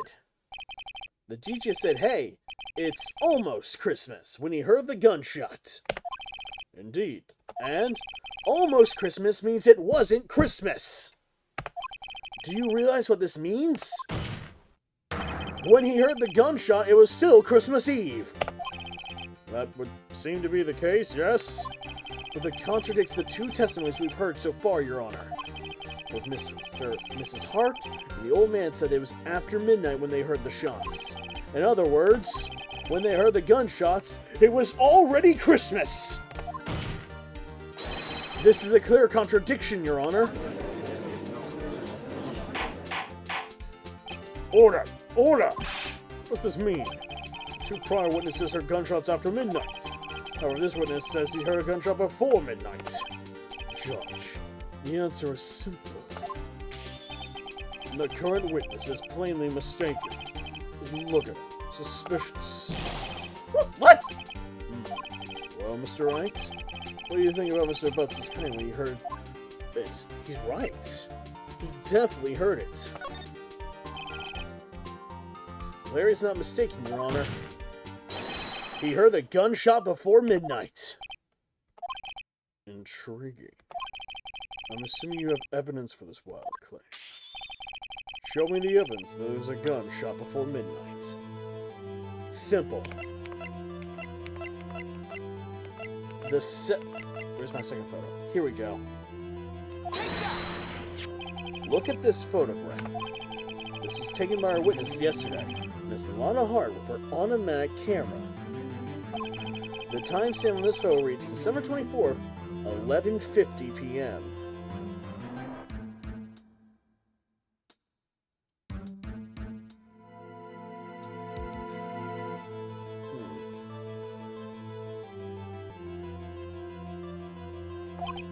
Oh. But there's nothing on the lake in this photo. Your Honor, the real issue here is not why nothing is shown in this photograph. It's why the photograph exists at all. What do you mean? Your Honor, this photograph was taken by an automatic camera. The camera was set to go off in response to loud noises. Correct. There was a loud noise on the lake at 11:50. That's why this photograph was taken. In other words, when Larry heard that gunshot, it was most definitely still Christmas Eve. Indeed, it seemed that was the case. Then, where does that leave us? And Mrs. Hart testified that she heard the gunshots after midnight. Are you claiming she was mistaken? Not at all, Your Honor. In fact, the camera also triggered 15 minutes after midnight. Your Honor, That night, there were 2 sets of gunshots within a 25-minute pause between them. Why would this be? Don't be fooling, Judge. That camera was set to respond to loud noises. Yes. There's no proof that the loud noise at 11:50 was a gunshot. Why would the witness could have sneezed in triggering the camera? Hey, my nose was clear that night, man. Clear. Well, Mr. Wright, there's no turning back now. Can you prove that the loud noise at 11:50 was indeed a gunshot?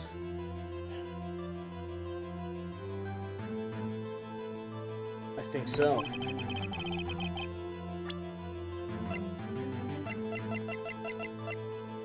I present to you a pistol. This is my evidence. The murder weapon? Something about this pistol was bothering me, Your Honor. Both of the witnesses testified yesterday they heard 2 gunshots. However, the murder weapon was fired 3 times. When then was the last shot fired? Only now have I realized the truth. That the 3rd shot was the shot that Larry heard just before midnight. Order! Order! That would make sense of the evidence we've seen so far. However, this leaves me wondering exactly what did happen that night on the lake. Exactly. If this is true, there would be 2 sets of gunshots separated by 25 minutes.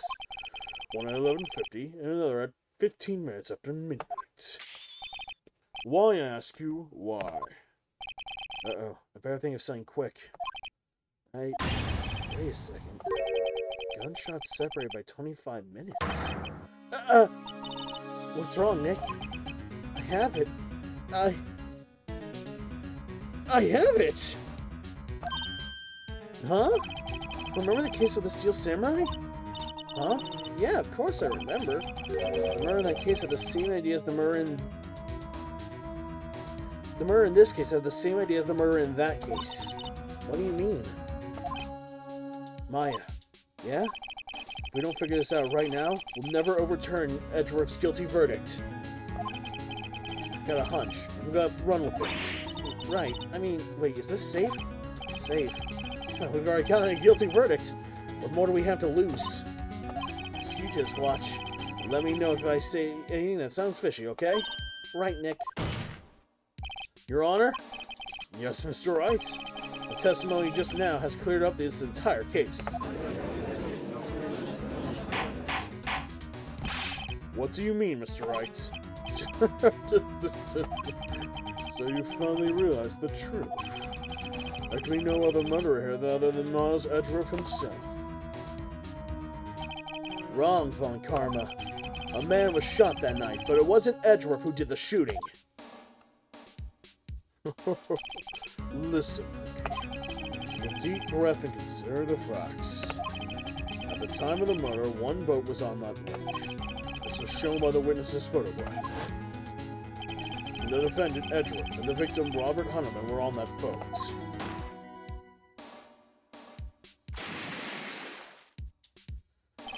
There was a gunshot fired on that boat, and Robert Hammond fell into the lake. The distance of this shooting was 1 meter.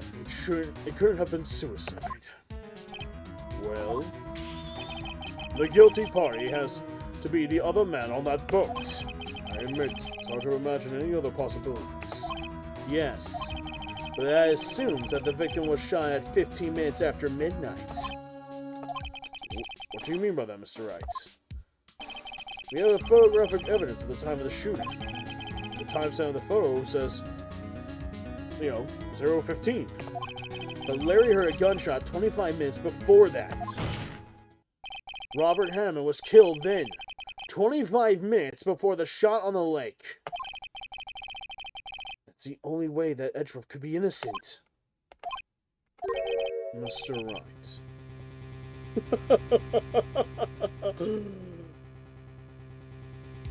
Are you quite mad? Explain.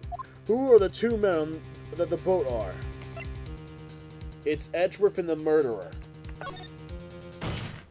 Of course, it was Edgeworth and the murderer.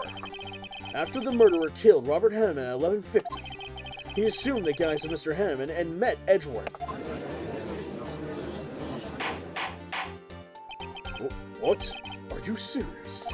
Yes. Edgeworth won't tell us why he went to the lake that night. However, I have a hunch.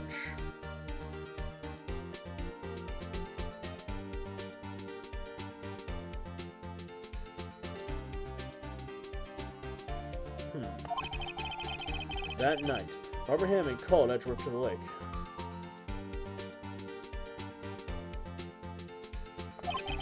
Now, Edgeworth didn't know Robert Hammond's face that well. That's why he didn't suspect anything when the murderer took Robert Hammond's place.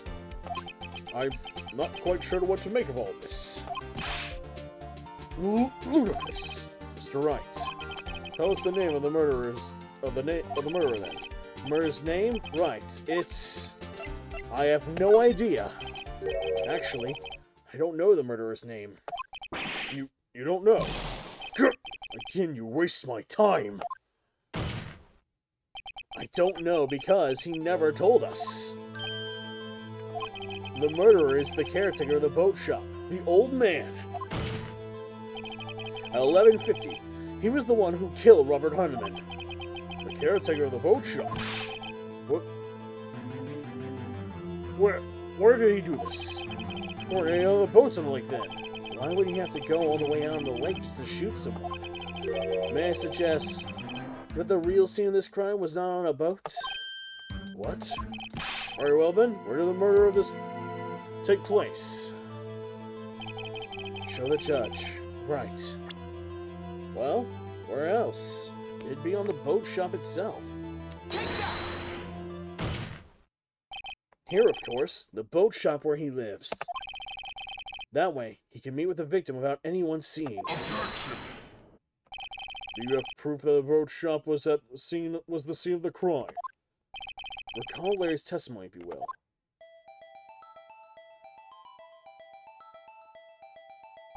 That night, he was out on the lake in a boat searching for something.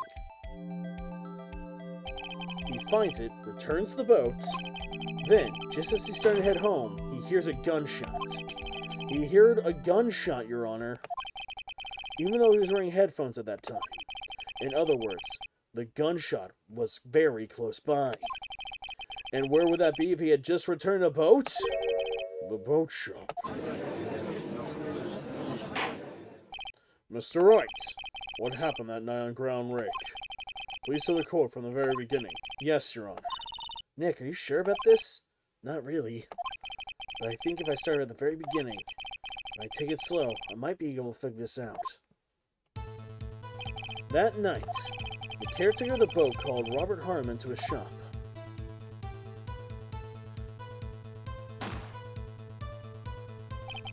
That was around 11:50. That was when the gunshot that Larry heard was fired. After that, the caretaker put on Robert Hammond's coat. He became Robert Harmon. Then, he got on the boat with Edgeworth and went out in the middle of the lake. Then, he fired the pistol on the boat. Mr. Wright, I'm gonna assume it was the boat caretaker. Of course, it was the murderer who shot that pistol. He shot twice. Both missed Edgeworth on purpose. Wait a minute. Yes? Why would he shoot twice if he didn't mean to hit anyone? Details, details, details. Know this, Mr. Wright. The moment you run out of explanations, the moment you lose. Tell us why the murderer had to fire twice. He wanted to create a witness. I believe he shot twice to create a witness, Your Honor. Create a witness? The murderer lifts his pistol and fires one shot. That ensures that anyone who heard the shot will look at the lake. And indeed, Miss Hart did exactly that after hearing that first shot. Next, the murderer waits a little bit and fires again. Then, the murderer jumps from the boat himself, leaving the pistol in the boat behind him. I see. Someone looking from the edge of the lake. It appeared that one of the men on the boat had been shot the other. The murderer didn't know about the automatic camera, of course. That's why he shot twice, to draw attention to the boat.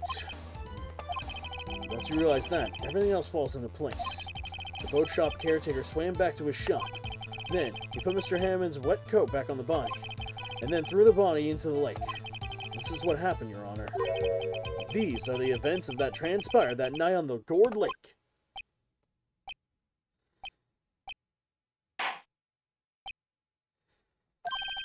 Bailiff, bring out the witness from before. The boat shop caretaker, quickly!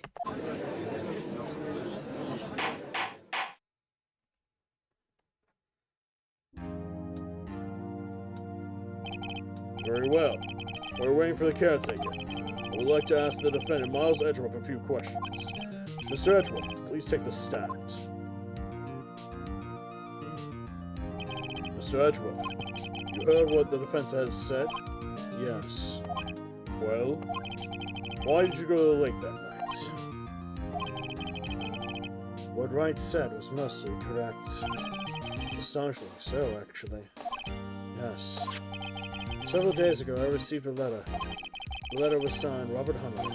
He asked me to come to the boat shop at the lake at midnight on Christmas Eve. He said he had something very important to discuss with me. Something important? I'm sorry. I can't say what it was. Your Honor, sir. Bailiff, we're conducting a trial here. I ask that you remain quiet. The witness has disappeared. He isn't at the boat shop either. What? What should I do? Find him, quickly! We can all allow him either way.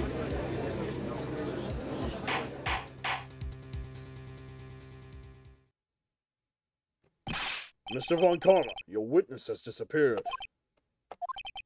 A search warrant has already been issued. It goes without saying that I cannot declare a verdict under these circumstances. I will extend the trial until tomorrow, the final day allowed. I request that the police department utilize all of its forces to find the witness. Am I understood? One more thing. Just who is that boat shop caretaker? I think his identity has become very important to this trial.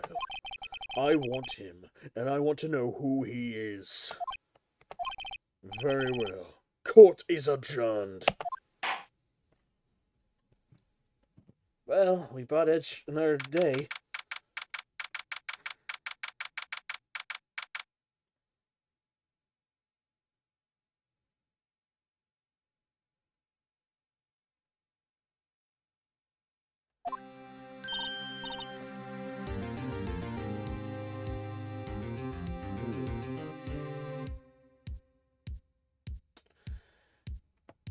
Yeah, Nick, you did it!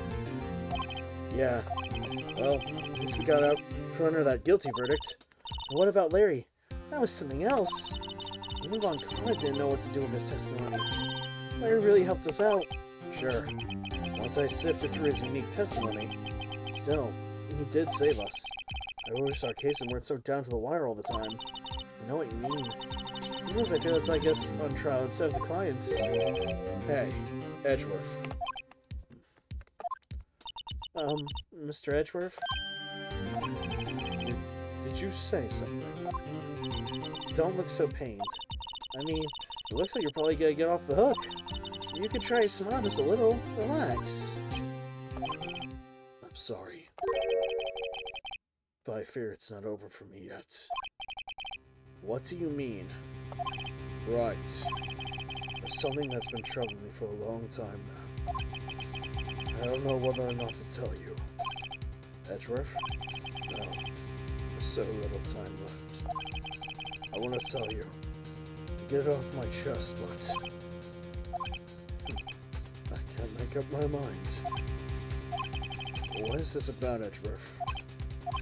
It's a nightmare I've had. A memory of a crime that I committed. A crime you committed? A memory of a murder.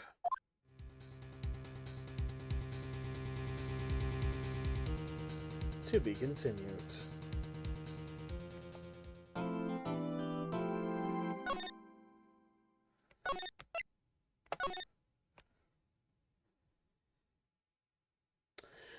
I'll be right back, chat. I'm gonna go grab my pizza, and then we will continue with day 3, the final day of the trial.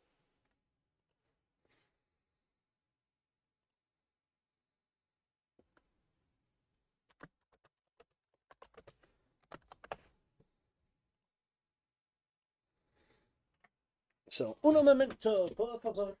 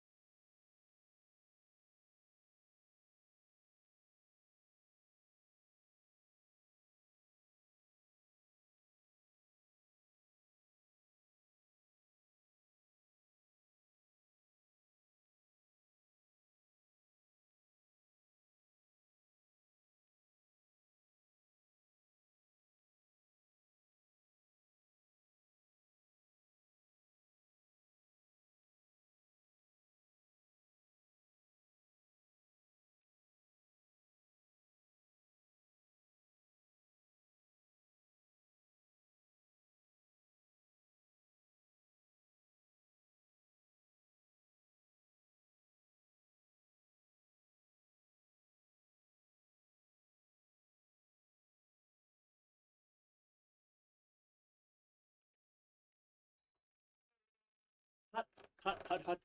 I'll let the pizza go over a little, long. It's a little extra crispy, but it's so good.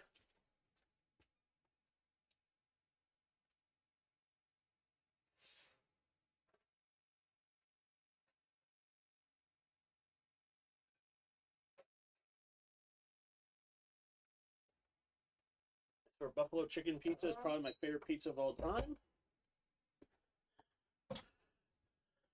Gotta get to bed. I'll ask about what happened tomorrow. Have one for night.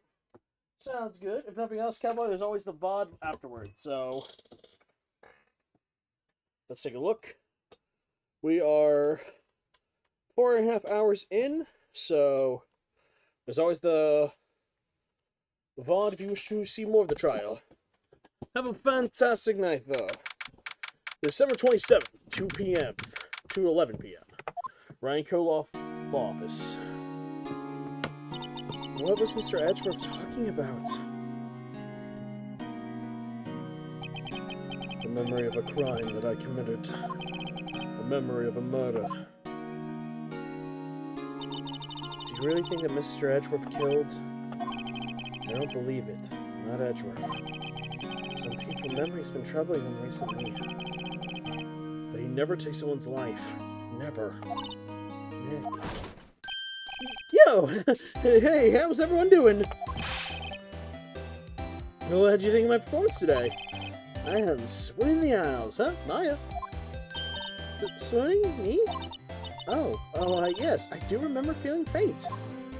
Right on, tell me the truth. It was love at first sight, right? Right, Nick? Huh? Me? Well, my heart might have skipped a beat or two. I think you can do better than that. Come on, I say Edgeworth in there, dude. Come at you. You guys should be bowing before me. Yeah, bow before your hero. Larry, you really helped out today in today's trial. You did. If you weren't there, Larry, I'm sure Mr. Edgeworth would have been found guilty. But seriously, Nick, that boat shop caretaker guy is pretty suspicious. Bet you ain't off the hook yet. I may have spoiled the mood, Larry. Hey, I'm just a guy sitting in the audience, you know? And where I was sitting, she seemed pretty, well, edgy. I mean, can you really know he's telling the truth about that night? Nick? I don't know. But what I do know is, I'm gonna believe in you two until the end. And us two. Edgeworth and who else? You mean me, right? Nah, he means me, right, Nick? Yeah, you, Larry. Not me? But why you, Larry? Huh? Oh, actually, why me, Nick? Enough of the silent treatment. Nick? Why do you trust Mr. Edgeworth so much? I mean, he's changed recently, true. But when we first met him, he was just kind of a jerk, don't you think? You didn't know him back then. Back when he wanted to be a defense attorney. Wait. Was that what you two were when you were two classmates?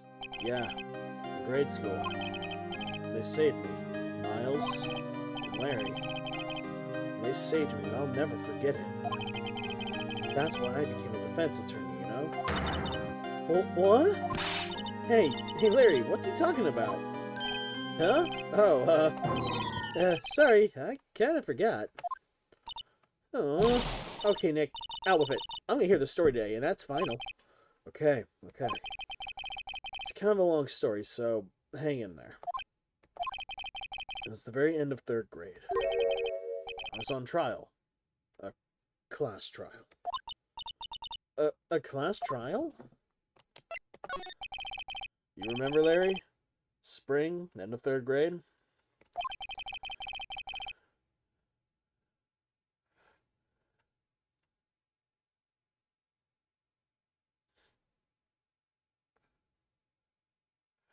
A kid in our class had gotten his lunch money stolen. Lunch money? Our school is really small. Every month, kids would bring an envelope with money for lunch from home. Huh? I see.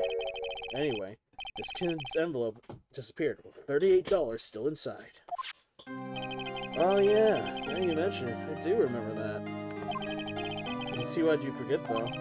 You were out of school that day. Anyway, the envelope had been stolen during PE class. I was coming down with a cold, so I skipped PE that day. I was the only one non-class. So if they thought you did it, yeah. The kids in the class said I should be put on trial. Trial? So the next day we held a classroom trial with me as the defendant. I didn't do it. Guilty! He did it! Guilty! It was you! Thief! Give him the money back. You're such a meanie. No one will play with him. Just admit you did it. You can't hide the truth. Tell us the truth. You can't play with you anymore? Yeah, no one borrowing my laser. He shouldn't be allowed in the relay race or in the library committee. Give me my 50 cents I loaned you back. Why'd you rob the bank the other day, didn't you? What the fuck? Now, Phoenix, you know you shouldn't steal other people's money. It's not right. In the end, I'm gonna teach if I had done it. Go over and apologize, Phoenix. I don't know what was I didn't know what was happening. I was so sad. I just couldn't stop crying. Everyone was staring at me like I had done it.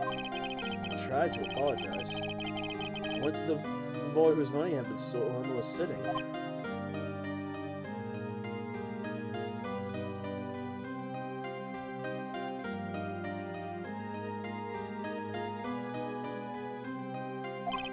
That's where it happened. Objection! You shouldn't have to apologize. The only thing that belongs to it in a trial is evidence. Anything else has no place. You should all be ashamed. Amateurs. Miles? It wasn't you who stole my money, was it? No? Then you shouldn't have apologized. Everyone else has been shouting you did it, and no one has any proof. That is why, Your Honor, this boy here is innocent. But Miles, it was your money that was stolen. Yeah, he did it. He's the one. You don't need proof. Just make him say he's sorry. Why don't you all just shut up? This is always how it is. Everyone's ganging up and picking on one person. Just think about how he feels. He said he didn't do it, so he didn't do it.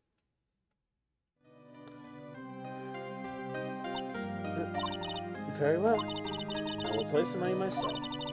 This class trial is over. That's how it happens. After that, the three of us were the best of friends. Wow. I had no idea. Yeah, I had no idea either. I mean, I forgot. That's when I learned what it was meant to be alone. Totally alone. For a friend in the world. You did a good thing, Larry.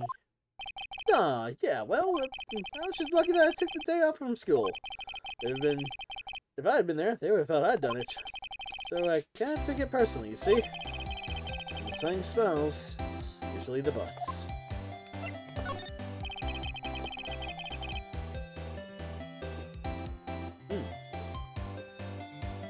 Anyway, Edgeworth and I talked after that class trial. And that's when I heard his father was the defense attorney. I remember his eyes would shine anytime he talked about his father. I'm going to become a defense attorney, just like my father. A famous defense attorney. Then a few months later, he suddenly transferred to a nice school. The DL6 incident. Right. Not sure. But that transfer probably had to do with his father's death. It's so sad. It was several years later when I heard that Edgeworth's name again. There was an article about him in the newspaper. The headline was something like, "Dark Suspicions of a Demon Attorney. Fabricating evidence, manipulating testimonies, covering up facts." The article said he'd do anything to get a guilty verdict. Anything. But why? What happened? I mean, that's not the Edgy I used to know at all. That's what I thought so, too. I tried to get in touch with him, but I don't know how many times. He never replied.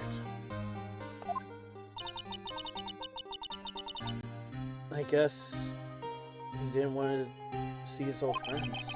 He just couldn't drop it, though. I wanted to meet him, to learn why he became who he became. That's when I decided. Wait, you don't mean... That's why? That's why you became a defense attorney? To meet Edgeworth? If I was the defense attorney, I knew he'd have to meet me whether he wanted to or not. In court. Edgeworth believed in me, and I believe in him. He's in pain. No one's on his side. I'm the only one who knows the real Edgeworth. I'm the only one who can help him. Whoa, Nick. So, is that why you helped me out for free? Yeah. Helped you out because I believed in you. Except I don't remember saying I'd do it for free. Aw, Nick. Nick! Nick, we have to save Mr. Edgeworth, if it's the last thing we do, okay? Right. It very well may be. First is that rental boat shop caretaker. We need to find out who or what he is. I'd sell for who? I guess I can clean out some of the evidence I no longer need. Okay, let's go.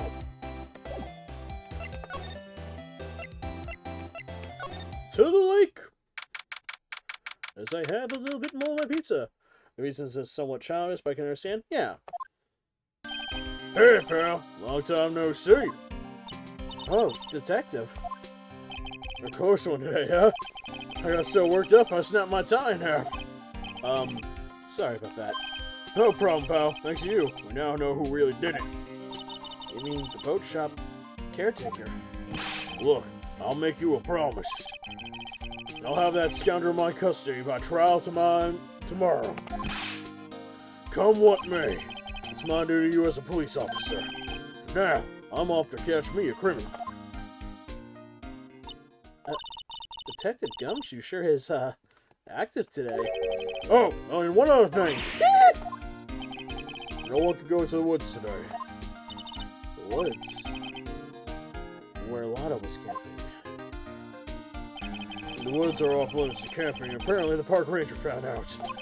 He got pretty mad, so no one can go in there for a while. I guess Lot's in a lot of trouble now. Anyway, I'll be seeing you tomorrow.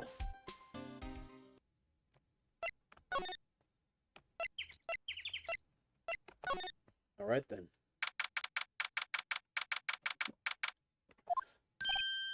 Huh? The steel eyesore is missing. Eyesore? Looks like the hot dog stand is closed today, too.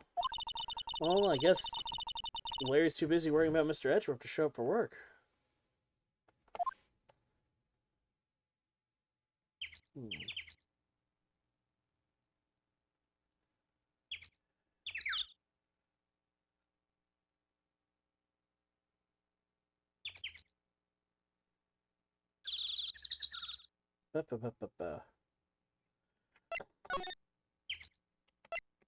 Let's check the boats then.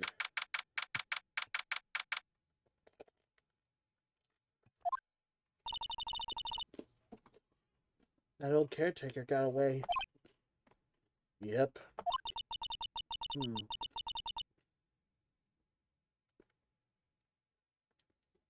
Never imagined he might be the real murderer. I know that clearing of the throat anywhere. Hello! What might you be doing here? Out for a walk, huh? The days of my youth. The scent of fresh lemon, you say.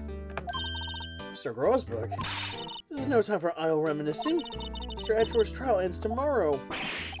That is true, yes. First from what I saw of today's trial, Edgeworth should be fine, right? Well, I'm not so sure about that. What do you mean by that? Well, not sure. If you find anything out, come to my office at once. Maybe I'll offer you some more assistance. Thanks. Bye. What do you think Mr. Grosberg was doing here anyway? Who knows?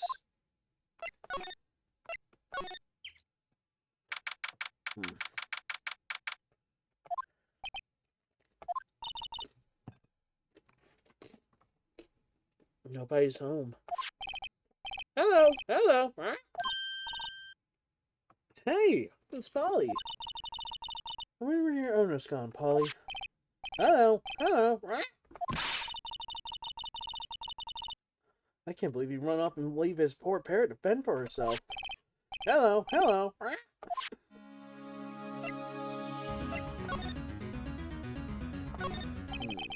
Everything's cold. Say he didn't turn his heater on. Guess he hasn't been back since the trial. Ah! What's wrong? Huh? Oh, never mind. What? Tell me. Just when I saw the TV, I remembered. They're showing a Pink Princess special this week. Oh. See? That's why I didn't want to tell you. Ugh.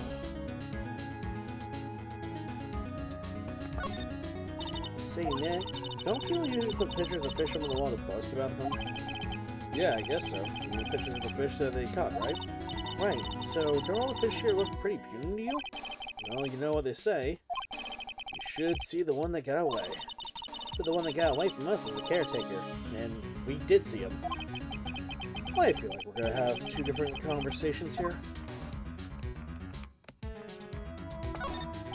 That fishing pole looks expensive.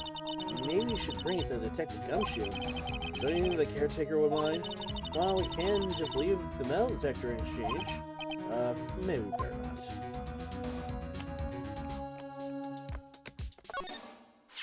Maybe I should take care of Polly, Nick. You probably shouldn't kidnap her. The police know about her anyway. I'm sure they'll do something. Well, okay.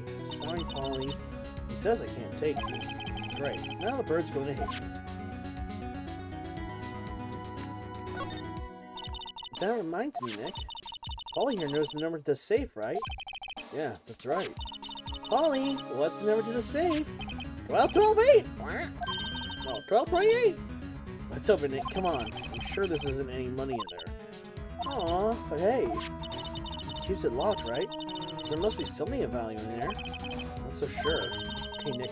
So see it's in there. I guess this might be a clue or two. The only thing in here is a letter. A letter? Aw, boring. There's no name or signature on this thing. But it's handwritten, very precise for the letters. Get your revenge on Miles Edgeworth. Edgeworth? Nick, why would Mr. Edgeworth's name be on here?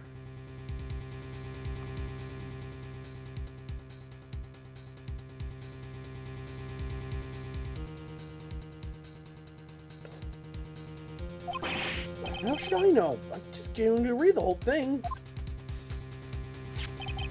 Get your revenge on Miles Edgeworth.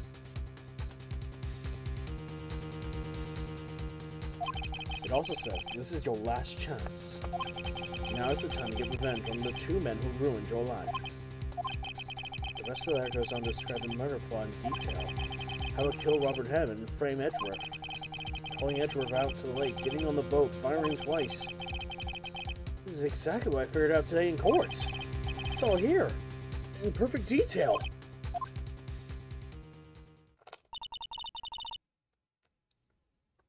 What do you think it means, Nick? I don't know. But it looks like these are instructions for that caretaker. When he killed Robert Hanneman and called out Edgeworth, he was following instructions. But who could have written that letter? And what does it mean, get revenge on Miles Edgeworth? Look, I don't know, okay? One thing's for certain. This letter is an amazing clue.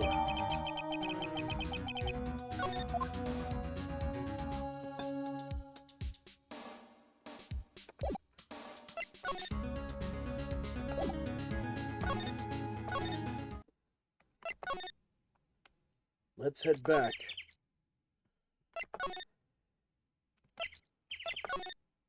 Let's go check on Edgeworth real fast. Give him some knowledge about this.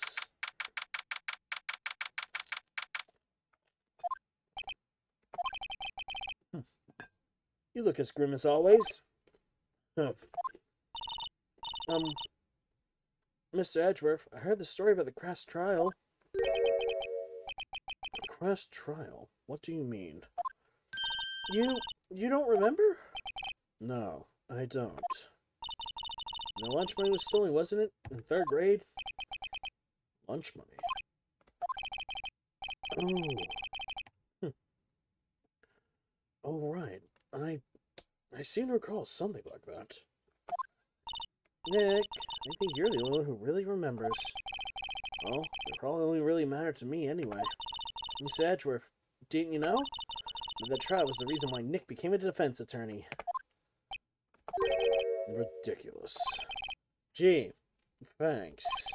That said, it does sound like the kind of thing you'd do. You haven't changed a bit, have you, right? So simple. To a fault, even. Well, maybe, yeah, but I think you've changed too much, Edgeworth. Perhaps.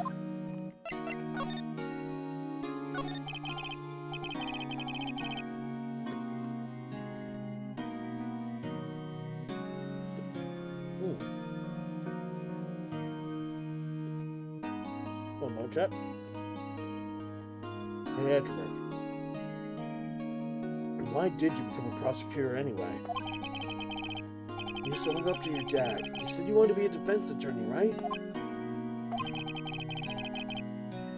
I couldn't let myself deny reality like you. What do you mean? My father was taken from me. And you want me to defend criminals? I'm sorry, right? But I'm not that good of a person.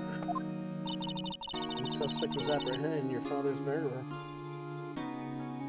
Right? Yes. The man trapped in that elevator with my father. His name was Yanni Yogi. He had to be the shooter any way you look at it. Yet, he was found innocent. And that defense attorney got him off the hook. That would be Robert Hammond. that day 15 years ago. Three of us were trapped in that elevator for 5 hours. When we were rescued, we all suffered oxygen deprivation. I had lost all memory of the murder. Lost your memory? Even now, I can't recall what happened in that elevator. And that was the crux of Yogi's attorneys arguing in court. He claimed Yanni Yogi had not been of sound mind due to the oxygen deprivation. Yogi was released on a lack of evidence. Innocent. That's when I changed my mind. I started to hate defense attorneys. What's your relationship with Juan Carmen? He's my teacher, and a man who deserves respect. I learned everything I know in the courtroom techniques from him. So he's like my sister was to you, Nick. He is a perfectionist in all things. In court, in his personal life. He is obsessed with doing everything perfectly. Perfectly, huh? In all cases he has taken on, none were left unsolved. And not one suspect was declared innocent. Ever. But that's... I know. It's possible some of the suspects were indeed innocent. However, it is impossible for us to accurately determine that in every case. All Juan Carmen does is his job. Find the suspect guilty. Perfectly. In any case, that it's nigh well impossible to find weakness in him. Should weakness appear, he'll do everything in his power to make it go away. Edgeworth? If what you're saying is true, you're headed for a guilty sentence tomorrow. He's right. That's no time to praise the enemy, Mr. Edgeworth. It's a strange sensation which I find myself, I'll admit. No kidding. Also, Edgeworth. Here. Edgeworth, see this letter? This came out of the safe in the shack where the boat rental caretaker lives. I see. Revenge on me. Who is that old guy anyway? I don't know. Could he be an innocent defendant you got declared guilty or something? Nice, right. I don't remember that old man. Not at all. So he was following this letter then. Which means there was someone else behind this. Now's the time to get revenge on the two men who ruined your life. Two men. Me, myself, and Robert Honeyman. Well, looks like this is your last chance. Last chance? Wait. Maybe. Maybe he's talking about the statute of limitations on DL6 incident. Wait, that old man. What is this? Do you know who he is? Yogi. Could he be Yogi? Yogi? The suspect in the DL6 incident. The one who was found innocent. If he is...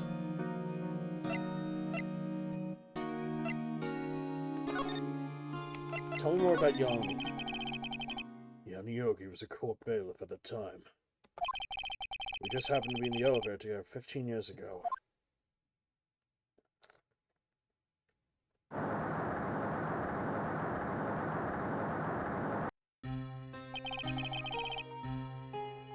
The quake was incredibly strong. Before I knew it, everything was dark.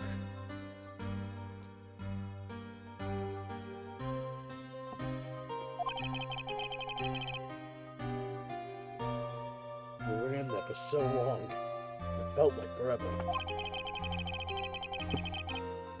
We have been in the darkness closed on us in that little box. We became unsettled.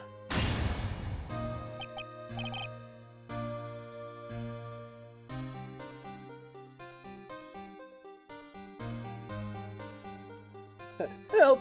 I can't breathe! Quiet! I said quiet! You're not making this any easier. I want to get out! Help! Help, guys, help! Don't shout. You'll just use up more oxygen.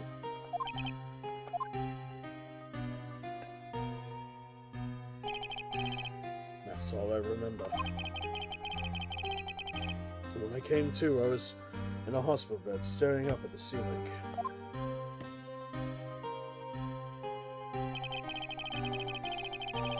In court, Yanni Yogi's mental condition was called into question.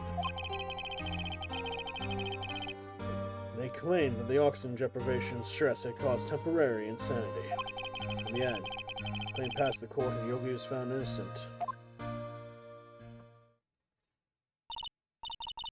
Huh. But isn't that strange? Letter tells them to get revenge on Edgeworth. Why do you want to get revenge on you? Right. Yeah? There's something that's been troubling me these last few days. I don't know whether or not I should tell you. You mean the nightmare?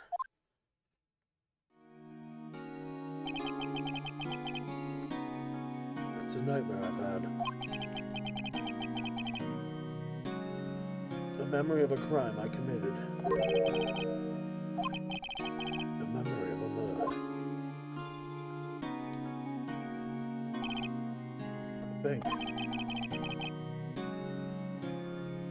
I think the time has come to tell all.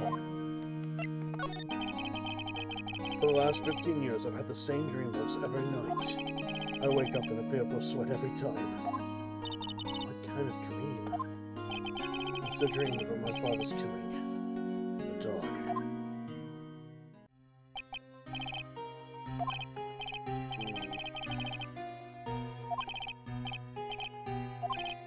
Don't shout, you only use up more oxygen.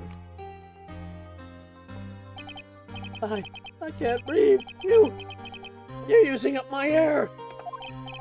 What? Stop breathing my air. I'll stop you. What are you? Stop breathing my air. No. Father. He's attacking Father. And then I see the pistol lying by my feet. I don't know if it was evidence from that day in the court or the bailiffs. In a daze, I pick up the pistol. Get away! Get away from my father! And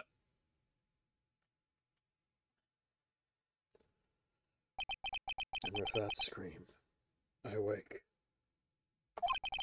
It's a bone-chilling scream.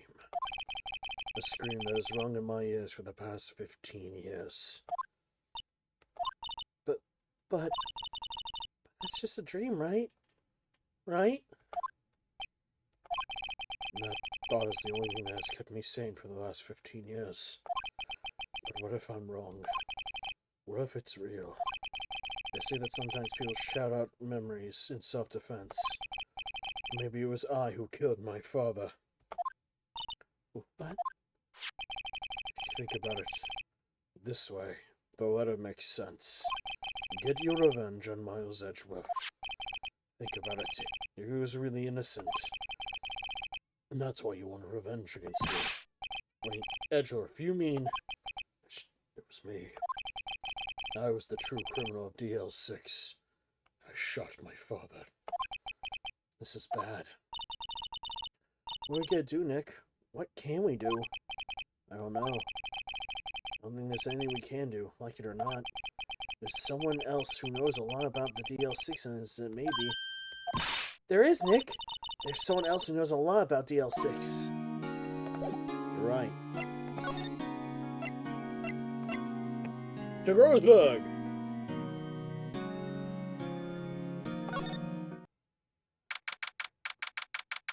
Oh.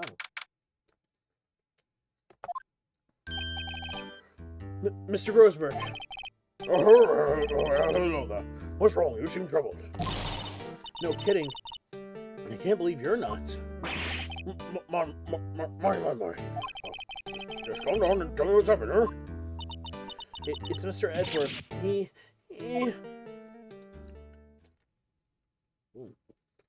Okay, we have an ad break, so I'm going to take this time to eat for a second.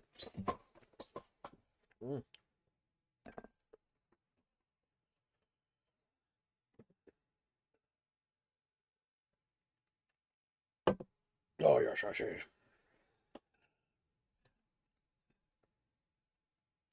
Oh.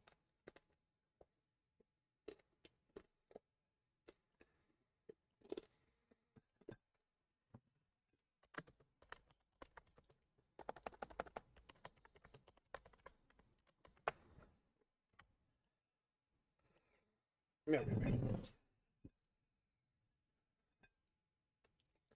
Mm.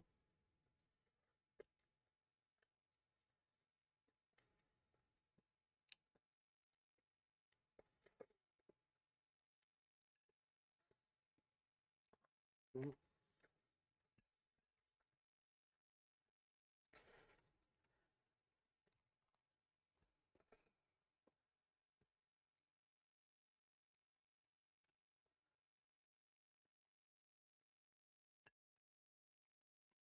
Hmm.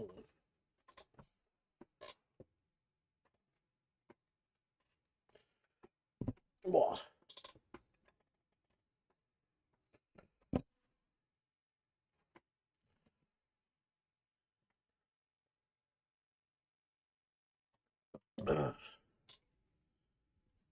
Get more of the drink.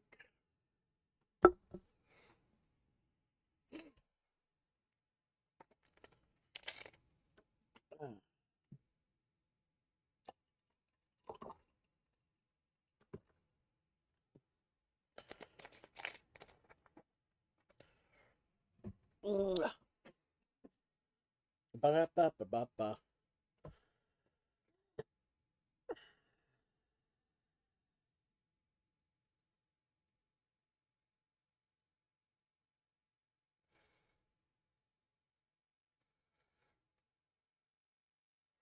All right. Whoa. That is just about up. Yes, I see. So Edgeworth dreamt he shot his own father. It's only a dream. It's only a dream. I wonder. What?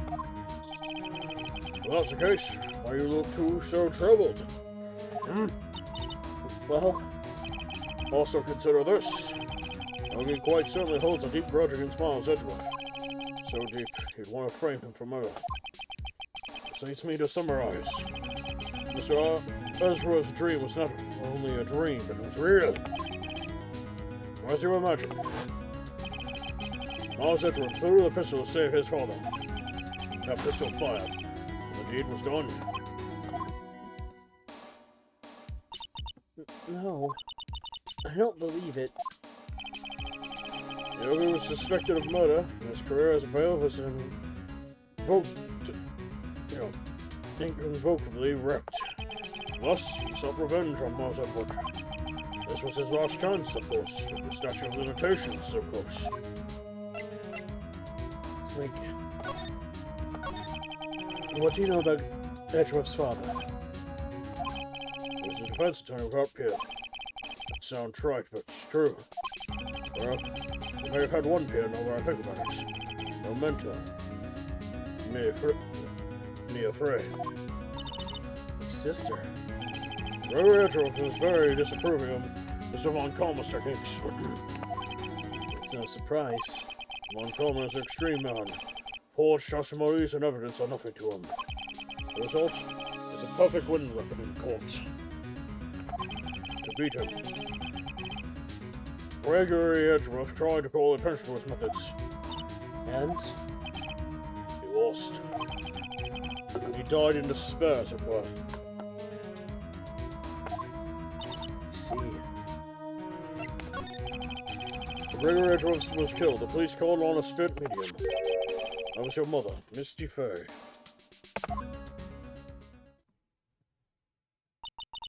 I am Gregory Edgeworth. I have been killed. The one who shot me was the bailiff, Yanni Yogi. But Yogi was found innocent. And that's when my mother left us. Everyone called her a fraud. Yes, that's right. No one thought she was, you see. And yet, now that I think about it, it seems the one who lied was Gregory Edgeworth's ghost. Gregory Edgeworth must have known who should shot him.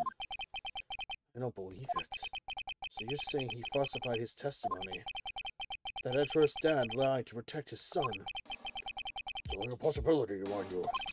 It's a possibility nonetheless.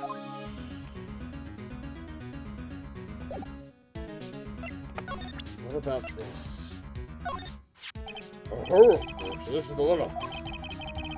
Well, seen that Yogi was following this letter when he was killed Hanneman. Why kill Robert Hanneman? It was a skilled defense attorney, but he defended clients not for their sake, but for his own. Huh? His own sake? He never trusted his clients, that one. The one thing he trusted was his own ability. But he got his client found innocent, so why should it matter? Actually, Linda, it's quite different. He won that innocent right for no one but himself. He was a free man, but socially he was ruined. Huh? You'll understand soon enough. Wait. What is that? This letter. I've seen this handwriting somewhere before. A long time ago. Whose handwriting was this, sir? Do you have any idea who wrote this? If I had a guess... Manfred von Karma. Von Karma? Why do we have something to do with this? Well, I'm not sure. Huh? Von Karma! Wait! You're right, my boy! This is Von Karma's handwriting, I'm sure of it. I used to see it all the time on court records. What? But that means... the one who told Mr. Yogi to kill was... Correct. Manfred von Karma himself. What does that mean, then? Why would Von Karma want to frame Edgeworth? Why? Tell me about Prosecutor Von Karma. If it was truly Von Karma who wrote this letter, he would know the truth. He would know that Miles Edgeworth had accidentally killed his own father. He'll say as much tomorrow in court, I'm sure. Think he'll press the point until the court finds Miles Edgeworth guilty. No. But how could Von Karma know about Mr. Edgeworth's past like that? Mr. Edgeworth would have thought it was just a nightmare. That I do not know. But I do know that Von Karma is both persistent and also a perfectionist. He may be seeking to satisfy a grudge against Gregory Edgeworth by hurting his son. What do you mean? It was 15 years ago. Von Karma met Gregory Edgeworth in court. And Von Karma did win, but he didn't make it through the trial unscarred. Tell me more about the case. What happened in the trial before Edgeworth's dad and Von Karma? Von Karma got the guilty verdict he wanted. He won that trial. Gregory Edgeworth accused Von Karma of faulty evidence. And though he lost the trial, Mr. Edgeworth's execution stood. Faulty evidence? It's the only penalty Von Karma has ever received in his career as a prosecutor. Gregory Edgeworth dealt a blow to his perfect trial record. Wow. It must have been quite a shock for Von Karma. He took a vacation for several months after that, you see. Vacation? Yes, an unusual event for that man. It was the first and last vacation he's ever taken in many years of prosecuting. Really? He doesn't take vacations? Like go to the sea or go to the mountains? Don't tell me he's never been to Europe. You have strange ideas of what vacations are, Maya.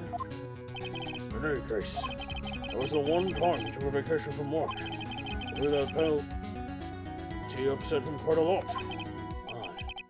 You want to keep a perfect record so badly. Why would he take such a long vacation? What do we do now, Nick? My karma's gonna bring up DL6, you can bet on it. What if Mr. Edgeworth pleads guilty to DL6? I won't let him. Yes, Mr. Wright. I hate to say this, but even an accidental murder was murder, you see. I know that.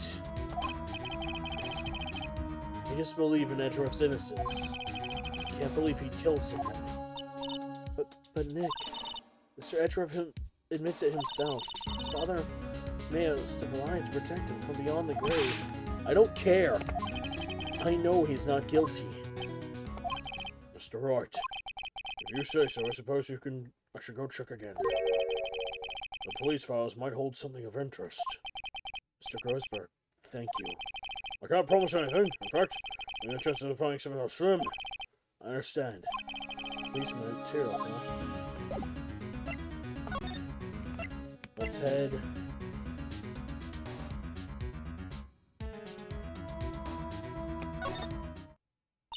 One day left, Nick. Yeah, I know. Well, no time to waste. Let's get going. Records. I tried reading one. Made my head hurts. I closed it. Slipped out of my hand. Then hurt my foot.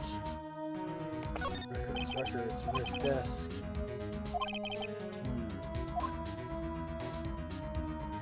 Dang it.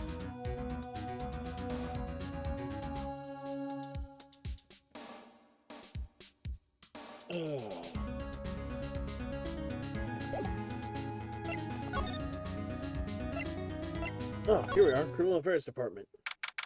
No? Messages.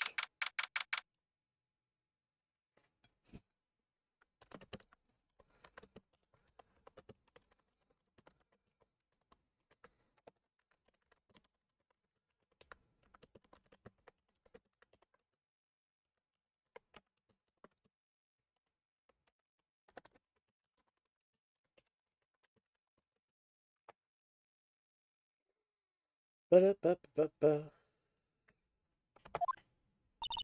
There's hardly anyone here. Everyone must be out looking for the old guy, Yogi. Oh, it's you. I don't think Gumshoe will be coming back today. He'll be staying out late looking for someone. Sounds like Detective Gumshoe's pounding the pavement for real. We were wondering if we could check out the records room again. Well, now I can't have just anyone running around in there. But I guess Mr. Von Karma's in there now anyway. You can go as long as he's in there. Von Karma?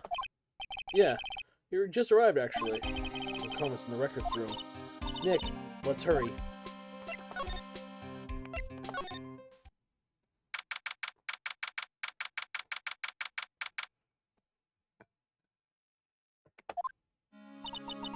Dusty as always.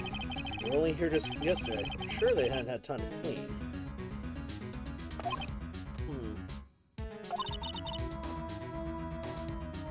What's wrong, Nick? Nothing. I'm just noticing he isn't here. Von Karma.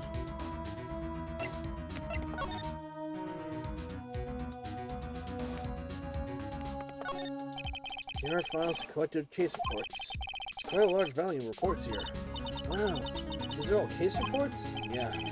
Looks like a graveyard of police cases. Guess my sister's case report is in here too. Quietly gathering dust. There are shelves stuffed with case files in the back of the room too. Forgotten cases rotting away for eternity. Nick, let's get what we need and get out of here. This dust is getting to me. Right. The cabinet is where they keep evidence for current cases. Some things are obviously murder weapons, others are question marks. Those are just looks like random junk. Nick, what do you mean that clothespin there is for? Don't touch that. It's evidence. Looks like there are files inside the glass case. It's so dusty I can't see what's inside. Nick, it's locked. They must keep important case files in there. Huh? One of the drawers here is open. Someone must have been looking in here recently. The label says unsolved cases evidence. Huh? Unsolved cases? Nick! The file for DL6, it's completely empty. What? What are you doing in here? Huh?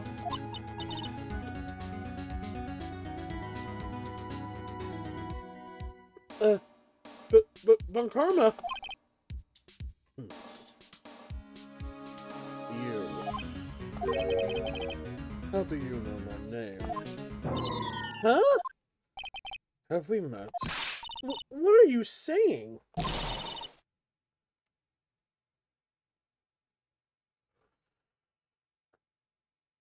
We see each other day, haven't we? Miles Edwards' defense team.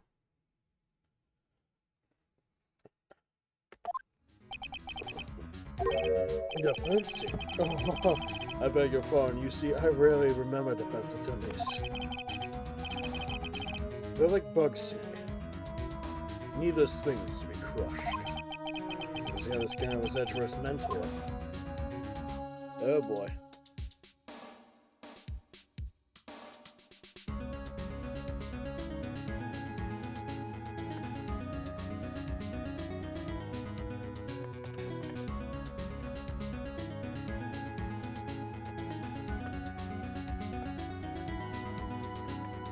Ba-ba-ba.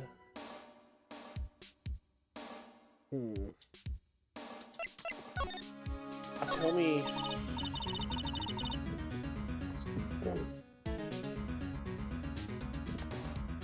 Mr. Edgeworth is your student, right?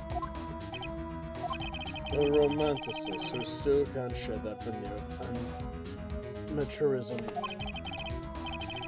Just like his father. Second rate.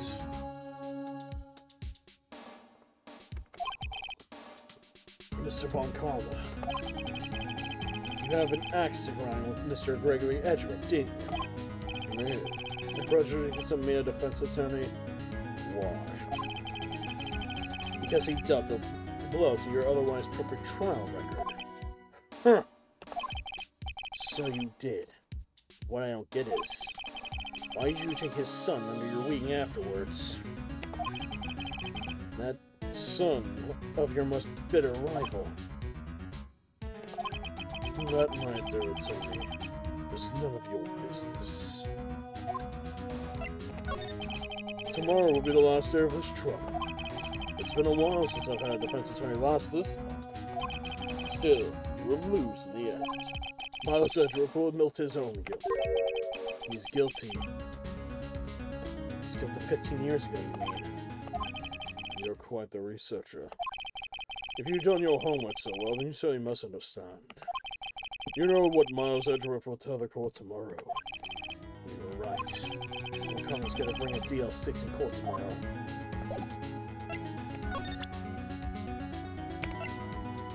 You. Mr. Von Karma, have a look at this. This was you, wasn't it? You instructed Yanni Yogi to commit murder. Yanni Yogi. How many years has it been since I've heard him called by that name? He's a fool. I told him to burn it after he read it. Oh, you admit it? You wrote Mr. Yogi this letter. Yes, my dear defense attorney. Thank you for taking the trouble for bringing it to me. You've saved me a lot of needless hassle. What? Nick! What is that thing? A stun gun. For self-defense, usually. Indeed. 600 volts will course through your body like a dog touching an electric fence. 600,000. Oh, don't worry. People don't die from it. Usually. Now give me the letter. No. No! What are you? Nick, run! Maya!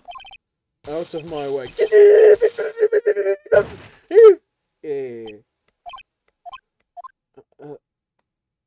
Oh. He got us. The letter's gone, of course. He took the DL6 evidence. All of it.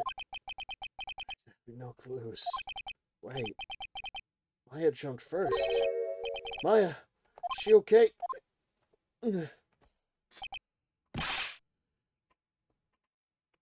Maya!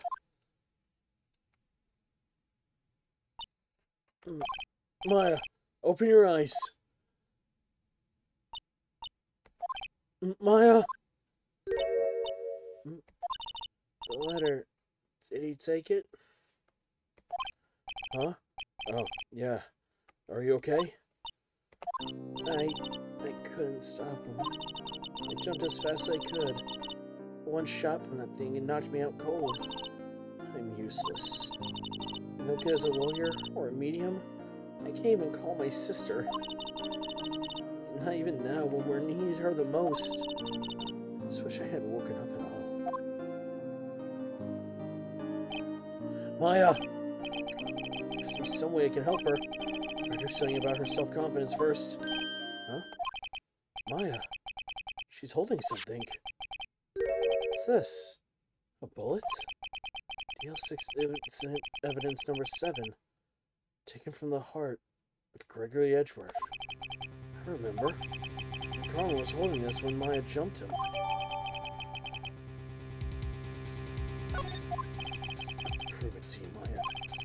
and most definitely not useless. I'll prove it to you in the court tomorrow.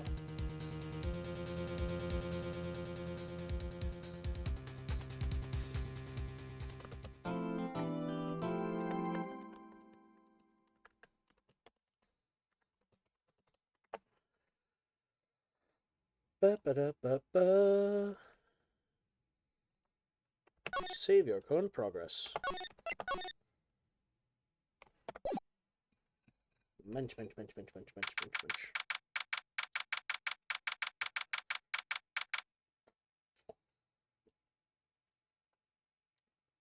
December 28th, 9:51 a.m. Let's go. This is it. Judgment Day. Today things are going to get settled at last. A whole lot of things.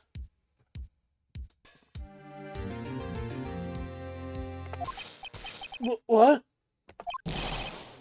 What's the big idea? Sorry, Nick. I only touched your shoulder. Guess the shock still hasn't worn off from my run with the stun gun yesterday. Anyway, here's the last day of the trial. Good luck, Nick. Yeah, thanks, Maya. Schwartz's looking glum as always. Hope on Karma doesn't push him too hard. Oh! What are you doing?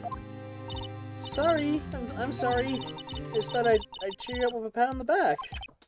Maya, I think you should go outside and discharge. Right, good idea. But not so much good anyone on your way out. Hey, bro! What's going into that little girl? Detective Gumshoe. Morning, Mr. Edgeworth. Good morning. How'd it go, Detective? Have no fear. As promised, I captured our runaway caretaker. Just brought him in. Took all night, pal. Thanks, Detective Gumshoe. You must be tired. Actually, after that shock I got on the way in, I feel pretty good. Maybe he says he's forgotten his own name. But that has to be a lie. Why would he want revenge on Edgeworth if he can't remember his past? He does remember, and I'm gonna prove it.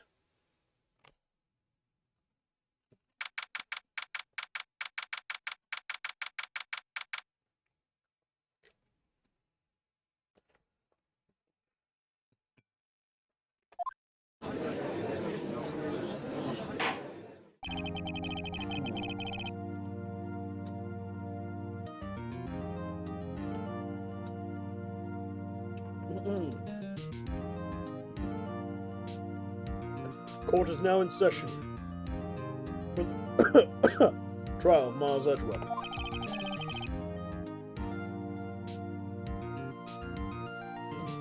The defense is ready, Your Honor. The prosecution is ready. Right, very well. We reach the final day of our proceedings in this trial. As the prosecution to submit divisive evidence. Understood. Oh, come on. Don't be hard on the science by everything he says. Very well. Mr. Von Coma, your opening statement. Right. Thanks to Detective Gumshoe's efforts, the boat rental shop caretaker has been arrested. In yesterday's trial, the defense asserted that the caretaker was the murderer. However, the caretaker is yet to confirm this. I would ask the defense to cross-examine as much as necessary. Very well. Please bring the witness to the courtroom. Oh.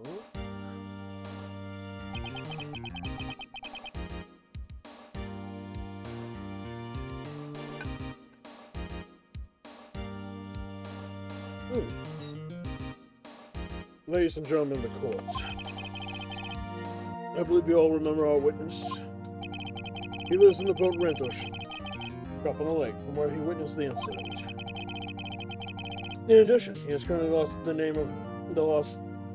has currently lost memory of his name and identity. Witness, why did you run away yesterday? The witness was not run away, as you will now testify. I see.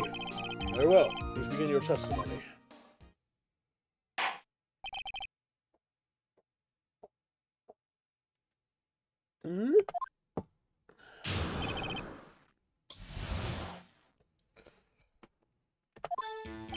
I'm really sorry about his leaving yesterday like I did.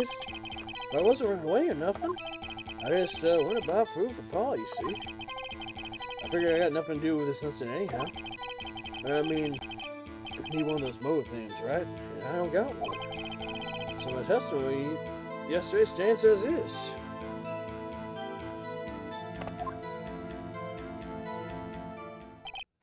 Very well. Let's begin the cross-examination, shall we? He has to know his own name. Yanni Yogi. You're Yanni Yogi, and I'm gonna prove it.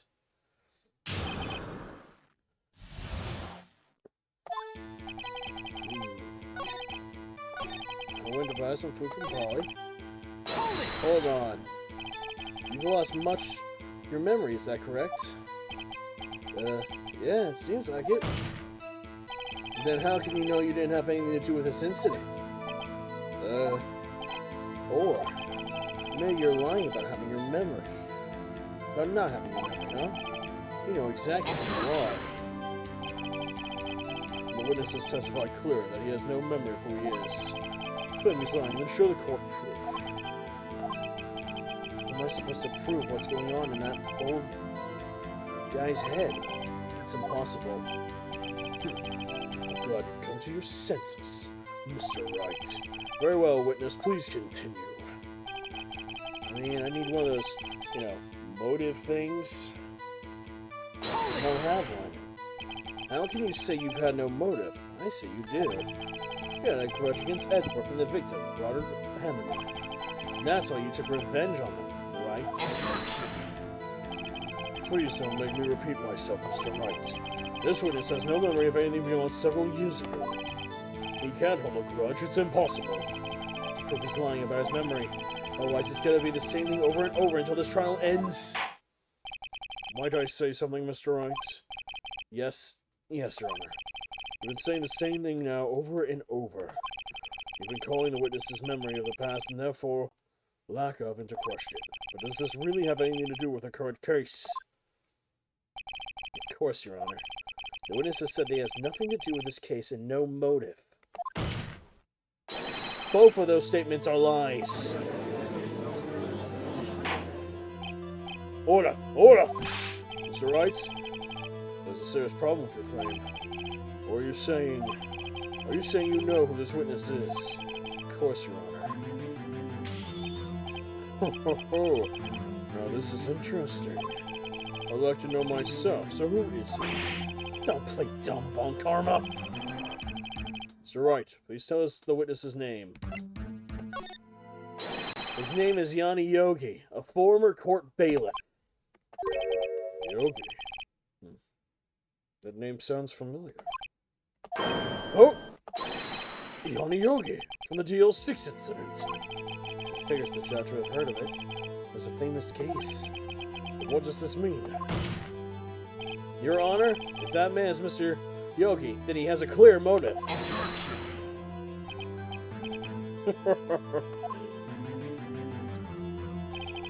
Jumped in conclusions again, Mr. Wright? This man, this witness, is Yanni Yogi. Fascinating. However, how do you propose to prove this to the court? This is a court of law, as you may recall. You need proof. Now allow me to repeat once more that the witness has lost his memory. This is it. I have to do this now. I can't prove he's Yogi right here, right now. Then I've got nowhere else to go. Nick, how are you gonna do it? How are you gonna prove it? How are you gonna prove that he's Yanni Yogi? It's okay. It's actually quite simple. Your Honor, please take this man's fingerprints. And then we'll compare the fingerprints on the file for Yanni Yogi 15 years ago. You see, makes sense. What? I'm so very, very sorry, Mr. Wright. Why? The witness has no fingerprints. What? What? No fingerprints? Huh? Oh, you see, before I worked as a caretaker, I worked at a chemical plant. I burned my fingers working with the stuff. Yep. What? Yogi, you sneak. You burned your fingerprints to hide your past. Well, The witness has no fingerprints. I guess we'll not be able to prove his identity. No! Well, what will you do now, Mr. Wright? It seems that the case has been decided, no. I know what happened. I know everything. I just can't prove it. No, I can't let it end like this. I can't lose. There has to be another way. There is no one here who can testify as to who this witness is. No one. Nick, what are we gonna do? Can we consider that he might have erased his own fingerprints? What do we do? Well, Mr. Wright, perhaps you'd like to cross-examine his parrot for a little comic relief. Yeah, very funny. You're a sore winner, comma. Wait a second. Cross-examine his parrot? What is it, Nick? No, you're not going to. Your Honor? The defense would like to take Mr. Von Karma up on his proposal. I call Polly the parrot to the stand. Take Mr. Von Karma up on my proposal. Exactly, Your Honor. I would like to cross-examine the witness, this pet parrot. Order. Well, what do you think, Mr. Von Karma? Need I even ask? This is a farce. I object. Objection! Wait a second. You were the one who suggested I cross-examine the parrot, Von Karma. I have a right to do as you suggested. Well, so desperate, then please be my guest. Of course, should go through with this, and nothing comes of it, then I hope you're ready for the consequences. Nick, this is crazy. Well, still want to go through with your little game? Yeah, damn right I am. I'm crazy enough to do this. Let the parrot take the stand. I cannot believe that sentence came out of my mouth. I will cross-examine her, Your Honor. This is the most ridiculous thing I've ever heard. I'm coming to read every person's testimony, every piece of evidence, except the parrot. She's my last chance. At least, I think so. God, I hope you didn't convince a parrot. Bailiff, bring in the parrot.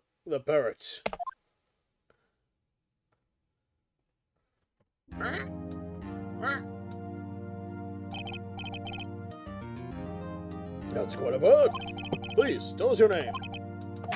Name! The witness is ignoring me. Must hurt to be ignored by a bird. Ahem. Very well, witness. Who is your honor? Please testify for us.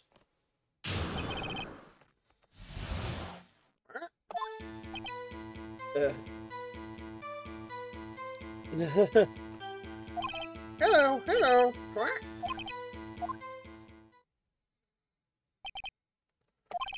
Certainly the most conversive testimony we've had so far. Very well, begin your cross-examination. Right. What are you gonna do, Nick? I have no idea. What do we do, Maya?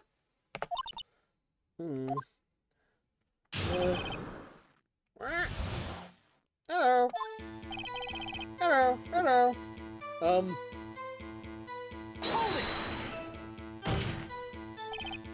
Witness, you can't just say hello and expect us to get anywhere. I want you to testify. Maya, you talk to her. Right, what do I say?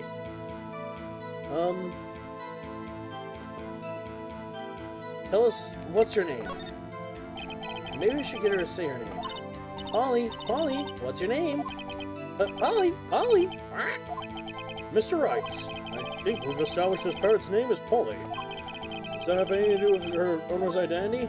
Well, yeah. It does. Fascinating. You claim that this parrot's name will prove her owner's identity? Or show us this proof? Nick, do you think you're taking this bluffing a little too far? Listen, I'm not here to answer the question of who is the caretaker. I'm here to prove that his name is Yanni Yogi. All I have to do is tie the name Polly to Yogi. Your Honor, proof is that the parrot's name reveals the caretaker's identity is... Well...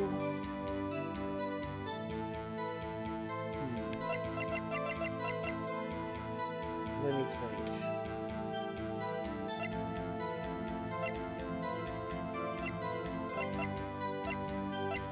Adios.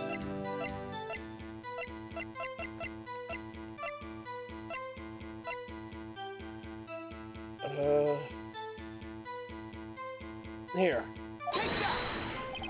The DL6 case file. That's quite a large file you have there. Which page is proof on it? Show us or stop wasting our time. Very well. That's right, please show us the page. Where in this file is the information connected to your parents? The suspect's data. It's on the suspect data page. This page has all the information about Yanni Yogi.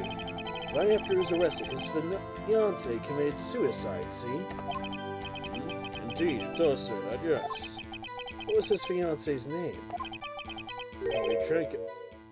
Polly. Exactly, Your Honor. He wanted to remember the name of his fiancée who had committed suicide. That's why he named his parrot after her. I see. I guess that is possible. Bah, a mere coincidence, that is all. My granddaughter has a dog she names Phoenix. Well, Mr. Fingswright, does that make you my granddaughter's fiancé? He's only 7 years old, you asshole.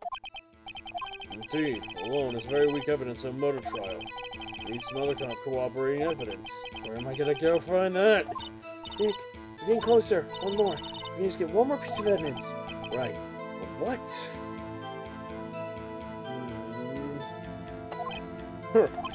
Very well, witness. We may continue. Hello? Hello? Alright. Press again. Witness, you can't just say hello and expect us to get anywhere. I want you to testify. Maya, talk to her. What do you say? Ask about the safe number. Maybe I'll get her to say the name of the safe. Huh? The safe? Why? Let's just try to get her to say anything, okay?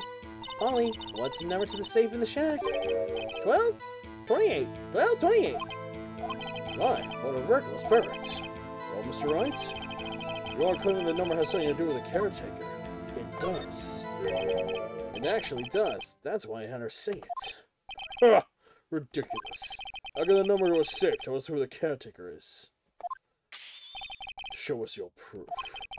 What could possibly link this number to the caretaker's true identity? Once again, I present to you the case file of DL6. The DL6 file. What is this obsession you have with that case? Mr. Wright, we're in this file with something related to the safe number. The case summary itself, Your Honor. It's on the case summary page. The case summary? Specifically, the date on which the DL6 incident occurred. The date of which the incident, December 28th. Well, that's today's date, 15 years ago. And the number on that safe is 1228. He used the date of the DL6 incident as a number for his safe, Your Honor. That's how important the date was to him. I see. It certainly is an interesting coincidence. People often do set their secret numbers to dates. Objection! Blah. That's not tangible proof. I set my ATM's call number to 0001 because I'm number 1. This has nothing to do with a date. Nothing. Enough. I think we've reached a conclusion here. This is a mere coincidence, that's all. True, that is a possibility. However, two coincidences at the same time seems more like a pattern to me.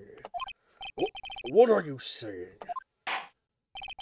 Summon the caretaker of the boat shop. Immediately.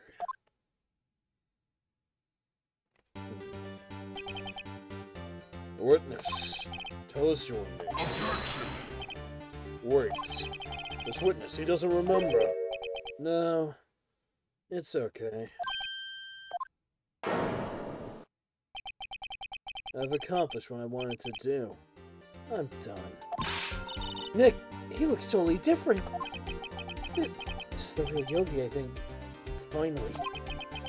He's been acting feeble to hide his true identity. Acting for 15 years. Really? Let me ask you again. Please say your name for the court. My name is Yanni Yogi. 15 years ago, as a I serve as a bailiff in this very court.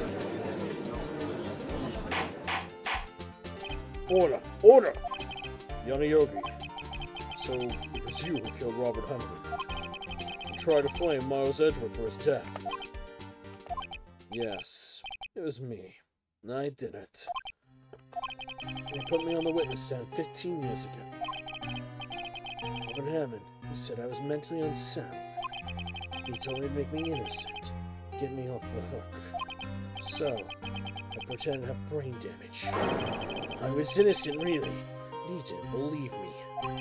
We won the trial, but I lost everything.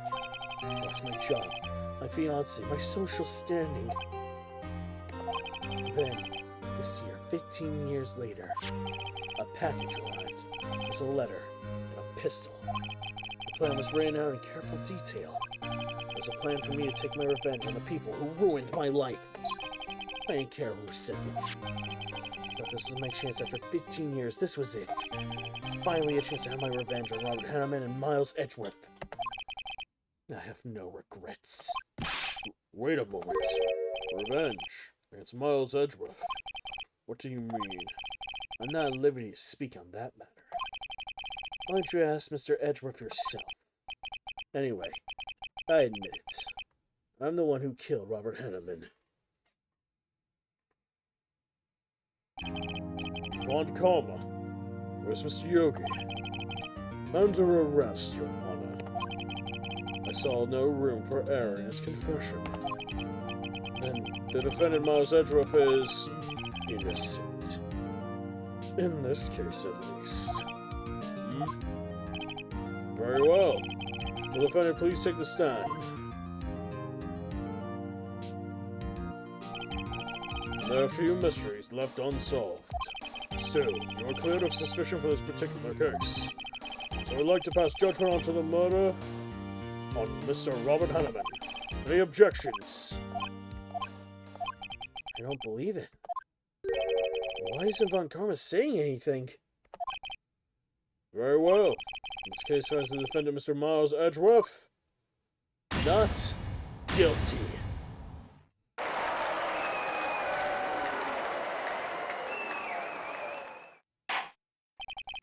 That is all. This court is adjourned.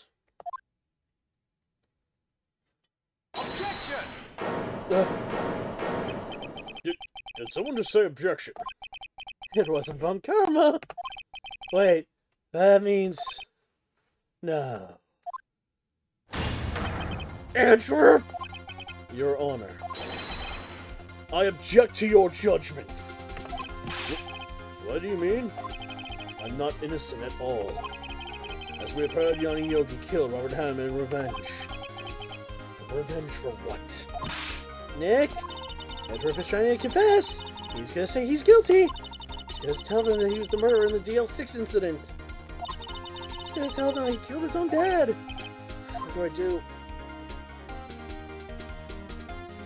I trust you, Edgeworth. I'm sure Edgeworth has thought about this one long and hard. This isn't my place to interfere. Nick, are you sure? There's nothing we can do about it. This is his problem now.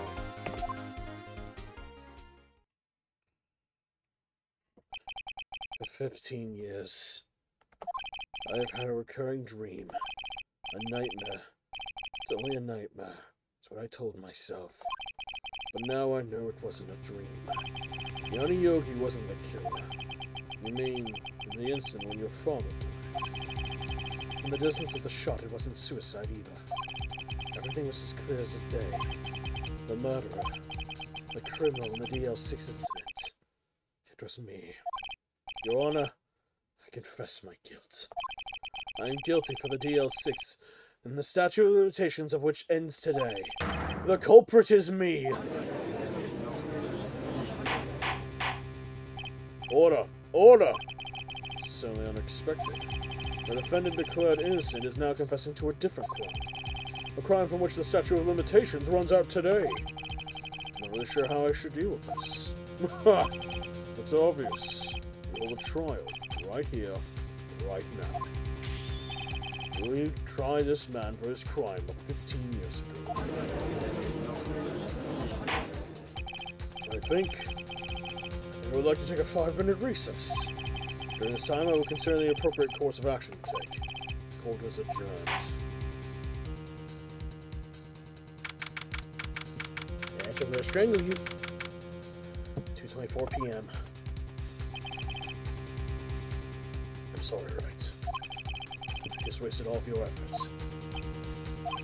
Mr. Edgeworth, I don't believe it, sir. I mean, you killed your dad. I didn't want to believe it myself, Detective. But it's the truth. I deserve to be punished. Murder is murder, no matter what the circumstances. This is crazy. I'm just crazy. Nick, what are you doing? Huh? Oh. I was just reading through the court records once more. Getting my case ready. Your case? For what? Huh? Isn't it obvious? I'm gonna prove that Miles Edgeworth is innocent. Huh? What are you talking about, pal? He just admitted to it.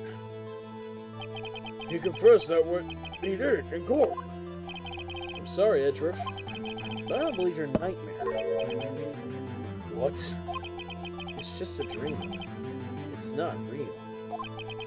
The truth is right here in this court record. In any case, tighten up your belt. The real fight's just beginning. I'll prove you're innocent. Trust me. Right.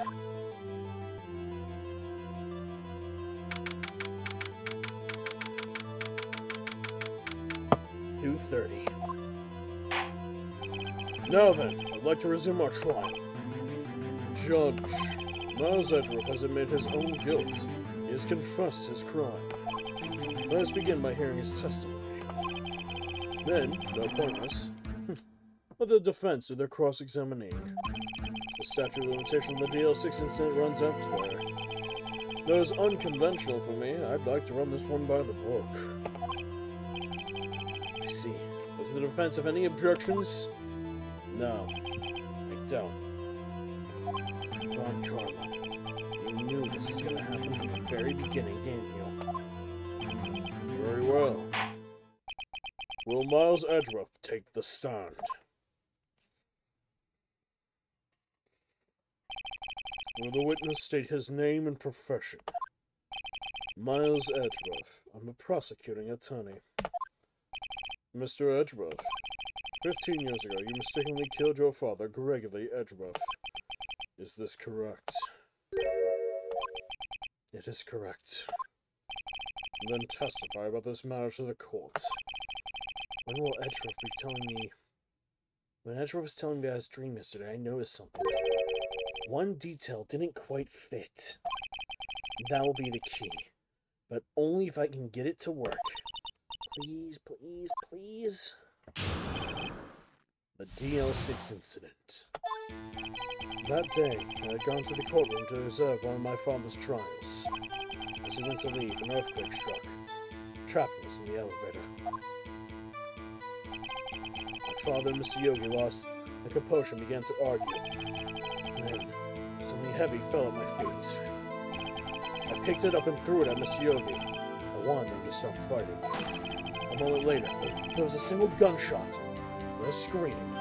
It was a terrible scream. I remember it to this day. That's all. And until now, you thought this memory was a dream.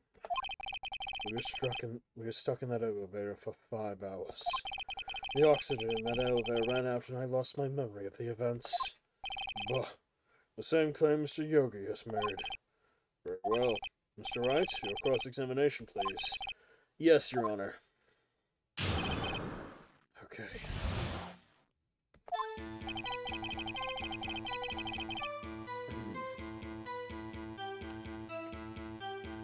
It's gonna be the victim.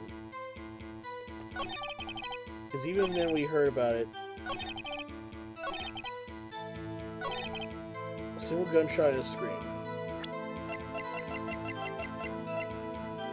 In the photo, we see 2 gunshots at least, but I'm gonna start with... Objection! Are you sure you only heard one gunshot? Yes, I'm sure of that. I heard the shot and the scream. Then everything faded. I was unconscious until the rescuers came. I see. No, Your Honor. Unfortunately, you don't. Look at this file one more time. This plainly contradicts the witness's testimony. You do enjoy dragging out that file, don't you? I don't accept this evidence, unless you can tell us on what page it's on. Which page contradicts Miles Edgeworth's testimony? The victim data. Look at the victim data in this file. It says quite plainly, the murder weapon was fired twice. Miles Edgeworth only heard one gunshot, yet the murder weapon was fired twice. The first shot was the accidental firing when the pistol was thrown. So, who fired the remaining shots?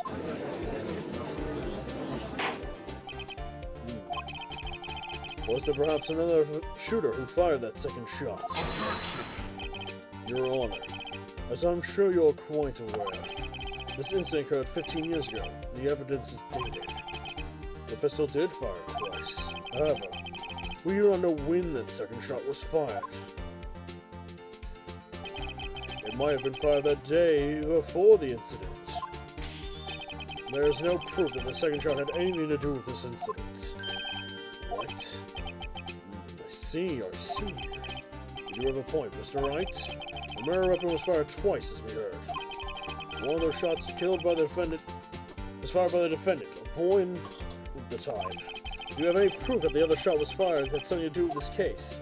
I do. Your Honor, I think I'll be able to show you proof. What? Impossible. Now, Mr. Von Karma. Save your surprise for after you've seen the evidence. Very well, Mr. Wright. Show us your proof. Gladly. Do you have any evidence that shows the second firing of this pistol? I present to you the incident photo itself. Look at this photograph. This is a photograph of the scene of the crime 15 years ago. You can see that the victim lying there is Gregory Edgeworth. This proves the murder weapon was fired twice at the time of the incident. This photo proves it. So, let me get this straight. This photo proves 2 shots were fired? Where? Your Honor, please get a clue. Alright, I guess I'll have to just show you. As should be obvious, the contradiction is here. I see. A bullet hole in the door. Your Honor, Gregory Edgeworth was killed by a shot from the pistol. Yet, there is also a bullet hole in the elevator door. We also know that the murder weapon was fired twice. Thus, someone other than Edgeworth fired that second shot.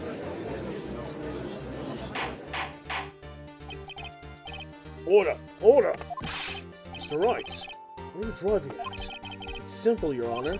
At the time of the incident, 2 shots were fired. One went to Gregory Edgeworth's heart. The other hit the elevator door. Remember that the defendant lost consciousness after the shot he fired ran out. In conclusion, we must agree that the second shot was fired by someone else. Mr. Wright, but who could that someone else have been? The murderer, of course.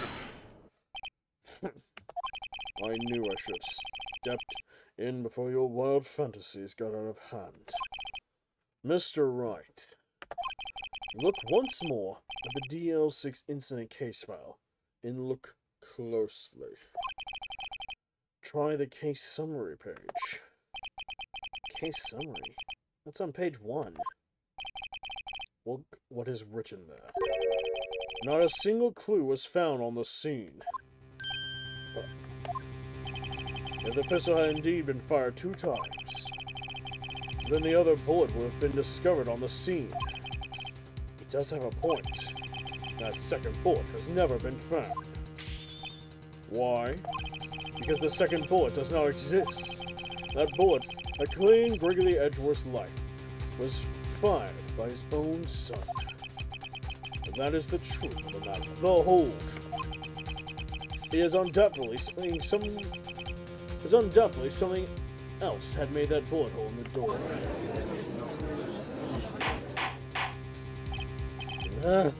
Order. I will have order. Mr. Wright has proven one thing to us quite clearly. That the murder weapon was fired twice at the time of the incident. However, as Mr. Von Kalmer says, the second bullet fired was not found. It's highly unlikely that the police merely overlooked the second bullet. So we all have a single bullet fired. I'm afraid I have to discount the defense's claim.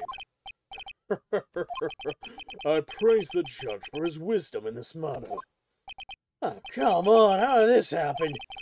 I don't believe that the second bullet doesn't exist. Was I wrong? Have I been wrong about this whole incident? What are you doing, Nick?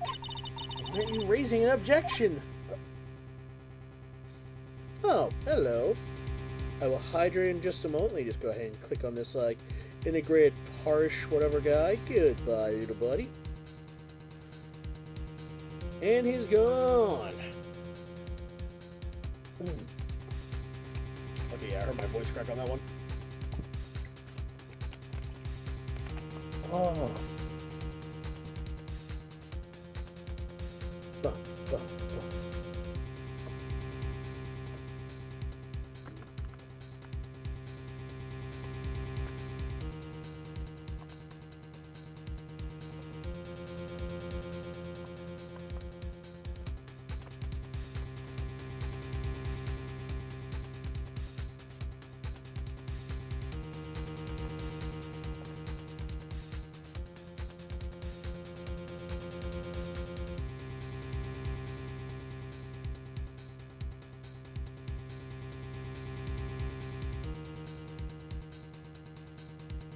Alright. Dismiss the ad.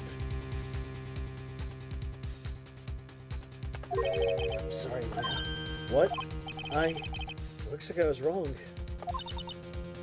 Nick! The second bullet wasn't there, then the conjectures are for nothing. No. You said you'd do it, Nick. You said you'd get Edgeworth declared innocent. Sorry. When I saw the photograph, I thought that 2 shots had been fired. I was so certain of it. I thought I'd won. There was another person, someone else who had fired the killing shot. Now, I was wrong to think it could be that simple. This case had stood unsolved for 15 years. Nick. Well, it seems that we have finally cleared up this incident. Only one bullet was found at the scene of the crime. That shot was fired by Miles Edgeworth.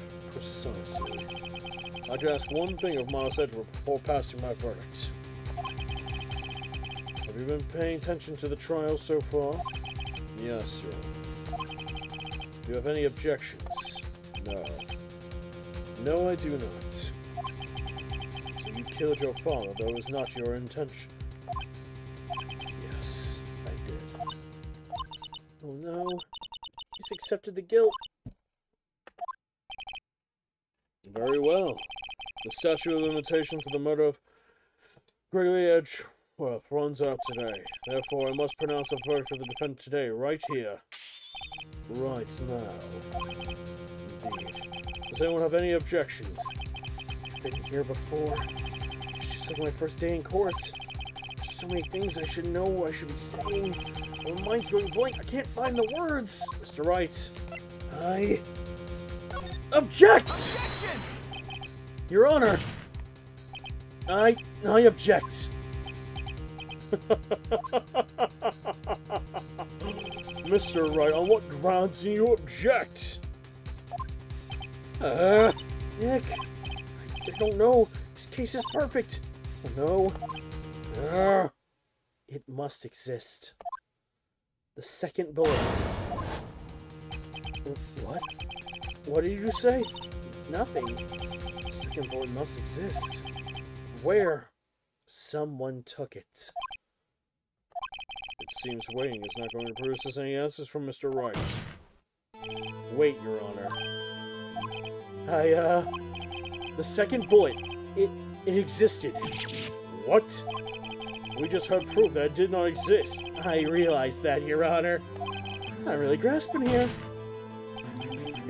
Just someone else took it from the scene of the crime. That's what happened.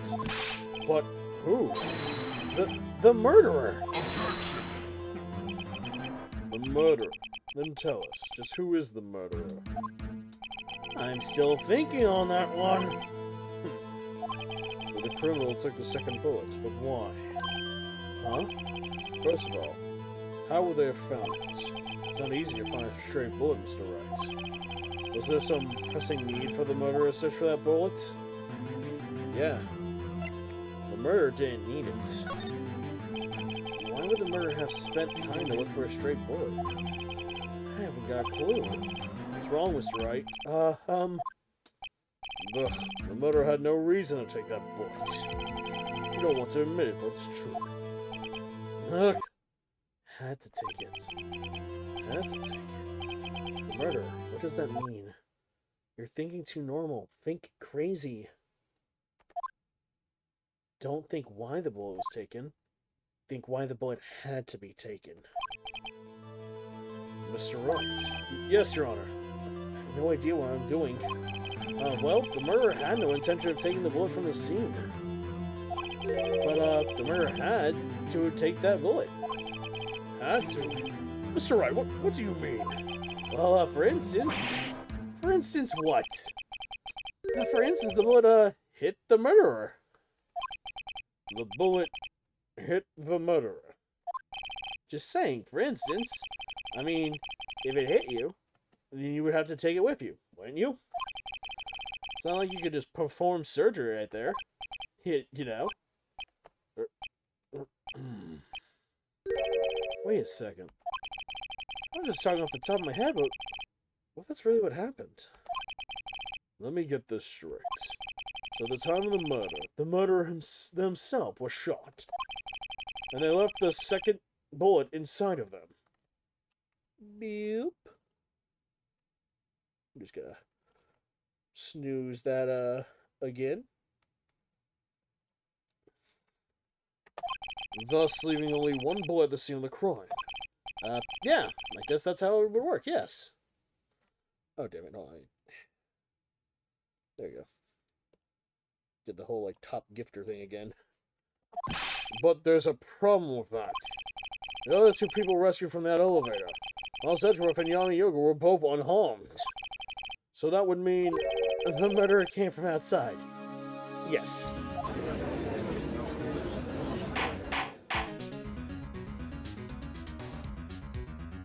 The two men fight inside the elevator.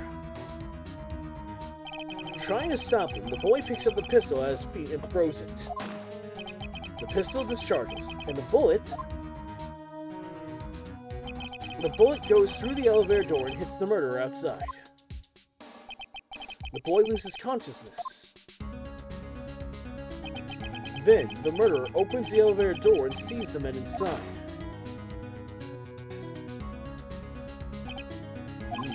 Mr. Wright, you're truly the most unpredictable defense attorney I've ever known.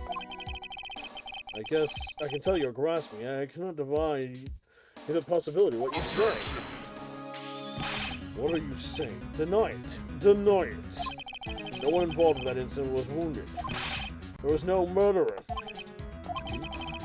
No one was wounded at the time of that incident. He's right. Can't think of anyone. Hey, Nick? Huh? I just thought of something really crazy.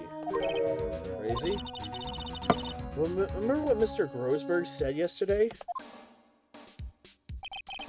Gregory Edgeworth dealt a blow to his perfect trial record. Wow. It must have been quite a shock for Hong Kong. He took a vacation several months after that, you see. That's an unusual event for that man. It was the first and last vacation he's taken in many years. What if Von Karma didn't take that vacation because of shock, but took it because he was injured? Which would mean it could only mean one thing. He was the murderer in the DL6 incident. He was the man who shot Gregory Edgeworth. It was Von Karma. Oh man. Something wrong, Mr. Wright? You seem dazed. No, Your Honor. Well, you have indicted the possibility that the murder came from outside. Can you give us the name of your suspects? Uh-oh. Should I come out and say it now? Yeah. Your Honor, there is a suspect. One lone suspect. Well, this is certainly interesting news. Very well, Mr. Wright. Who is your suspect? My hands are shaking. What? Von Karma. Von Karma.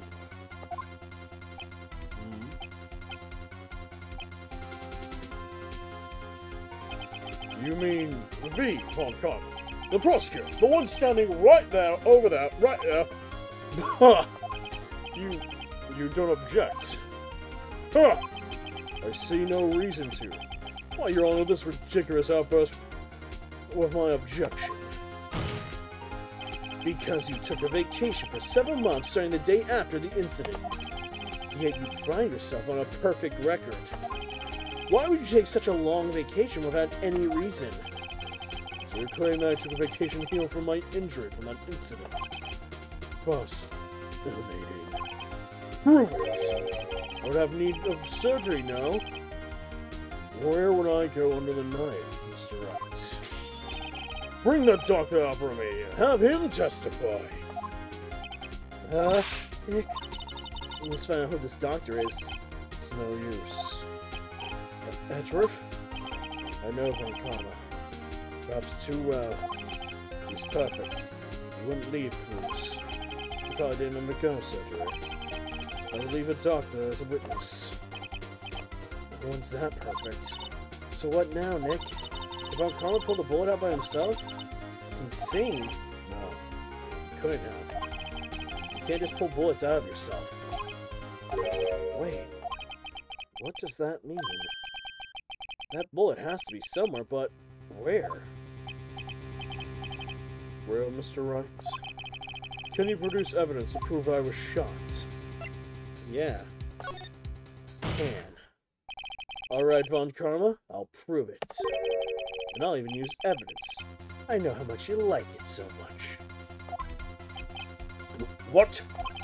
The evidence that proves Von Karma was shot is this metal detector!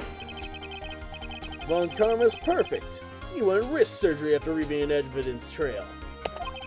So then, I ask, where's that bullet now? I think it's unlikely that Von Karma performed surgery on himself. You don't mean... I do. There's a possibility the bullet's still inside Von Karma!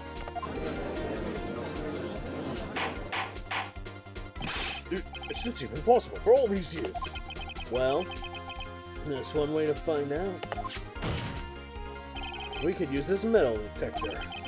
Well, Von Karma, I'm gonna run this over you. Let's see what we find. I refuse. You refuse. But refusing this means... you acknowledge that the bullet is still inside you. Order! Order! Order! Your Honor, the defense requests that we be allowed to use the metal detector. Judge, I call for a suspension of this trial. This is an invasion of privacy. Objection! The statute of limitations runs out on this case today. It was you who said we had to end it right here and right now. Enough! I permit the use of this metal detector. Mr. Von Karma, you will submit yourself to testing. Nick, what does this mean? I don't know. But we're gonna give it a shot.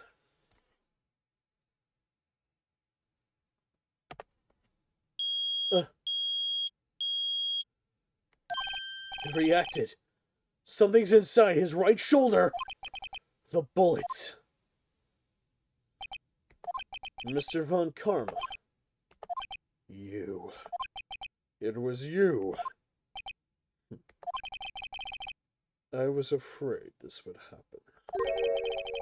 And so I remained silent. Indeed, there is a bullet in my shoulder. However, it has nothing to do with this incident. What? I was shot in the shoulder long before the DL6 incident. I claim that the bullet in my shoulder has no relation to DL6. But Mr. Von Kalm, can you prove that? Prove? I have no objection to prove it. I have no obligation to prove anything. It's Mr. Wright who must prove something here, not I. Mr. Wright, well, can you prove it? Can you prove that the bullet in Mr. Von Kalm's shoulder was from DL6? Of course you can't. You don't have any DL6 evidence. That's because you took it out of the records room yesterday. With no proof, you cannot convict me of any crime. So sorry, Mr. Wright. Now, I'm the one who's sorry, Mr. Von Karma. What? You were close. One day away from freedom. But you see, I have proof. What? Who would have thought that you would dig your own grave trying to convict Edgeworth? I can link that bullet to your shoulder to the DL6 incident. And here's my final proof. I present the DL6 bullet.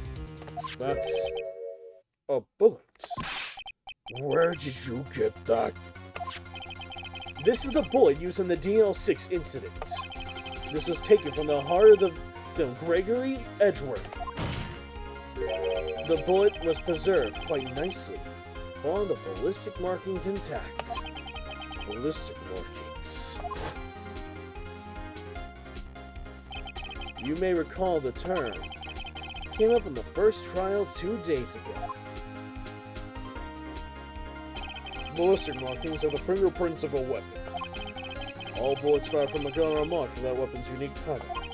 By examining the markings, you can tell which weapon fired the bullets. It's quite accurate. We have 2 bullets in our possession. One bullet removed from Gregory Edgeworth's heart. The other, Mr. Von Karma, is the bullet launched in your shoulder. We can analyze both bullets, and then the markings matched. We would know that both bullets have been fired from the same gun. The very same pistol. In other words, the murder weapon that killed Gregory Edgeworth. Mr. Von Karma, you will let us remove that bullet from your shoulder. Then we will compare the ballistic markings to the one on this bullet. And solve this case once and for all. Well, Mr. Von Karma?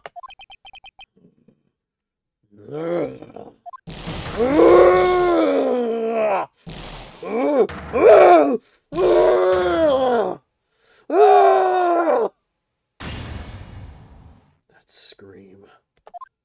I've heard that scream before. Wait. I know. Help. I can't breathe. Quiet. I said quiet. Not making this any easier. Stop breathing my air! I'll stop you! Stop breathing my air! Get away! Get away from my father!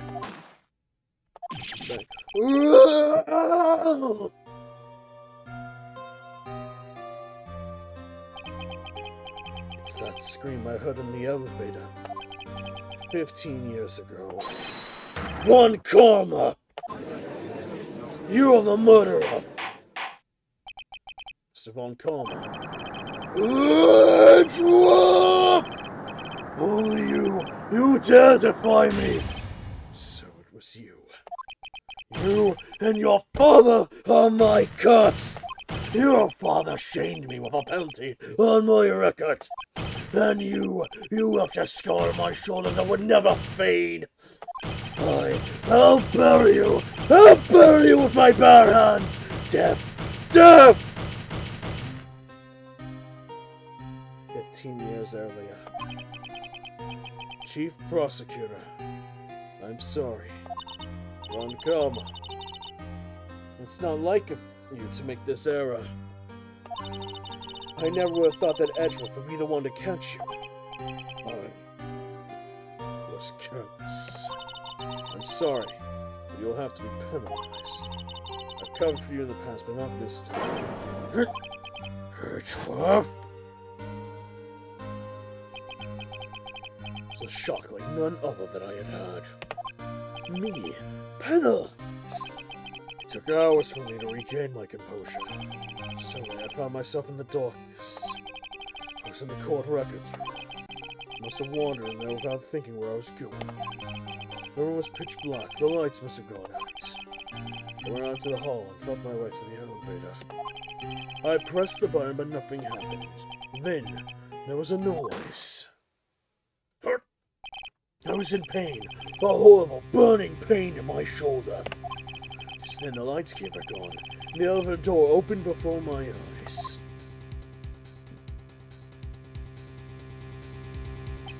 I saw 3 people inside, all lying unconscious from oxygen deprivation.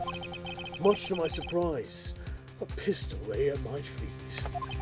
I knew then it was destiny.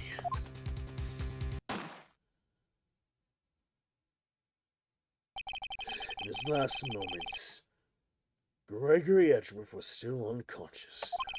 He died, never knowing who had shot him.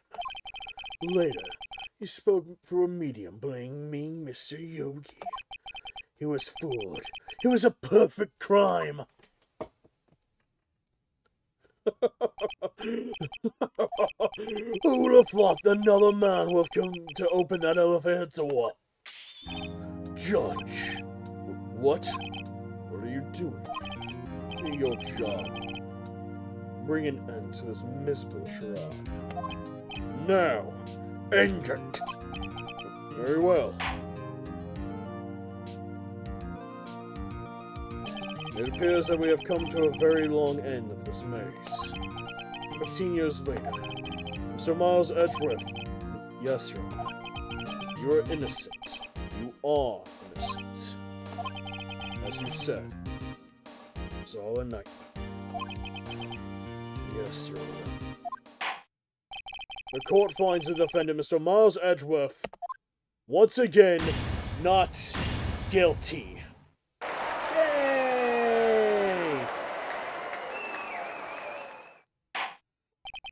That is all. This court is adjourned. December 28th, 5:38 p.m. Nick, we did it!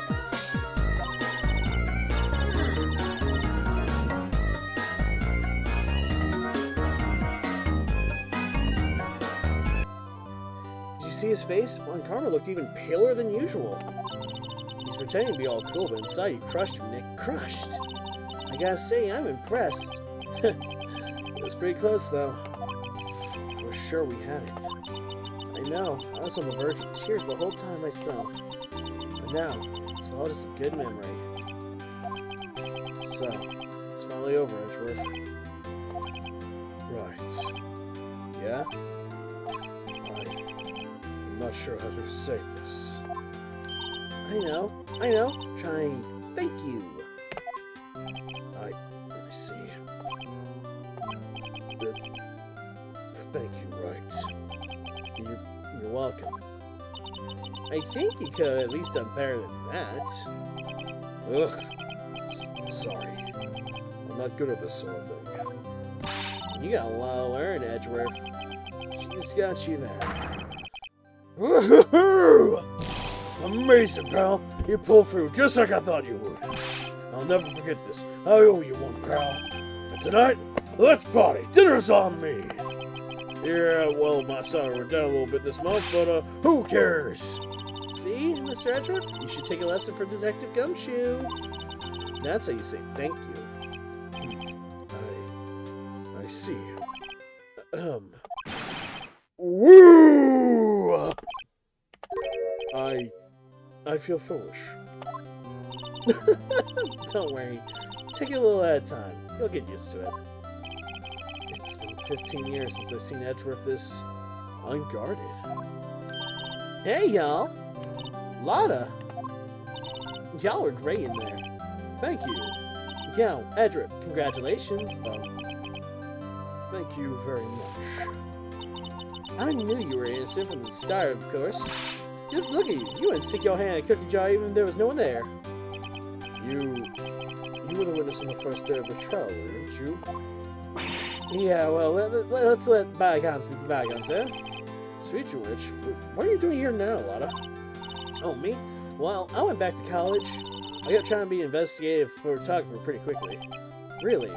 That's too bad. Huh? Isn't that the hot dog guy from the park? Huh? It's over, Nick. My life's over.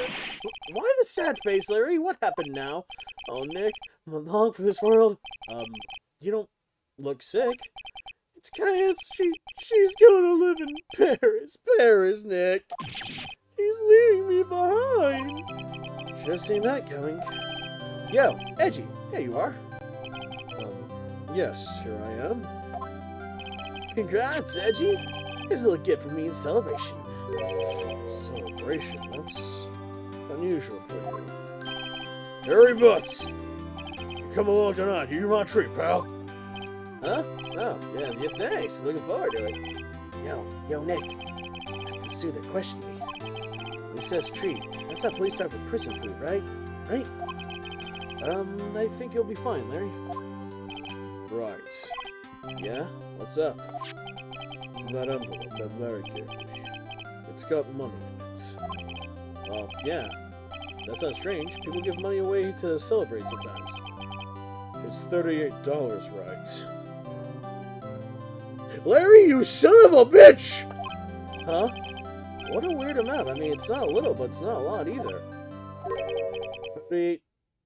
$38 exactly. Nick!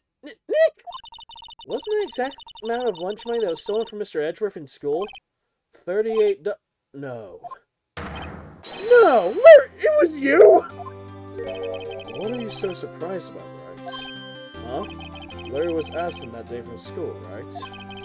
That doesn't automatically rule him out as a suspect. What? Think back to that day 15 years ago. Larry took the day off, but he was bored, so he came to school anyway. They saw the money lying there, and the rest is history. I was never getting good at history. Edgeworth? You didn't know, did you? I suspected. I just couldn't picture Larry protecting you like the way he did that day. Everyone else was saying that you did it. The whole class was against you, remember? Yeah, too well. Right. You may not know this, but you used to have a saying back in school. When something smells, it's usually the butts. I know. Trust me, I know. Really, right. I'm surprised you didn't figure it out. Well, this sure is an unexpected turn of events, huh? Edgeworth? You should have told me. Now, Nick, it was 15 years ago. Don't you think the statute of limitations has run out, Mr. Edgeworth? I'd say so, yes. There, you have it. Nerd. Where does that leave me? I became a defense attorney because of what you two did. Well, you've always had something of an insufferable emotionalness. Yeah, and you get worked up too easily, too. The death sentence for both of you! Man, if only I'd known I would have become a prosecutor! The same goes for me. Only the other way around. For the longest time, I thought I might have killed my own father. Thought I might be a criminal. Became a prosecutor, part of punishing myself. I had known the truth. I might have become a defense attorney after all. Edgeworth, want to switch, right? Hey, y'all, line up, I'll take a photo. Hey, photo time, let's go. And after that, dinner on me. Can you show me strangling Larry for this last 15 years? Detective Gumshoe took us out on town that night. We celebrated Edgeworth's newfound freedom. even though Edgeworth himself is still in detention.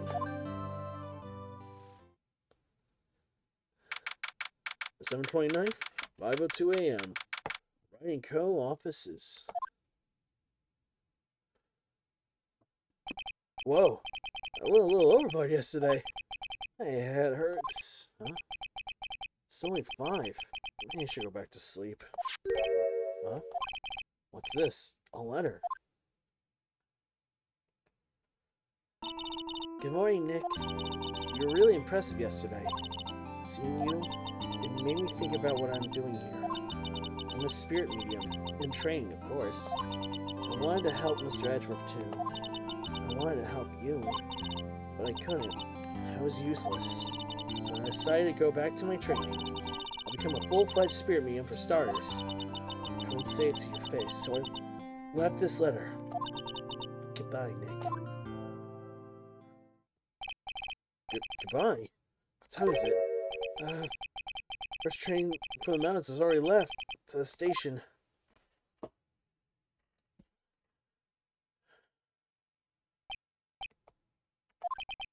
guess I'm too late.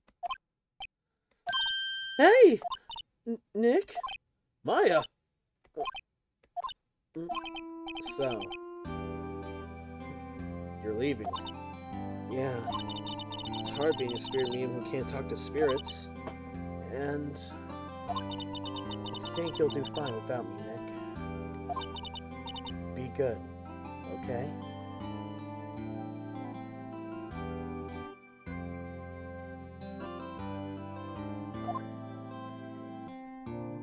Hold it! Wait.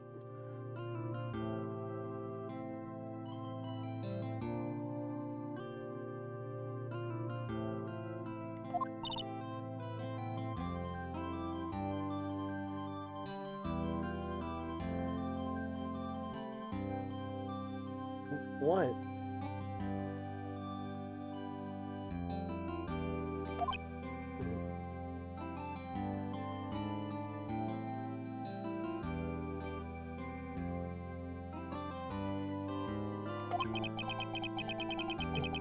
Could have never saved Edgeworth without your help. Huh? On the last day of the trial, I heard her. You heard Mia's voice. You heard my sister. Liar, she's 17. No. Yes, only her voice, but still. It was at the very end when I thought we'd lost everything. Well, that's my sister for you. Detective Gumshoe helped, and Mr. Grosberg, and even Larry. I'm the only one who couldn't help. I was useless, Nick. But you were the one who stopped Von Karma, Maya. Well, there are VODs, and her age was brought up in the first trial that she was in. Huh? I didn't do anything. All I did was wander around in a daze. Sorry, but I have evidence that you helped. Evidence? Show Maya some evidence to cheer her up? I didn't see the first trial. Fair. Yeah, it was a joke I made when she announced that she was 17. I was like, remember, artist, she's 17. Be mindful of this. A bullet? Von Karma was convinced he had taken all the evidence pertaining to DL6. But you were the one who rescued that last piece of evidence that we needed. This is the bullet that put an end to Von Karma. And you were the one who gave it to me. Nick. Thanks, Maya. Couldn't have done it without you. I'll be back soon. Huh? I'm gonna complete my training and come back. Okay. I'll be waiting. Of course you will. You can't run that office by yourself. You're hopeless. I don't know about that. So, this is it. See you soon, Maya.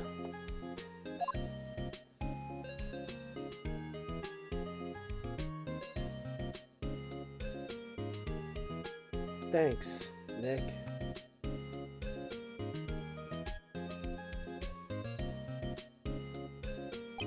And so, my story ends. Time to turn a new page. say goodbye to the novice defense attorney that I once was. Now a new story begins. With the same old crazy cast of characters. Ha! Don't think you've graduated yet, amateur. Mr. Wright, perhaps you'd like to rethink that claim? Yes, Your Honor. Uh-oh. I got a bad feeling about this. Objection!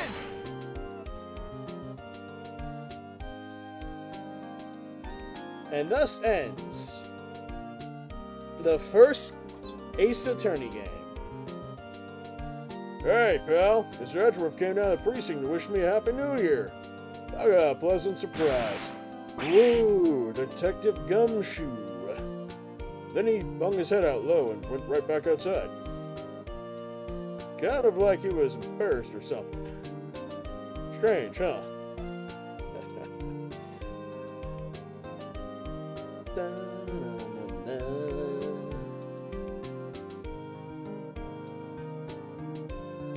Huh? Nick? I haven't seen him lately. Oh, me? I've been working at a cheese shop. The Missy's a nice girl, but she ain't exactly a cheap date. Oh, she's in Hawaii right now. Oh, god damn it. Larry.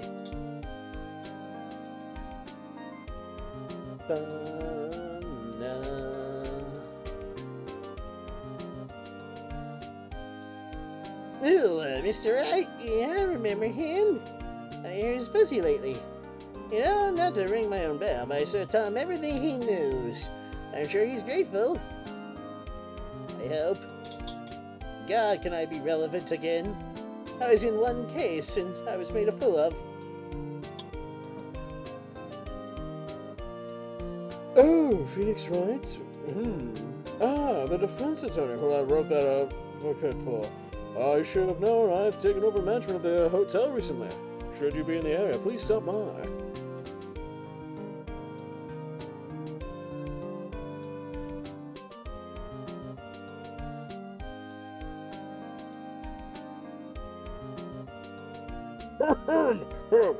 Oh, it's you. Phoenix Wright. Oh, yes. Me is going to say what you not. I want to enjoy. Haven't seen him of late. The days of my youth. Oh, the set of fresh lemon, you say.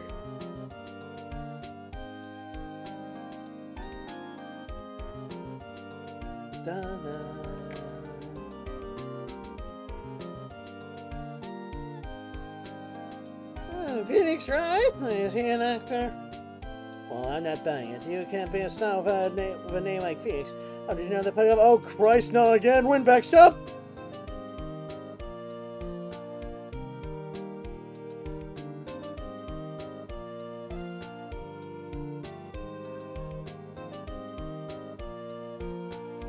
I'm pleased to announce the Pink Princess is a hit. I sure love Mr. Wright a great deal.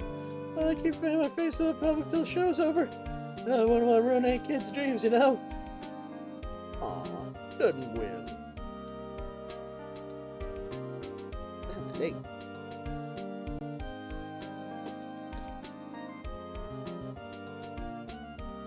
Oh, I got a letter from Maya the other day.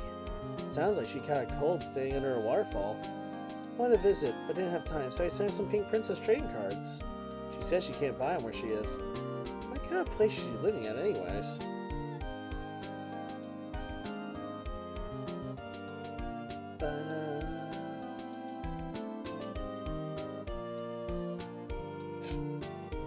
Right?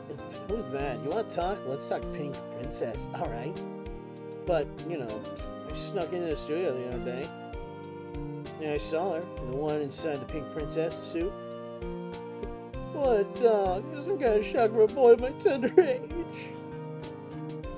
Yeah, it's old bag.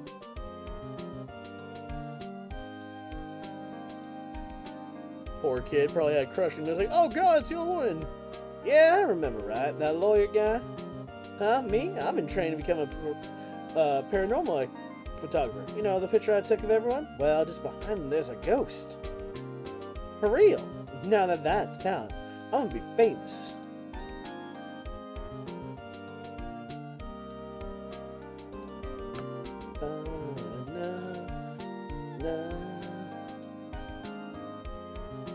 Yep.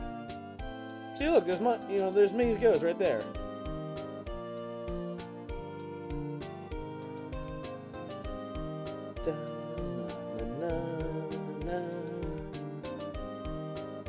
Hold it!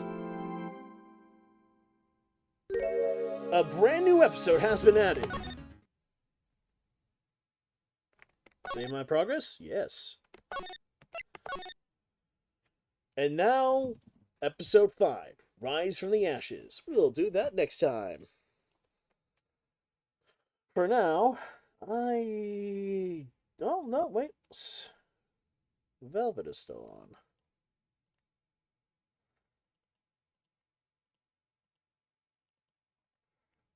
Yep. Let's raid Velvet. Y'all have a thank you for coming out tonight. I'm going to send you off to Velvet. We will be back later on in the week with some either BioShock or more Final Fantasy VII. We'll see how I feel. But until then, y'all take care. Stay shameless, everybody. I'll see y'all again next time. Laters.